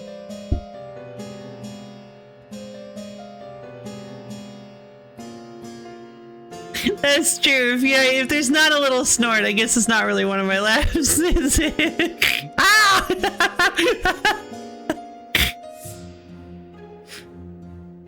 Thank you, game, reusing words. Yeah, I mean, we've had that before.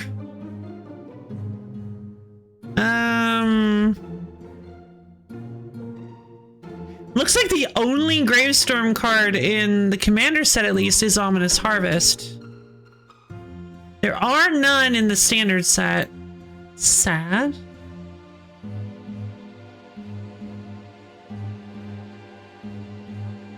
There are only 3 Gravestorm cards in the whole game.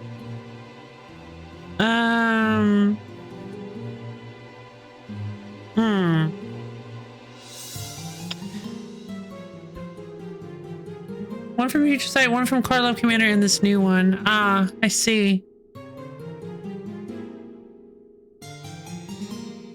Yeah, Bitter Ordeal was the Future Sight one. You just exile a card of you just look at your opponent's library, exile a card from it, and then shuffle the library. When you play Magic, you play in this game where everyone's having a dance party over a dead body. It does look like that, doesn't it? We're talking about Magic while playing the Case of the Golden Idol. And while I say while playing, I mean while having Case of the Golden Idol present in the background. Bitter Ordeal, Follow the Bodies, Ominous Harvest. Yes.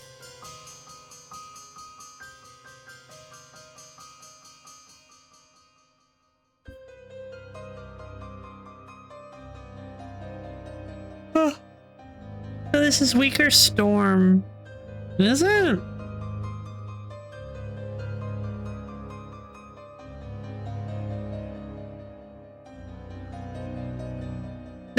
They're permanents. They're not permanent cards. If it says permanent card like Descend does, then it doesn't work with tokens.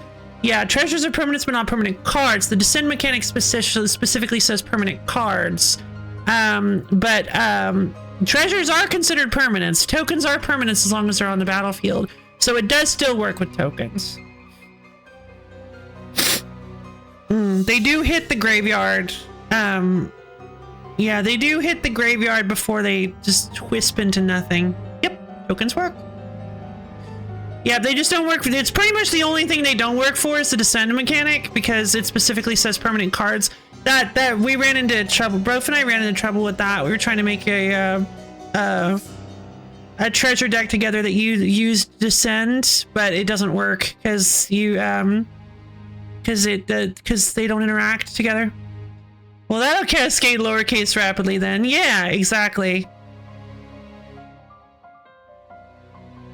Yeah, no, it's Gravestorm. Gravestorm is a terrible idea. It's really strong because Gravestorm counts all permanents put into graveyards from the battlefield this turn. It doesn't matter who controlled those permanents, who owns them, or whether or not they were tokens. Yikes.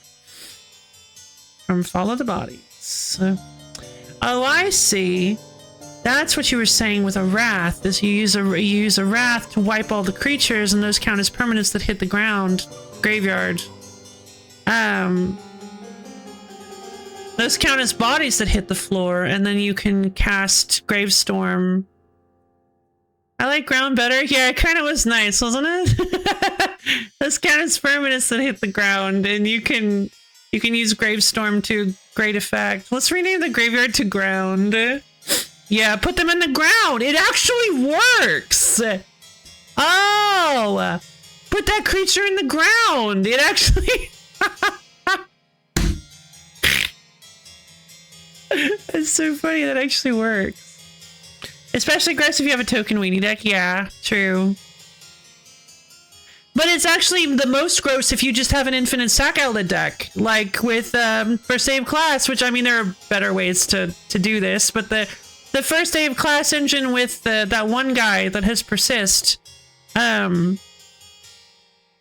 are other payoff. There are probably better payoffs to that one, but because you can also get infinite mana. White, Black, Wrath, Gravestorm, yeah. But just finding an infinite sack outlet lets you just get as many Gravestorm triggers as an infinite sack outlet is Gravestorm to victory. Exactly. You just need to sacrifice 100 times and then bam, your opponent is dead. Well, because this is Commander, but yeah. Honestly, though, that's actually not even true. In Commander, you can also just use well, you only have one copy of it, but if you use the first one, the Future Sight one, it also deals 1 damage to them, so you only need to do it 20 times. Wait. No, it doesn't. Which is the one that does 1 damage? Ah, Ominous Harvest. Yeah, Ominous Harvest it makes a player draw a card and lose 1 life. You just need to do it, okay, 40 times. I forgot about Commander's increased life total. But yeah, you just need to use Ominous Harvest enough times to deal 40 damage to an opponent. And then, yeah, and it just eliminates them. But I suppose you do have to be careful because they get to draw a card each time. So they might actually draw into something that can stop you if you target the wrong person. Somebody who's like running Force of Will for some godforsaken reason. Is Force of Will banned in Commander? I don't know if I've ever actually seen anybody run it.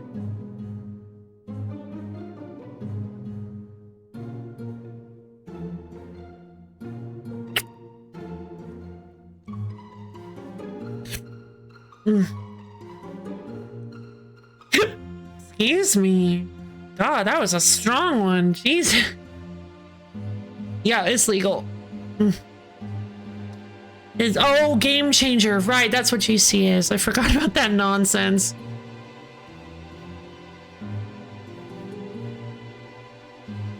I don't think it's expensive. It says use is generally expensive. Yeah. They printed it in Dominaria Remastered, so you can get one. You can get your hands on a copy for only about $70 US. It's considered a bit too powerful for most CDH, but yeah, I fully agree with that. It's just a little. It's just kind of, yeah. It's just kind of fun destroying. I mean, it's like you can't play around it. Is the problem? Like with regular counter spells, you can at least play around your opponent having blue mana. Like you can. There's an element of skill that goes into that. An element of thought, an element of preparation. Like, okay, my opponent has blue mana open. They might be able to throw a counter spell my way. Depends on which one they have. It's only one, so I guess I'll try to avoid playing any 1 mana spells in case they decided to run a Spell Pierce like a complete weirdo. An element of, what do you mean you have mana?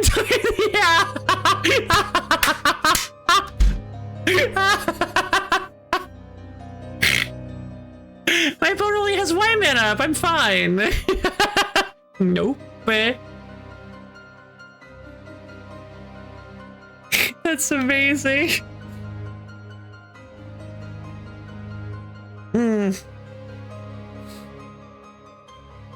But yeah. But with Force of Will, it's just impossible to play around. Like no matter the only indication you could ever have that they're running that they have Force of Will is that they're running blue. If you get mana tithe, you have to surrender the game and take a break outside. It's the rules. It is. It's the rules. If you get mana tithe, you just have to take the break of shame.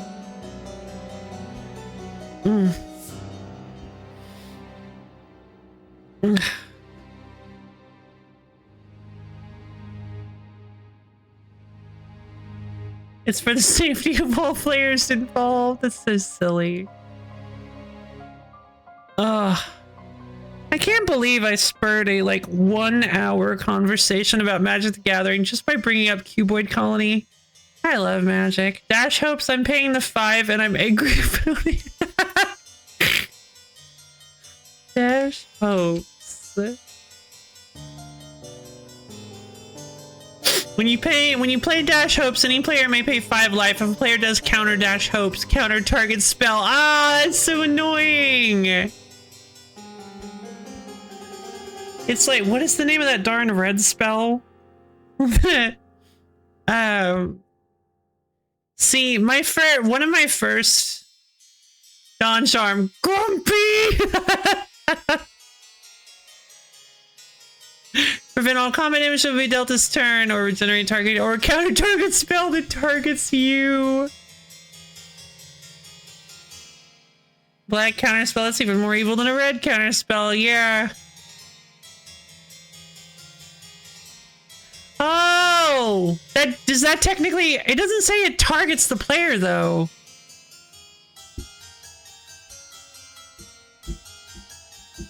It says any player may pay 5 life. If a player does counter dash hopes.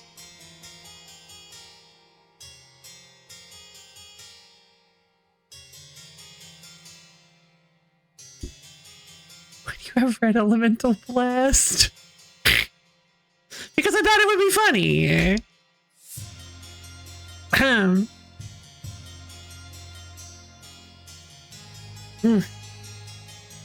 That is true. We do have a green element. We do have green elemental blast as Do we not have green elemental blast? Is that the only one we don't have? Oh wow, we only have blue, null, and red. Interesting. I did not realize that. Counter target multicolored spell, destroy target multicolored permanent. Yeah. Okay, cool. Use life force. No, there's only red and blue. Ah, okay.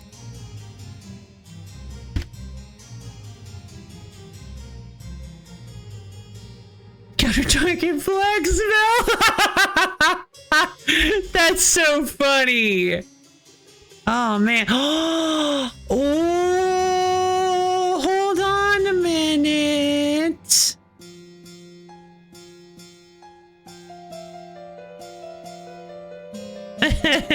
Painter's servant life force.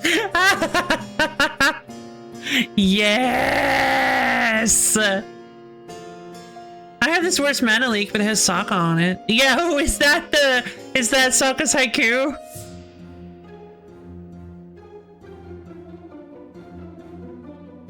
Yeah, if you use quench, that's it. It'll quench you. That's what it. Yeah, it'll quench you. Gotcha.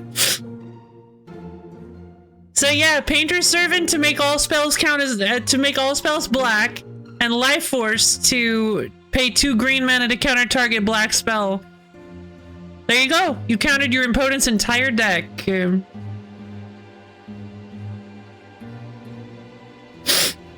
Because Life Force is a repeatable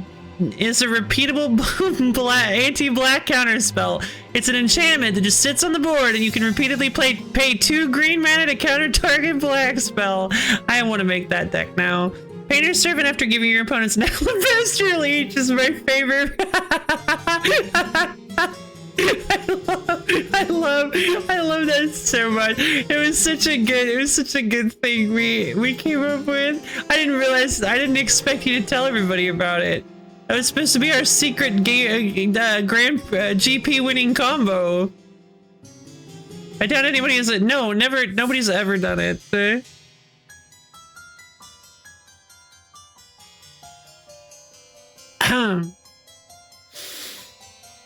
Ugh.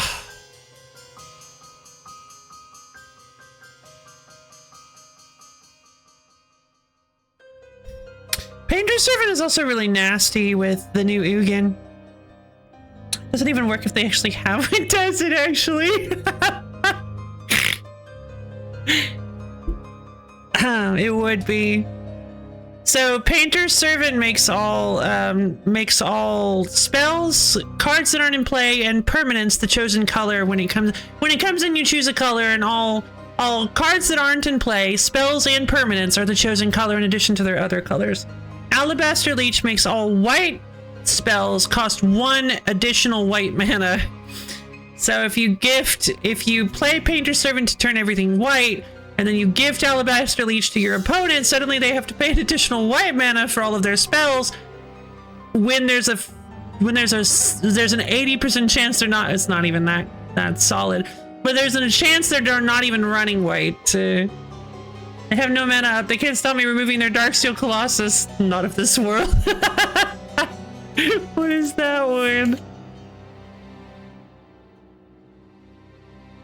counter target spell or ability that targets a permanent you control. The spell costs 7 less to cast if it targets a spell or ability that targets a creature you control with power 7 or greater. Darksteel Colossus doesn't target anything. Oh, removing their dog. Oh, I see. Gotcha. Gotcha. My bad.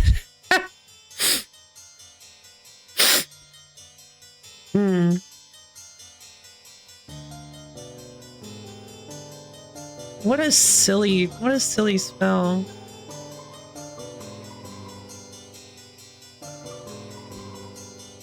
Active negation. True. All right. Pact of negation. Nobody runs the pacts outside of Hive Mind combo. It's a 5-mana counter spell that will lose you the game. Nobody's gonna run. He's gonna run pack. It's free. That one's also free. Yeah, technically. Very technically.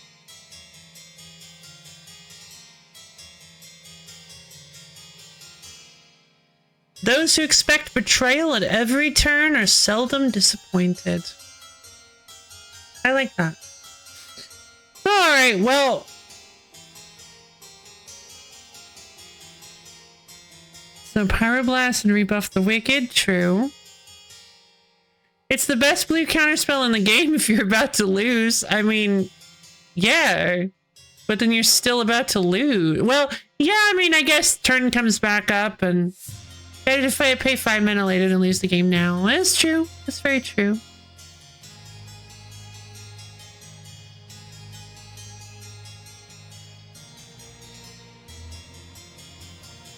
Rewind.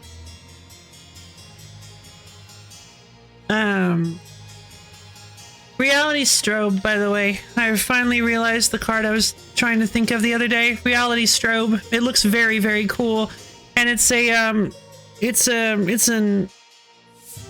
flashy thing. It returns target permanent to its owner's hand and then removes it from itself from the game with 3 time counters on it.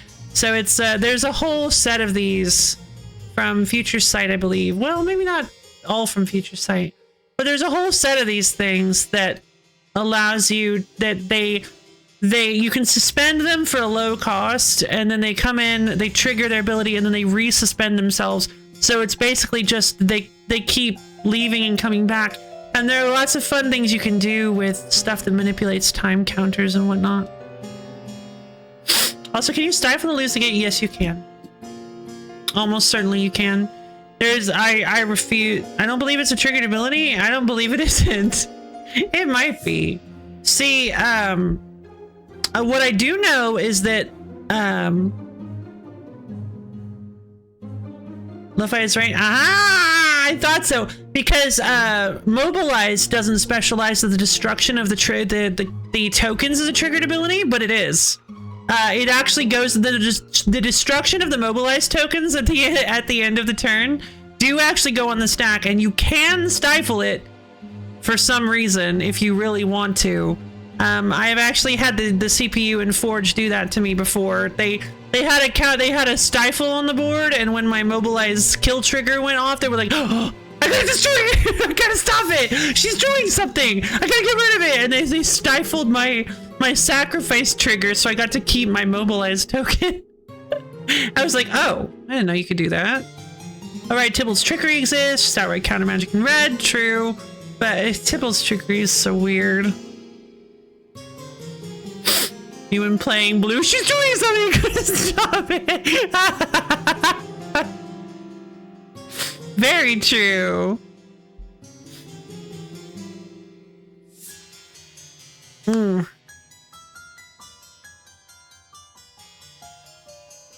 So yeah, you could actually just stifle your own. Then why? Oh, I guess yeah. You use Pact of Negation to. You use Pact of Negation to counter a spell. You use Stifle to counter your own Pact of Negation. It's fun. Look, I didn't sleeve up counter spells because I wanted my opponent to play the game. It's very true. Very true.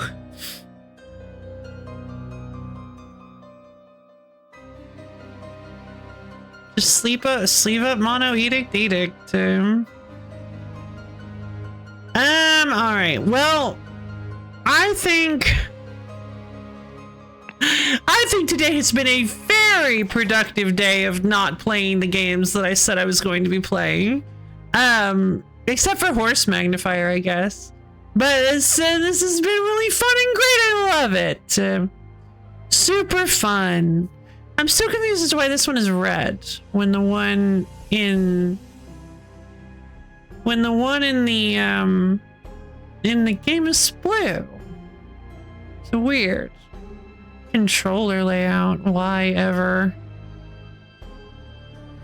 Whatever. Alright, everybody. I think that's gonna be it for today. I want to go get myself something to eat and continue my day and maybe finally actually get some stuff done. That would be nice. That'd be real nice. Actually doing something with my time? Oh, what a novel concept. I did.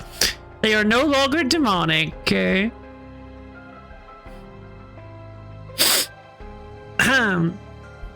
So they might as well not even be horses at that point. So.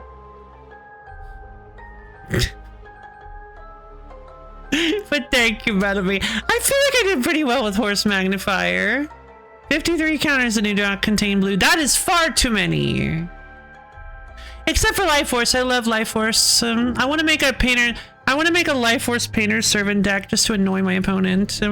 Green ramp, Life Force painter's servant. That way I have as much green mana as possible. Mono green. Why not Death Grip?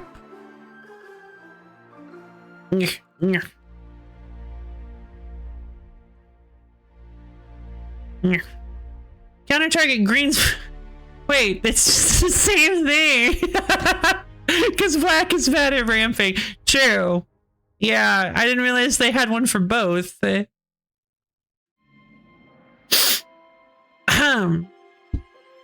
Black has dark red. That's true. But I want to be able to do this over and over again. Like Dark Ritual is nice and all, but I want to be able to get as much permanent mana as physically possible. Okay, fair. Bad at permanent ramping. Yes. No, you're right. That is a good point. Dark Ritual is extremely powerful. But yeah, permanent ramping is what I'm looking for, so that I can just continuously counter my opponent's spells. By far the best at temporary. I didn't know they were the best at it. That's wild. Is it even a contest? Wow. But you have stuff like, you've got like all the blue spells that untap your lands and, Metamorphose, Stromgald Cabal. Wait. Pay 1 life, counter target. But you have to tap it.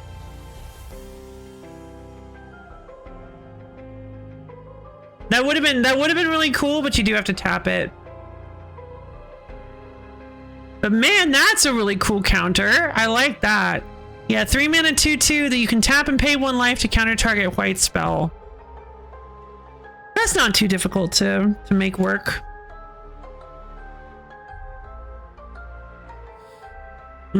Withering Boon. You want to cast a creature? No. It's an interrupt. Pay 3 life to counter target summon spell. Okay, so yeah. Let's just read the reel. As an additional cost to cast a spell, pay 3 life, counter target creature spell. It's for 2 mana, including 1 black. That's kind of neat. Alright, everybody. I think today has been a very interesting stream. I enjoyed it. And I hope you guys did too. Despite everything. So, yes, thank you everybody for coming. For those of you who may not know, maybe in the Phantom audience, I have a Discord server. It's a wonderful little place where you can get access to my schedule, as well as times when I go live, and hang out with me and other low fans. I just posted a link in chat. It's a super duper cool fun place, and you should totally come check it out if you can. Totally.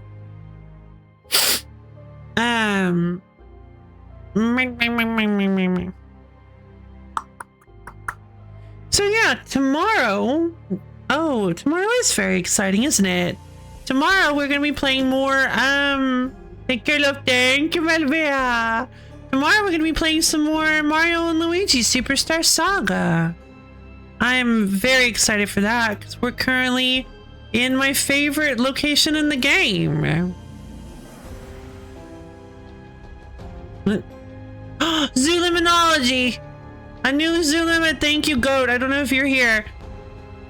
Goat posted a new Zooliminology. I didn't know they had a new one. But yes, wait, what was it? Golbo. Golbo possesses no bones. It's quite possibly one of my favorite lines of all time.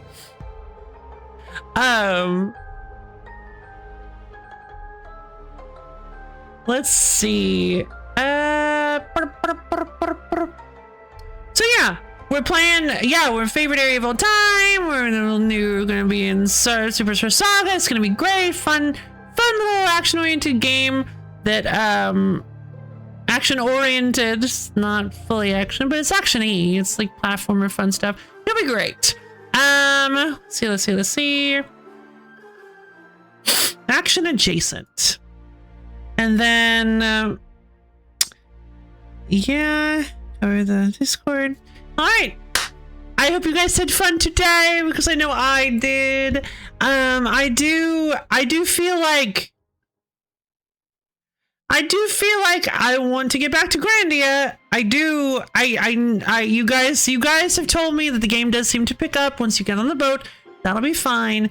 I think I just want to make it past the anniversary first before we play it. I've just been my mind has been a bit stuffed. So yeah, that'll be fun. I feel a little bit more a little bit less stressed out, I think, once we finally get through the anniversary. That'll be great. Again, speaking of, I'm gonna do anniversary stuff. I'm gonna get the whole post posted at some point. Look forward to that, about the stream of the year games. It's gonna happen. The anniversary is 5 days away, you guys. 5 days. It's next Wednesday. I hope you're excited. I hope you're ready. That way at least somebody is.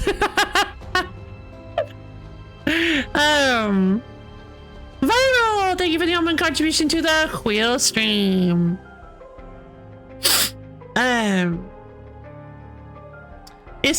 I'm sure it's gonna be super fun and exciting, and we're gonna have a great time. So yeah. For now though, tomorrow we're just playing some Superstar Saga. And yeah. I love each and every one of you, and I hope you all have a wondertaining, stupendorific, cool-tacular rest of your day. And I'll see all of you guys tomorrow.